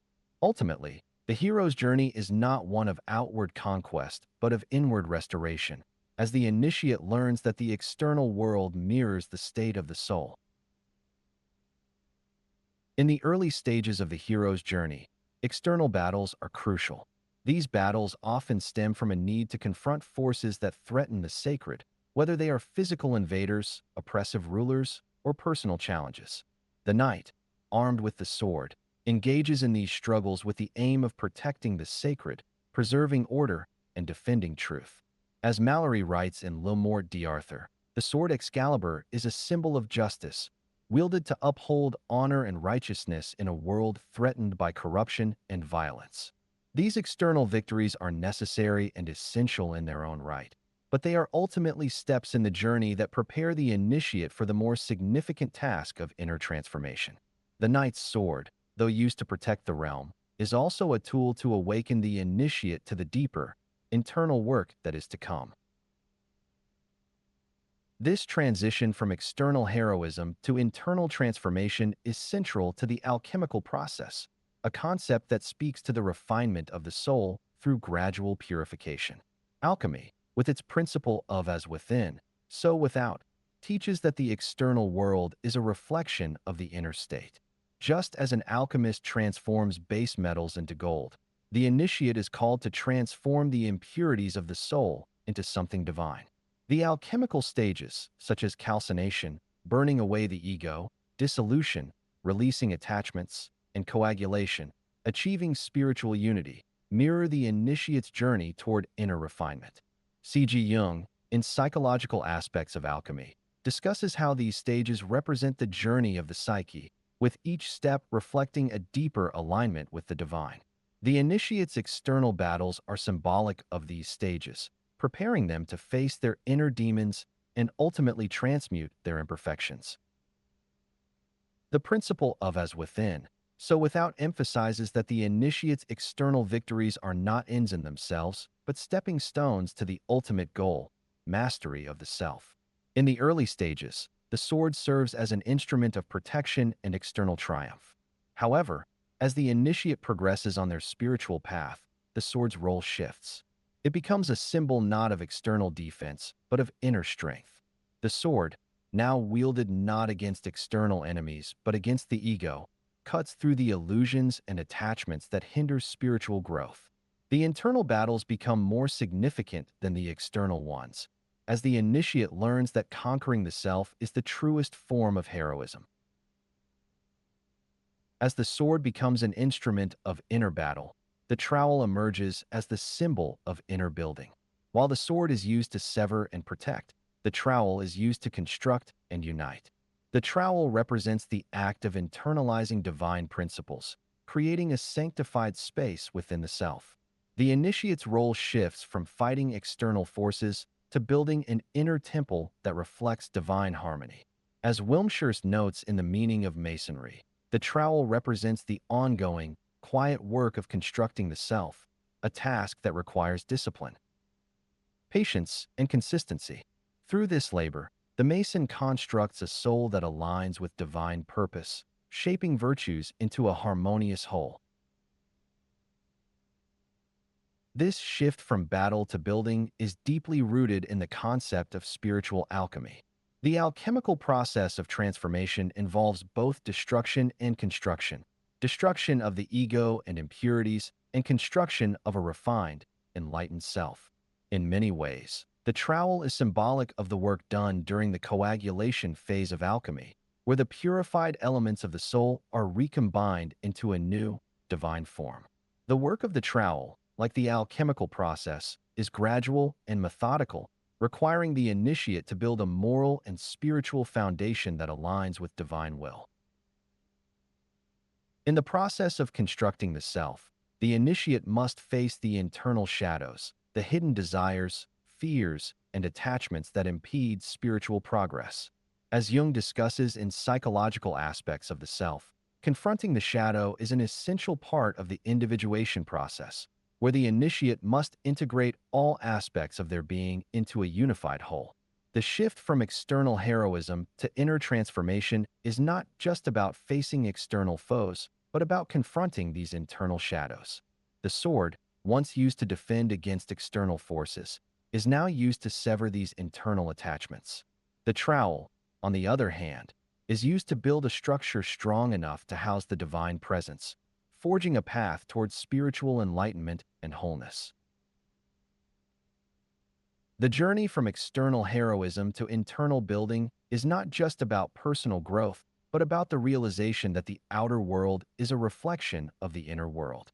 The battles fought externally are ultimately reflections of the battles fought within the psyche. The work of building the self is a preparation for the divine light to manifest in the world.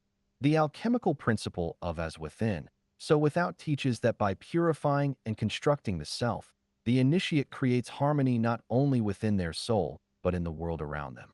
As the initiate continues this journey, they learn that true heroism is not in conquering others, but in conquering the self, restoring the self to its highest potential. In conclusion, the initiate's journey is one of profound transformation, from external heroism to internal building. The external battles fought with the sword are necessary for the initiation, but they are ultimately preparation for the deeper, more significant work of self-construction. The sword, which once served as a tool of defense and division, becomes a symbol of the inner strength required to overcome the ego and the attachments that bind the soul. The trowel, symbolizing the quiet and ongoing work of moral and spiritual refinement, guides the initiate toward the restoration of the self. Through this journey, the initiate learns that the greatest victory is not in conquering the world, but in restoring the soul to its highest potential. Worthiness and initiation, becoming the tool. The journey of the initiate into the Masonic or knightly order is not simply about receiving tools, whether the sword or the trowel, but about becoming worthy of wielding them. Both the sword and the trowel, as symbols of power and construction, require the initiate to undergo a profound moral and spiritual transformation before they can truly serve as instruments of divine service. This transformation entails not only the external preparation of learning the physical skills required to wield these tools, but also the internal work of self-refinement. In both the Arthurian and Masonic traditions, the concept of worthiness is central to the process of initiation. One must not only earn the right to wield these tools, but must also undergo a transformation that makes them capable of using them with wisdom, humility, and a sense of duty to something greater than themselves. Arthur's worthiness to wield Excalibur is the quintessential example of this principle.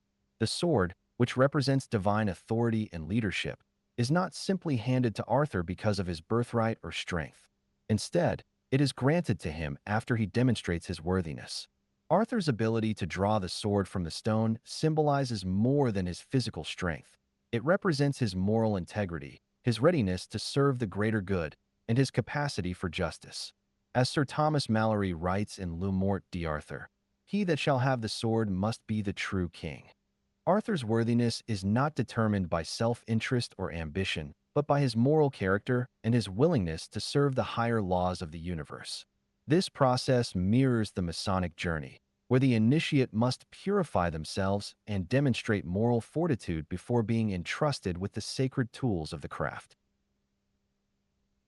In Freemasonry, the working tools, the square, compass, and trowel, are not given freely but are earned through a process of purification and spiritual development. The trowel, for example, symbolizes the inner work of the Mason, the effort to construct the self in alignment with divine will. However, before one can begin the work of building, they must first undergo a process of preparation. As W. L. Wilmshurst notes in The Meaning of Masonry, the tools of the Mason are symbols of the moral and spiritual work that must precede the building of the inner temple. The trowel represents the quiet but essential work of shaping the soul, and the initiate must demonstrate worthiness by cultivating inner virtues such as patience, humility, and discipline before they can begin constructing their inner temple.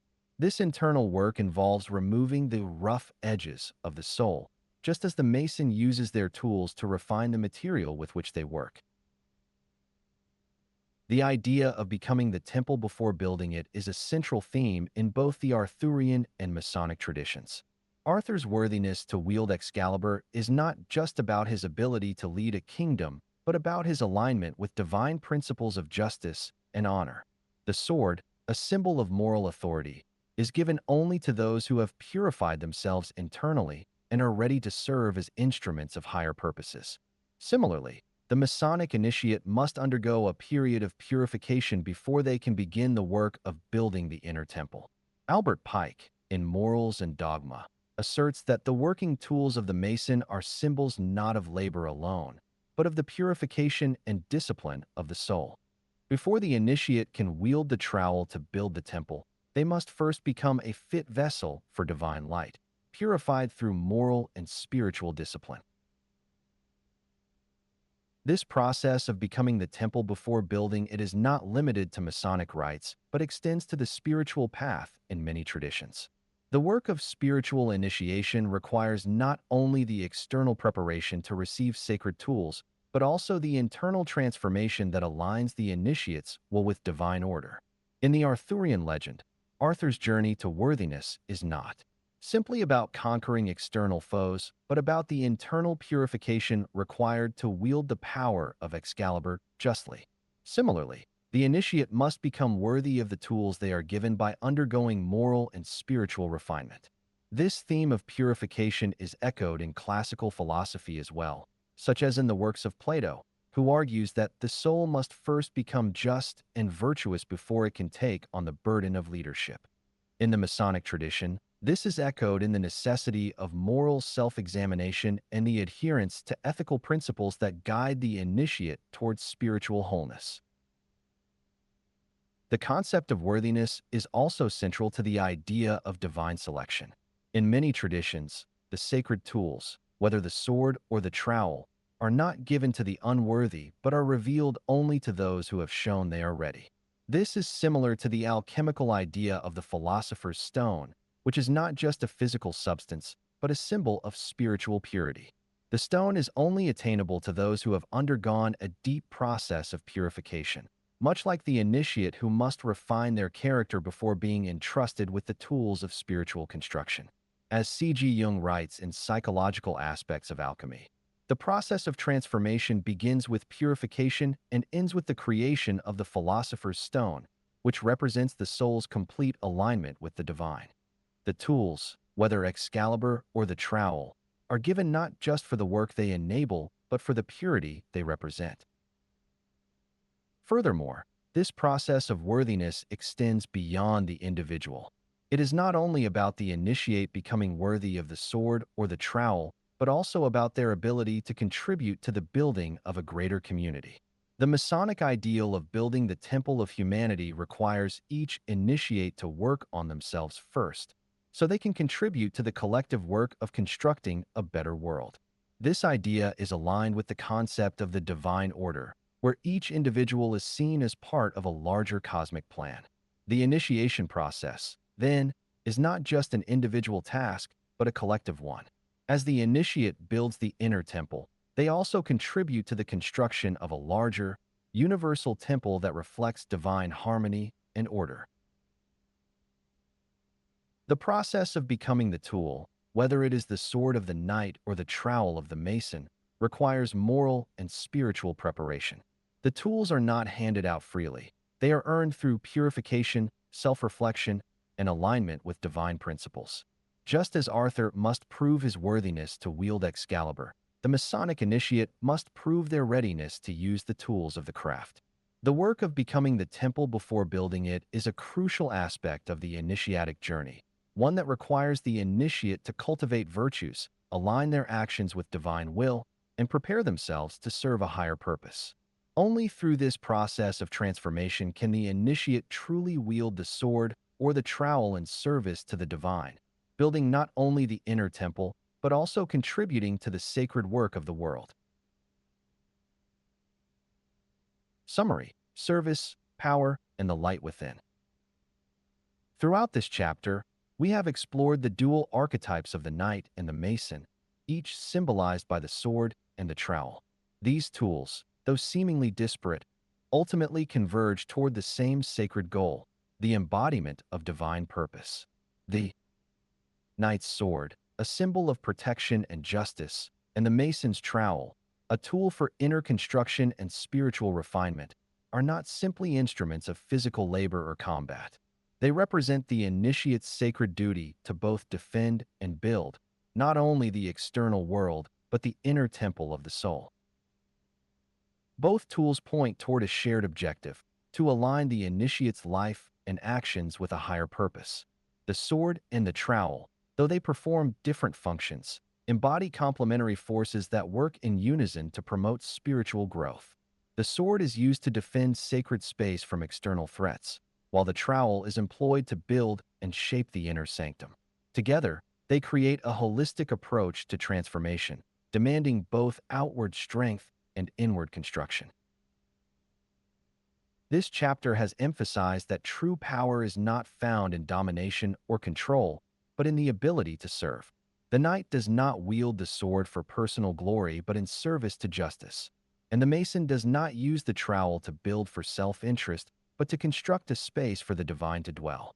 The sword and the trowel, as symbols of spiritual work, are tools not for conquest, but for fulfilling a sacred responsibility. As Albert Pike states in Morals and Dogma, the working tools of the mason are symbols not of labor alone, but of the purification and discipline of the soul. The sword, similarly, is a symbol of righteous authority to be wielded in service, not for oppression, but for the preservation of justice and the defense of divine laws. Both the sword and the trowel represent power and responsibility. However, the power that these tools symbolize is rooted in a deep sense of duty to something greater than the self. The act of defending with the sword or constructing with the trowel requires an unwavering commitment to moral and spiritual principles. This concept is mirrored in many religious and philosophical traditions. Plato, in the Republic, emphasizes the responsibility of leaders to act justly and not for personal gain. The soul must first become just and virtuous before it can take on the burden of leadership. The sword and trowel, then, are not only tools of personal transformation but instruments of service that reflect divine order. The initiate must learn that true mastery lies in the integration of both roles, defender and builder. Each tool requires the initiate to develop a balanced character that reflects both external strength and internal harmony. The knight must defend sacred spaces with strength, but also with wisdom and restraint. The mason must build the inner temple with care, precision, and spiritual integrity. Together, these actions, defending and building, speak to the larger spiritual work of the initiate, the integration of the self with divine purpose. This integration is central to both the Masonic and Arthurian traditions, where the power of the sword and the trowel is inseparable from the cultivation of moral virtues. A deeper examination of these roles reveals a balance between action and contemplation, between force and grace. The sword's role is active and outward, responding to external threats, while the trowel is passive, inward, and contemplative, creating and shaping the spiritual form. This duality suggests that the initiate must learn not only when to use each tool, but also when to embody each role. As Jung points out in Psychological Aspects of Alchemy, the transformation of the self is a balance between destruction and construction, between cutting away the ego and building up the true self. Both tools require the initiate to recognize when to act, when to defend, and when to retreat into the quiet work of spiritual construction. The integration of light and darkness is another key aspect of this journey. The knight's sword is used to cut through the darkness of injustice, but it also serves to illuminate the path of righteousness. Similarly, the trowel, used to construct the temple within, shapes the soul into a vessel of divine light. The initiate's task is not only to confront and defend against external darkness, but to also bring light into the world through inner work. The alchemical process, as described by C.G. Jung, is a reflection of this process. The process of transformation begins with purification and ends with the creation of the philosopher's stone, which represents the soul's complete alignment with the divine. The sword and the trowel are integral tools in this inner transformation, each representing the necessity of balance between facing external challenges and cultivating internal virtue. The work of service extends beyond the individual. The initiate, having purified themselves through both external and internal trials, must contribute to the greater good. The Masonic ideal of building the temple of humanity requires each initiate to work on themselves first, so they can contribute to the collective work of constructing a better world. The inner work of self-construction is not just for personal benefit, but is a part of a larger process of building a sacred space within the community. This collective responsibility is evident in many traditions, where the individual's growth is seen as contributing to the greater good of the whole. The work of the initiate, then, is a reflection of the divine order, where each individual's responsibility extends beyond personal transformation to the welfare of others. The sword and the trowel, then, represent not only tools of personal growth, but instruments of service. They demand that the initiate rise to the responsibility of wielding power in alignment with divine will. As the knight defends sacred space with justice and integrity, so too does the Mason build sacred space with wisdom and love. These tools serve to remind us that true power is found not in force or domination, but in the ability to serve. Each initiate is called to defend the sacred, build the temple, and serve as a vessel for divine light, with the understanding that their actions are part of a greater spiritual work. Thus, the sword and the trowel point to the same goal, the embodiment of sacred purpose. The initiate must learn to wield both tools, not for self-interest, but in service to a higher calling. True power lies not in the ability to dominate, but in the responsibility to protect, construct, and serve the divine order. The light within each initiate is the true goal of this work, and through the careful wielding of the sword and the trowel, the initiate becomes a living embodiment of that light in the world. Chapter 8. The Eternal Quest, Becoming the Grail. Introduction. The Inward Turn of the Quest. The image of a quest is one of the most enduring archetypes in the spiritual imagination of humanity, appearing across traditions and epics as a symbol of the soul's evolution. From the voyages of Odysseus in Homeric epic to the descent and ascent of Dante in the Divine Comedy, the journey outward is always a metaphor for an inward transformation. In Eastern traditions, this same motif appears in the form of the pilgrim bodhisattva, who returns from the brink of enlightenment not with answers, but with the wisdom to serve others. These stories, though culturally distinct, share a core principle. The true destination of the journey is the self, transformed, purified, and awakened. This archetypal journey also lies at the heart of both Arthurian legend and Masonic tradition, where the seeker's path is marked by trials, symbolic deaths, and moments of illumination. In these traditions, the goal is often cast as a sacred object hidden from ordinary view, the Holy Grail or the lost word. Yet this framing can be misleading if taken literally. The Grail is not simply a physical relic resting in a distant castle, nor is the word a spoken syllable stored in a secret vault. These are symbols of a deeper reality, representations of a state of being that the initiate must awaken within. As Joseph Campbell explains, the Grail becomes the ultimate symbol of the fulfillment of the highest spiritual potential within the individual. This insight reveals a shift at the heart of the quest. What begins as a search for something external ultimately becomes an inward transformation. Both traditions also operate on two levels of understanding, exoteric and esoteric. On the surface, the quest appears to be about recovering a lost item or completing a noble task. In Arthurian romance, the knight seeks the Grail to heal a wounded king or restore a barren land. In Freemasonry, the candidate searches for the lost word, believed to contain divine power. Yet beneath these literal quests lies an esoteric truth. The Grail is the soul transfigured by divine presence, and the word is the ineffable name that can only be known by becoming it. The initiate must move from outer ritual to inner realization. The journey is not merely geographic or ceremonial, it is ontological. Campbell's framework of the hero's journey provides a useful lens through which to view this process. He describes the cycle of departure, initiation, and return as a map of psychological and spiritual transformation. The seeker first hears the call to adventure, then endures trials that strip away ego and illusion, and finally returns not with a physical prize, but with new awareness. The hero returns from this mysterious adventure with the power to bestow boons on his fellow man, Campbell writes. This pattern aligns closely with the degrees of Freemasonry. The entered apprentice hears the call, the fellowcraft traverses the path of knowledge, and the master mason experiences symbolic death and resurrection. Each stage demands an inward turn, a sacrifice of comfort for truth. From a psychological perspective, this journey reflects what Carl Jung called individuation, the integration of the conscious and unconscious self into a unified whole. The Grail, in this context, becomes a symbol of psychic totality, a reconciliation of opposites, and the manifestation of the divine within the human.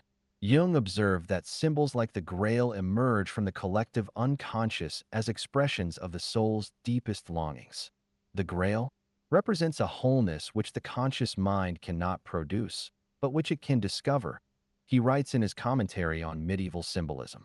Likewise, in alchemical terms, the quest parallels the great work, the transmutation of base matter, the unawakened self, into gold, the soul illuminated by the divine spark.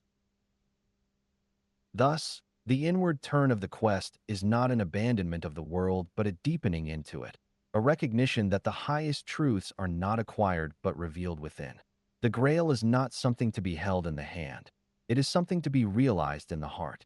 The lost word is not spoken, it is lived. The seeker who once imagined himself on a path toward a distant goal comes to realize that the path has always led inward, toward the divine presence that dwells within his own being. The Grail Knight, transformation through compassion. In Arthurian legend, the Grail is never attained by the strongest or most celebrated knight, but by the one who embodies inner purity and spiritual readiness. The narrative emphasizes that brute strength or worldly fame is insufficient for sacred attainment. Sir Galahad, often portrayed as the purest of all the knights, exemplifies this truth. His vision of the Grail is granted not because of his prowess in battle, but because of the innocence and moral clarity of his soul. He is depicted as one who has no need for redemption, for he has never strayed from the path of virtue. His success in the Grail quest suggests that spiritual receptivity, rather than conquest, is the key to divine revelation. In contrast, Wolfram von Eschenbach's Percival presents a more human and psychologically complex version of the Grail Knight. Parzival is not born perfect. He must become worthy. Raised in isolation, he begins his journey in ignorance, driven by ambition and superficial notions of knighthood. It is only after years of wandering, error, and spiritual struggle that he undergoes a moral awakening. The turning point comes when he returns to the Grail castle and finally asks the healing question, "Whom does the Grail serve?" This moment is pivotal not because it reveals new information, but because it signals the birth of compassion in Parzival's heart. He no longer seeks the Grail for himself, but out of concern for the suffering Fisher King. His transformation marks the true moment of initiation, the point at which his ego gives way to empathy. Other knights serve as foils to Galahad and Parzival, highlighting the deeper moral structure of the legend. Sir Lancelot, renowned for his strength and valor, fails in the quest because of his unresolved inner conflict and his adulterous love for Queen Guinevere. Though he is granted a brief vision of the Grail, he cannot fully attain it. As recorded in the Quest del Saint Graal, a veil covered the holy vessel, and it was lifted slightly so that Lancelot might see some light shine forth, but no more. His failure is not due to lack of courage, but due to a divided soul, incapable of full spiritual receptivity. Likewise, Sir Gawain's overconfidence and impulsiveness lead to quick failure, suggesting that bravado and martial skill are not only inadequate but potentially disqualifying. The Grail narrative reverses the values of conventional chivalry. It rewards interior truth over external heroism. These stories function on both mythological and psychological levels. Parzival's journey, in particular, maps closely onto Carl Jung's concept of individuation.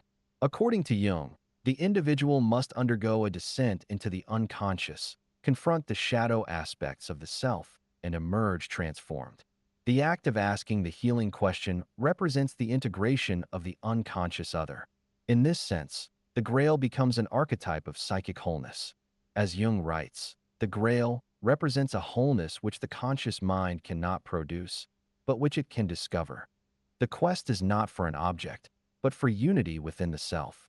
The knight's compassion marks the dissolution of ego and the emergence of the higher self, capable of receiving divine grace. The setting of the Grail encounter also underscores this inward dimension. In Chrétien de Troyes Perceval, the Grail procession unfolds in an atmosphere of stillness and dreamlike wonder. The wounded Fisher King remains silent, and the young knight, unsure of what to do, remains mute. His failure is not due to malice but to fear, confusion, and misplaced obedience to courtly rules. But the young man did not dare ask anything, Chrétien writes, for he remembered what his master had told him, that people should not speak too much. Here, silence becomes a spiritual failure, the inability to respond with authentic concern. The knight's training in social decorum becomes a barrier to compassion. The wounded Fisher King is a deeply symbolic figure. He represents not only a broken monarch, but the broken inner world of the seeker. His suffering is connected to a land turned barren, a reflection of the soul's desolation in the absence of divine connection. The healing of the king and the restoration of the land can only occur when the knight overcomes self-centered striving and turns toward the pain of another. Furthermore, the Grail bearer, typically a woman shrouded in mystery and silence, introduces the feminine principle into the myth. She holds the vessel, yet speaks little. Her presence suggests that receptivity, intuition, and sacred stillness must complement the knight's journey. The Grail itself, often described as a chalice, becomes a symbol of the womb, of inner sanctity, and of spiritual containment. As Emma Jung and Marie-Louise von Franz write, the Grail is not something one wins. It is something one is, a condition of soul that is achieved through suffering, striving, and transformation. This insight affirms that the Grail is not a reward for deeds performed, but the reflection of an inner state. The hero becomes worthy only by becoming open, whole, and attuned to the needs of others. This message remains deeply relevant in the modern world. Contemporary culture often emphasizes performance, productivity, and external success, but the Grail narrative calls us to a different standard. The true Grail seeker is not the one who conquers, but the one who understands. The healing question, "What ails you?" is a moral and spiritual threshold. It asks the seeker to abandon self-interest and become the vessel through which healing may enter the world. The Grail reveals that the divine cannot be grasped through force, only received through love. Compassion is not a detour on the spiritual path, it is the path itself. The Masonic parallel, the Word made flesh. Freemasonry reflects the same inner dynamic found in the Grail legends. The recognition that the object of the quest is not external but internal, not something to be possessed, but something to be realized. This principle reaches its most profound expression in the third degree, where the initiate seeks the lost word, a symbol of divine truth said to have perished with the death of Hiram Abiff. The word is not a literal utterance to be recovered through intellectual means or historical reconstruction. Rather, it is a sacred mystery that reveals itself only through the inner awakening of the soul. The Masonic allegory teaches that the truth the seeker yearns for has never truly been lost, but merely obscured, awaiting rediscovery within. W. L. Wilmshurst captures this spiritual insight with clarity. The lost word is found only when man awakens to the divine name within himself, when he recognizes that the divine presence he seeks has always been in his own heart. This awakening parallels the Grail Knight's realization that the object of his search is not a relic, but a revelation of his own transformed nature. Just as Parzival becomes worthy of the Grail through suffering, compassion, and the asking of the healing question, the Master Mason becomes the word not by discovering it, but by embodying it. The initiate does not find the word. He becomes it. The word in Masonic tradition is more than a lost name. It is a symbol of the divine logos, the creative and ordering principle of the universe, found in many religious and philosophical systems. In Christian theology, the logos is identified with Christ, the divine made flesh. In the beginning was the Word, and the Word was with God, and the Word was God, writes the Gospel of John. And the Word was made flesh and dwelt among us. John 1 verse 1, 1:14. To embody the Word, then, is to live in conscious union with divine order.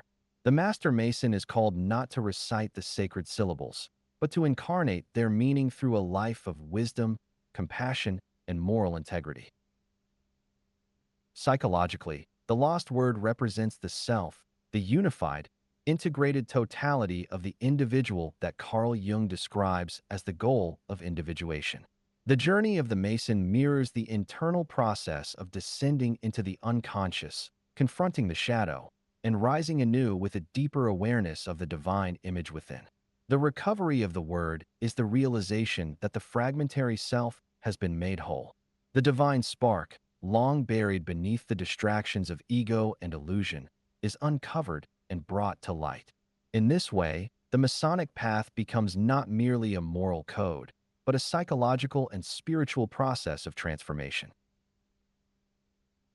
The allegory of Hiram Abiff, central to the third degree, powerfully embodies this inner drama. Hiram is struck down by unworthy hands before he can transmit the word, symbolizing the loss of divine consciousness in a fallen world. His refusal to reveal the word under duress reflects the soul's inaccessibility to truth when faced with violence, fear, or ego-driven desire. His subsequent burial and raising signify not only death and resurrection, but the initiate's symbolic rebirth into a higher state of awareness. What was lost through fear and forgetfulness is restored through faith and interior illumination. This process takes place within the sacred space of the lodge, which functions symbolically in the same way the Grail Castle does in Arthurian romance.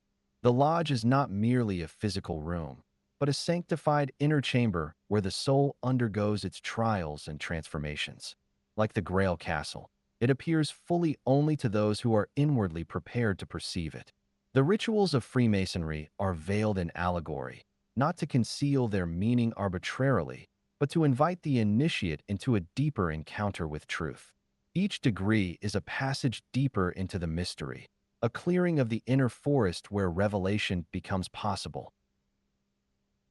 The word, therefore, is not found in speech, but in silence, not in knowing, but in becoming.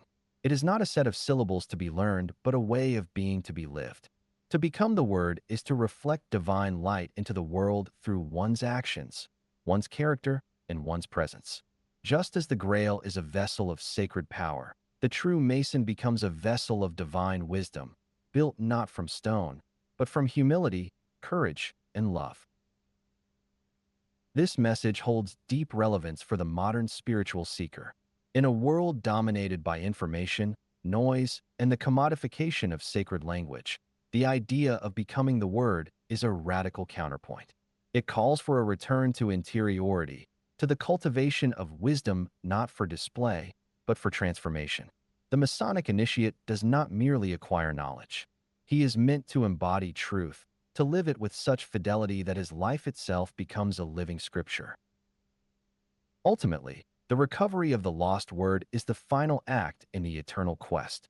It is the moment when the seeker ceases to search and begins to radiate. Just as the Grail Knight is transformed by the act of asking, "What ails you?" the Master Mason is transformed by the realization that the divine name has never been absent. It has always been waiting to be spoken through the life of one who is prepared to live its meaning.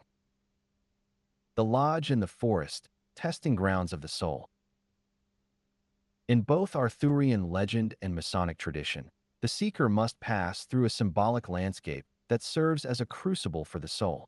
These spaces, the enchanted forest in medieval romance and the Masonic lodge in initiatory ritual, are not simply physical environments, but sacred arenas of testing, refinement, and transformation. They function as thresholds between the known and the unknown, where the seeker is stripped of illusion and prepared to encounter truth. Neither the forest nor the lodge offers easy passage.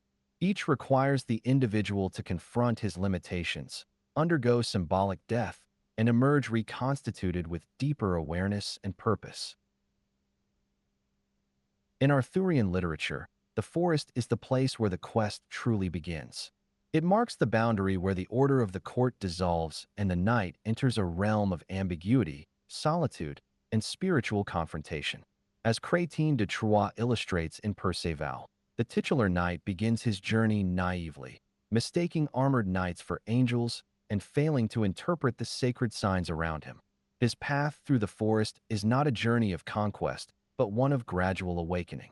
In this wilderness, the knight encounters not only external dangers, but his own unformed self. The forest strips him of societal definitions and reveals the truth of his character. This archetypal symbolism is echoed in the structure and purpose of the Masonic Lodge. More than a building, the lodge is a sacred space consecrated for the work of the soul. It is constructed symbolically to reflect the inner temple of the initiate. Each degree within Freemasonry leads the candidate deeper into this symbolic structure, moving from darkness toward light, from ignorance toward understanding. The ritual journey is intentionally disorienting, just as the knight's experience in the forest destabilizes his previous assumptions. The candidate, like the questing knight, must pass through veils of confusion and mortality before the mysteries of the self and the divine are made visible. The forest, in Jungian psychology, often represents the unconscious, a dense and unmapped terrain where the ego must surrender control and face the shadow. Carl Jung observed that the true journey toward wholeness begins when the individual leaves behind the familiar and ventures into symbolic darkness to encounter those parts of the self that have been suppressed or forgotten. This descent into the unknown is not punishment, but preparation. In the Grail legends, it is only after wandering through the wilderness that the knights become worthy of the vision they seek. In the lodge, each ritual experience serves a similar function, to dismantle the false self so that the inner truth may be revealed. The lodge, like the forest, is a liminal space.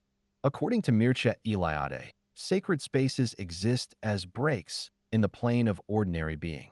They mark a rupture in profane time and create the conditions for transformation.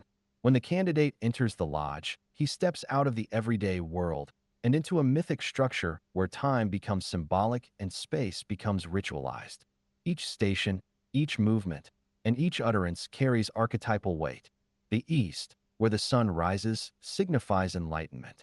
The circumambulation, or ritual movement around the altar, mirrors the spiral journey of the soul seeking its center.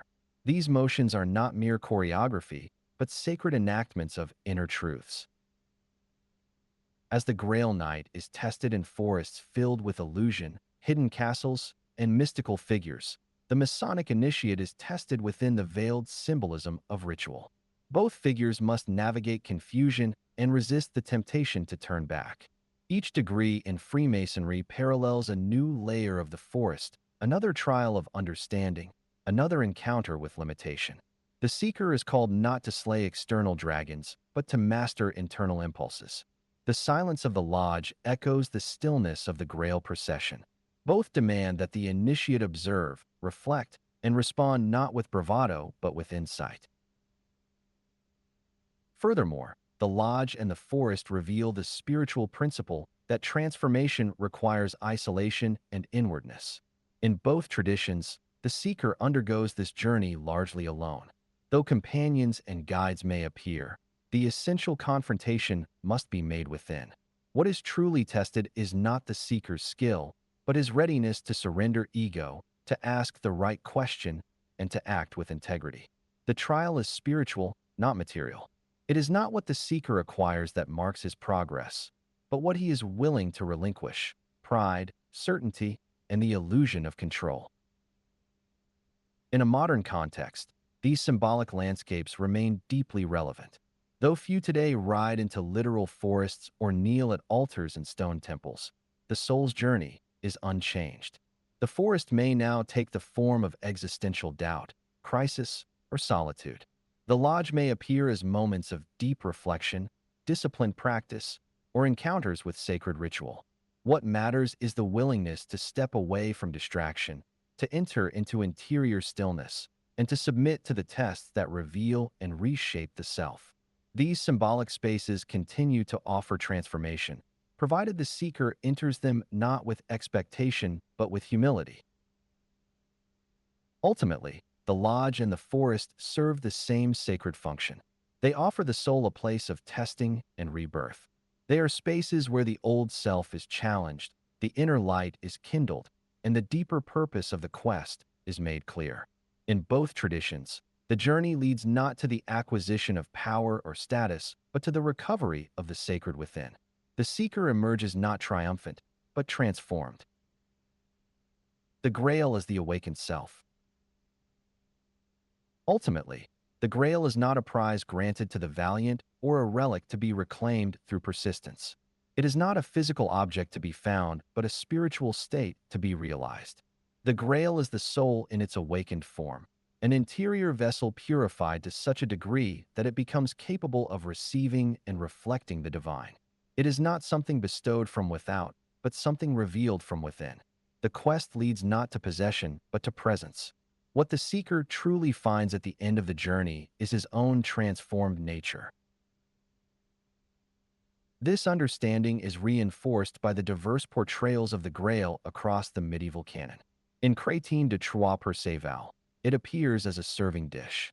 In Wolfram von Eschenbach's Percival, it is a glowing stone of celestial origin. In the Vulgate Cycle and Mallory's L'Humour d'Arthur, it takes the form of the chalice used at the Last Supper.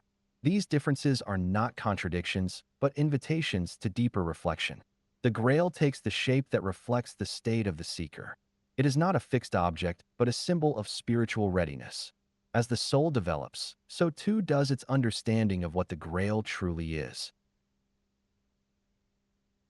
In Freemasonry, the same truth is expressed through the symbolism of the temple. The Master Mason is not taught to seek the divine word in a physical location, but to become the sanctuary in which it is revealed. Albert Pike articulates this inner aspiration with clarity and force. The true Mason labors to become the temple in which the light of the divine dwells, that he may radiate that light into the world. The initiate does not merely construct the temple through ritual, he becomes it. The Grail and the temple are the same truth in different languages. Both signify the human soul, sanctified and illumined. W.L. Wilmshurst echoes this idea when he writes, "The temple of initiation is not outside you, it is you." This internalization of sacred space is a defining feature of esoteric philosophy. The initiate is called not to locate the divine, but to incarnate it. To become the Grail is to embody divine wisdom, compassion, and clarity in every gesture and word. It is to allow the light of the transcendent to move through the self unimpeded by ego, fear, or illusion. This insight is not confined to Masonic or Arthurian traditions. Mystics across the world have spoken of the soul as a vessel to be purified, emptied, and filled. Sufi poets describe the heart as a mirror polished by love until it reflects the face of God. Alchemists depicted the perfected self as a container for the philosopher's stone, achieved only after the dissolution of all impurities. In Vedantic philosophy, the enlightened being recognizes that Atman, the true self, is identical with Brahman, the ultimate reality. In each of these traditions, awakening is not the gaining of something new, but the unveiling of what was always present. The role of silence and surrender in this process is crucial. The Grail does not respond to conquest or cleverness. It reveals itself to those who have learned to be still. Just as the chalice must be empty to be filled, so too must the self be emptied of pride and pretense. The knight who sought the Grail through valor alone fails. It is the one who learns humility, asks the healing question, and shows compassion who becomes worthy. The Mason, too, is raised not through knowledge alone, but through transformation. He must symbolically die to the false self before the inner word is revealed. The trials faced in the forest and the lodge prepare the soul for this final realization. Each challenge endured, each symbol internalized, shapes the seeker into something new. The process is gradual, but its end is decisive. The Grail is not revealed because the seeker arrives. It is revealed because the seeker has changed. The person who began the journey is not the one who completes it. The Grail appears only when the soul becomes capable of holding it. This transformation is not metaphorical. It is ontological. The change occurs not merely in how the seeker thinks or acts, but in who the seeker is. He becomes a living vessel of divine presence. The self is no longer a separate entity striving for the sacred, but a clear channel through which the sacred moves. This is the essence of becoming the Grail. It is the condition of being in which the boundaries between human and divine become translucent. The impact of such transformation extends beyond the individual. The awakened self becomes a source of healing and illumination for others. Just as the Grail heals the land and restores the king, so too does the enlightened individual bring clarity and compassion into the world. The Mason who has become the Word does not retire into silence, but speaks through a life of service and authenticity. The Grail does not hoard the light it receives. It radiates. In the end, the seeker comes to understand that what he pursued was never truly lost. The Grail, like the Word, was always within. It waited patiently to be recognized, not as an external goal, but as the deepest truth of the self. The journey concludes not in finding the Grail, but in becoming it. The circle completed, from seeker to source. The final paradox of the quest is that its destination is also its origin. The journey that began in longing ends in recognition. What the seeker once imagined as distant and external is revealed to have been within him all along. Yet he returns not unchanged, but transfigured. The knight who once sought the Grail now becomes its guardian. The Mason who searched for the lost word now lives it, not as a secret to be spoken, but as a presence to be embodied. The culmination of the journey is not possession but transformation, not arrival but realization. As Joseph Campbell observes, the hero returns not with a thing, but with a knowledge, a power, a realization that transforms the world. This return completes the sacred circle, one of the most enduring symbols of spiritual truth. The circle signifies unity, wholeness, and eternity. It marks the movement from fragmentation to integration, from exile to homecoming. In myth, ritual, and esoteric tradition, The circle is never a static loop but a spiral of deepening awareness. As Mircea Eliade explains, ritual cycles do not return to the same level of consciousness but elevate the participant into a higher octave of being. The hero's return is not a regression but a fulfillment. This symbolism is richly embodied in the Grail legends. Galahad, the purest of all knights, ascends with the Grail, disappearing from the earthly plane as one fully united with the divine. Percival, by contrast, remains.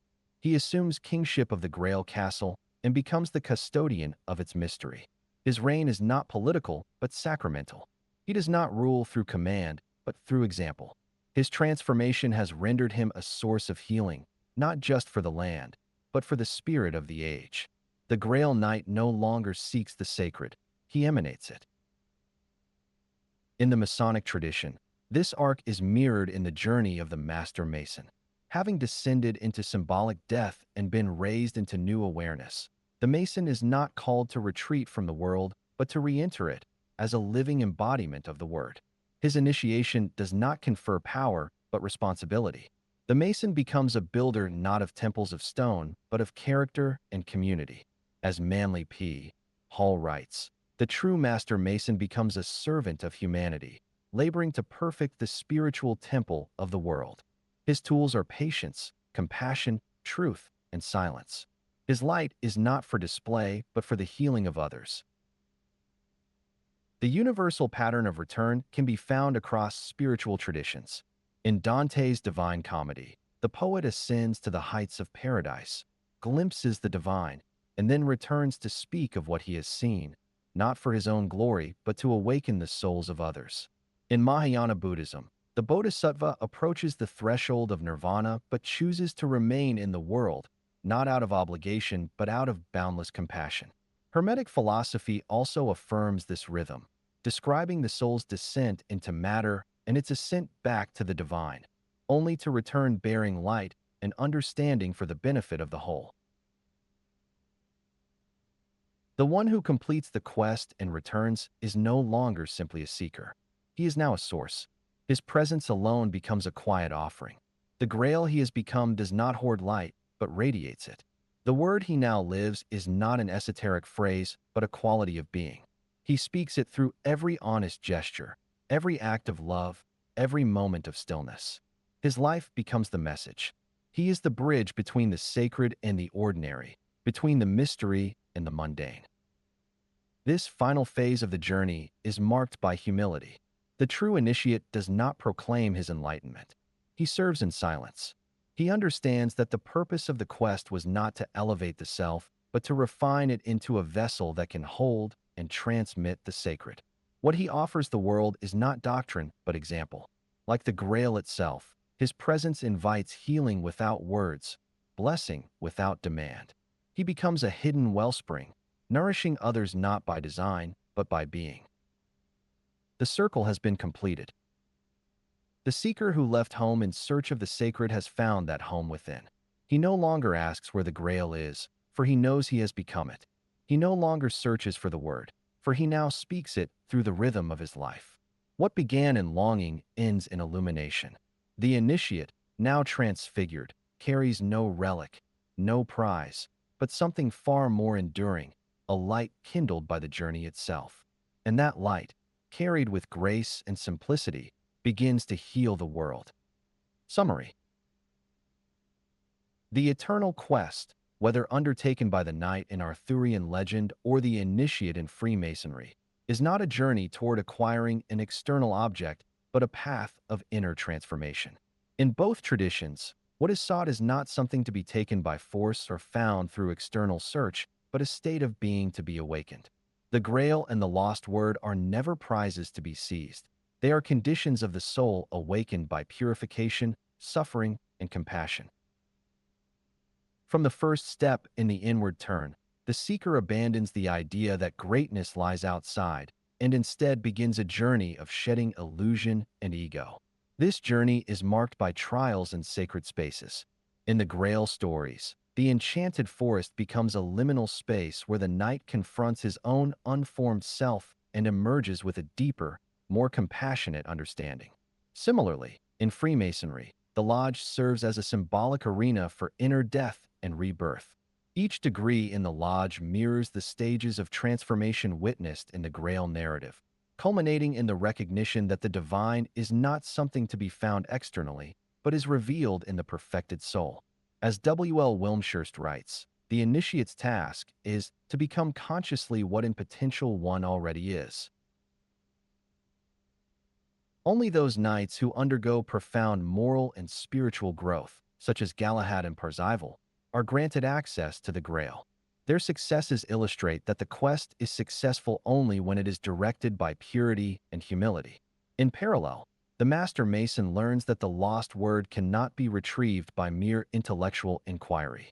He discovers instead that the divine truth must be lived and expressed through a life of inner illumination and service. As Albert Pike affirms, the true Mason labors to become the temple in which the light of the divine dwells, that he may radiate that light into the world. The transformative process is not a simple accumulation of knowledge, but a complete reordering of the self toward wholeness. The universal pattern of return can be found in many mystical traditions. In Dante's Divine Comedy, the poet ascends to paradise and returns with a vision intended to awaken others.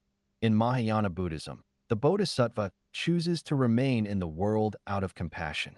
In Hermetic and alchemical thought, the process of descent and subsequent ascent demonstrates that the awakening of the soul is both a personal and a cosmic event. As Mircea Eliade observes, ritual cycles do not merely repeat, but elevate the participant into a higher mode of being. The Grail, like the philosophical gold of alchemy, is not created anew but uncovered as the true nature of the self. Ultimately, the journey reaches its fulfillment in a profound return. The seeker who once chased after what was hidden now comes home transformed. The Grail is not held in the hand. It is embodied in the awakened self. The lost word is not heard as a sound. It is enacted through a life lived in harmony with divine truth. The initiate returns not with a tangible prize, but with a light that radiates healing and wisdom into the world. As Joseph Campbell affirms, the hero returns not with a thing, but with a knowledge, a power, a realization that transforms the world. The ethical and spiritual responsibility of this transformation is clear. The light of the awakened soul is not for self-glory, but for the good of all. It is a gift to be shared, a quiet flame that invites others to seek their own path of inner awakening. As Manly P. Hall writes, the true Master Mason becomes a servant of humanity, laboring to perfect the spiritual temple of the world. In this way, the eternal quest is never truly complete. It continues every time a soul answers the call to enter the sacred space, confront its darkness, and emerge as a beacon of unity and compassion. In the end, the seeker comes to understand that what he pursued was never truly lost. The Grail and the Word were always within, waiting patiently to be revealed in the depths of his being. The journey, marked by trials in enchanted forests and sacred lodges, concludes not in possession but in transformation. The quest ends when the seeker becomes the source, and in doing so, he lights the way for others.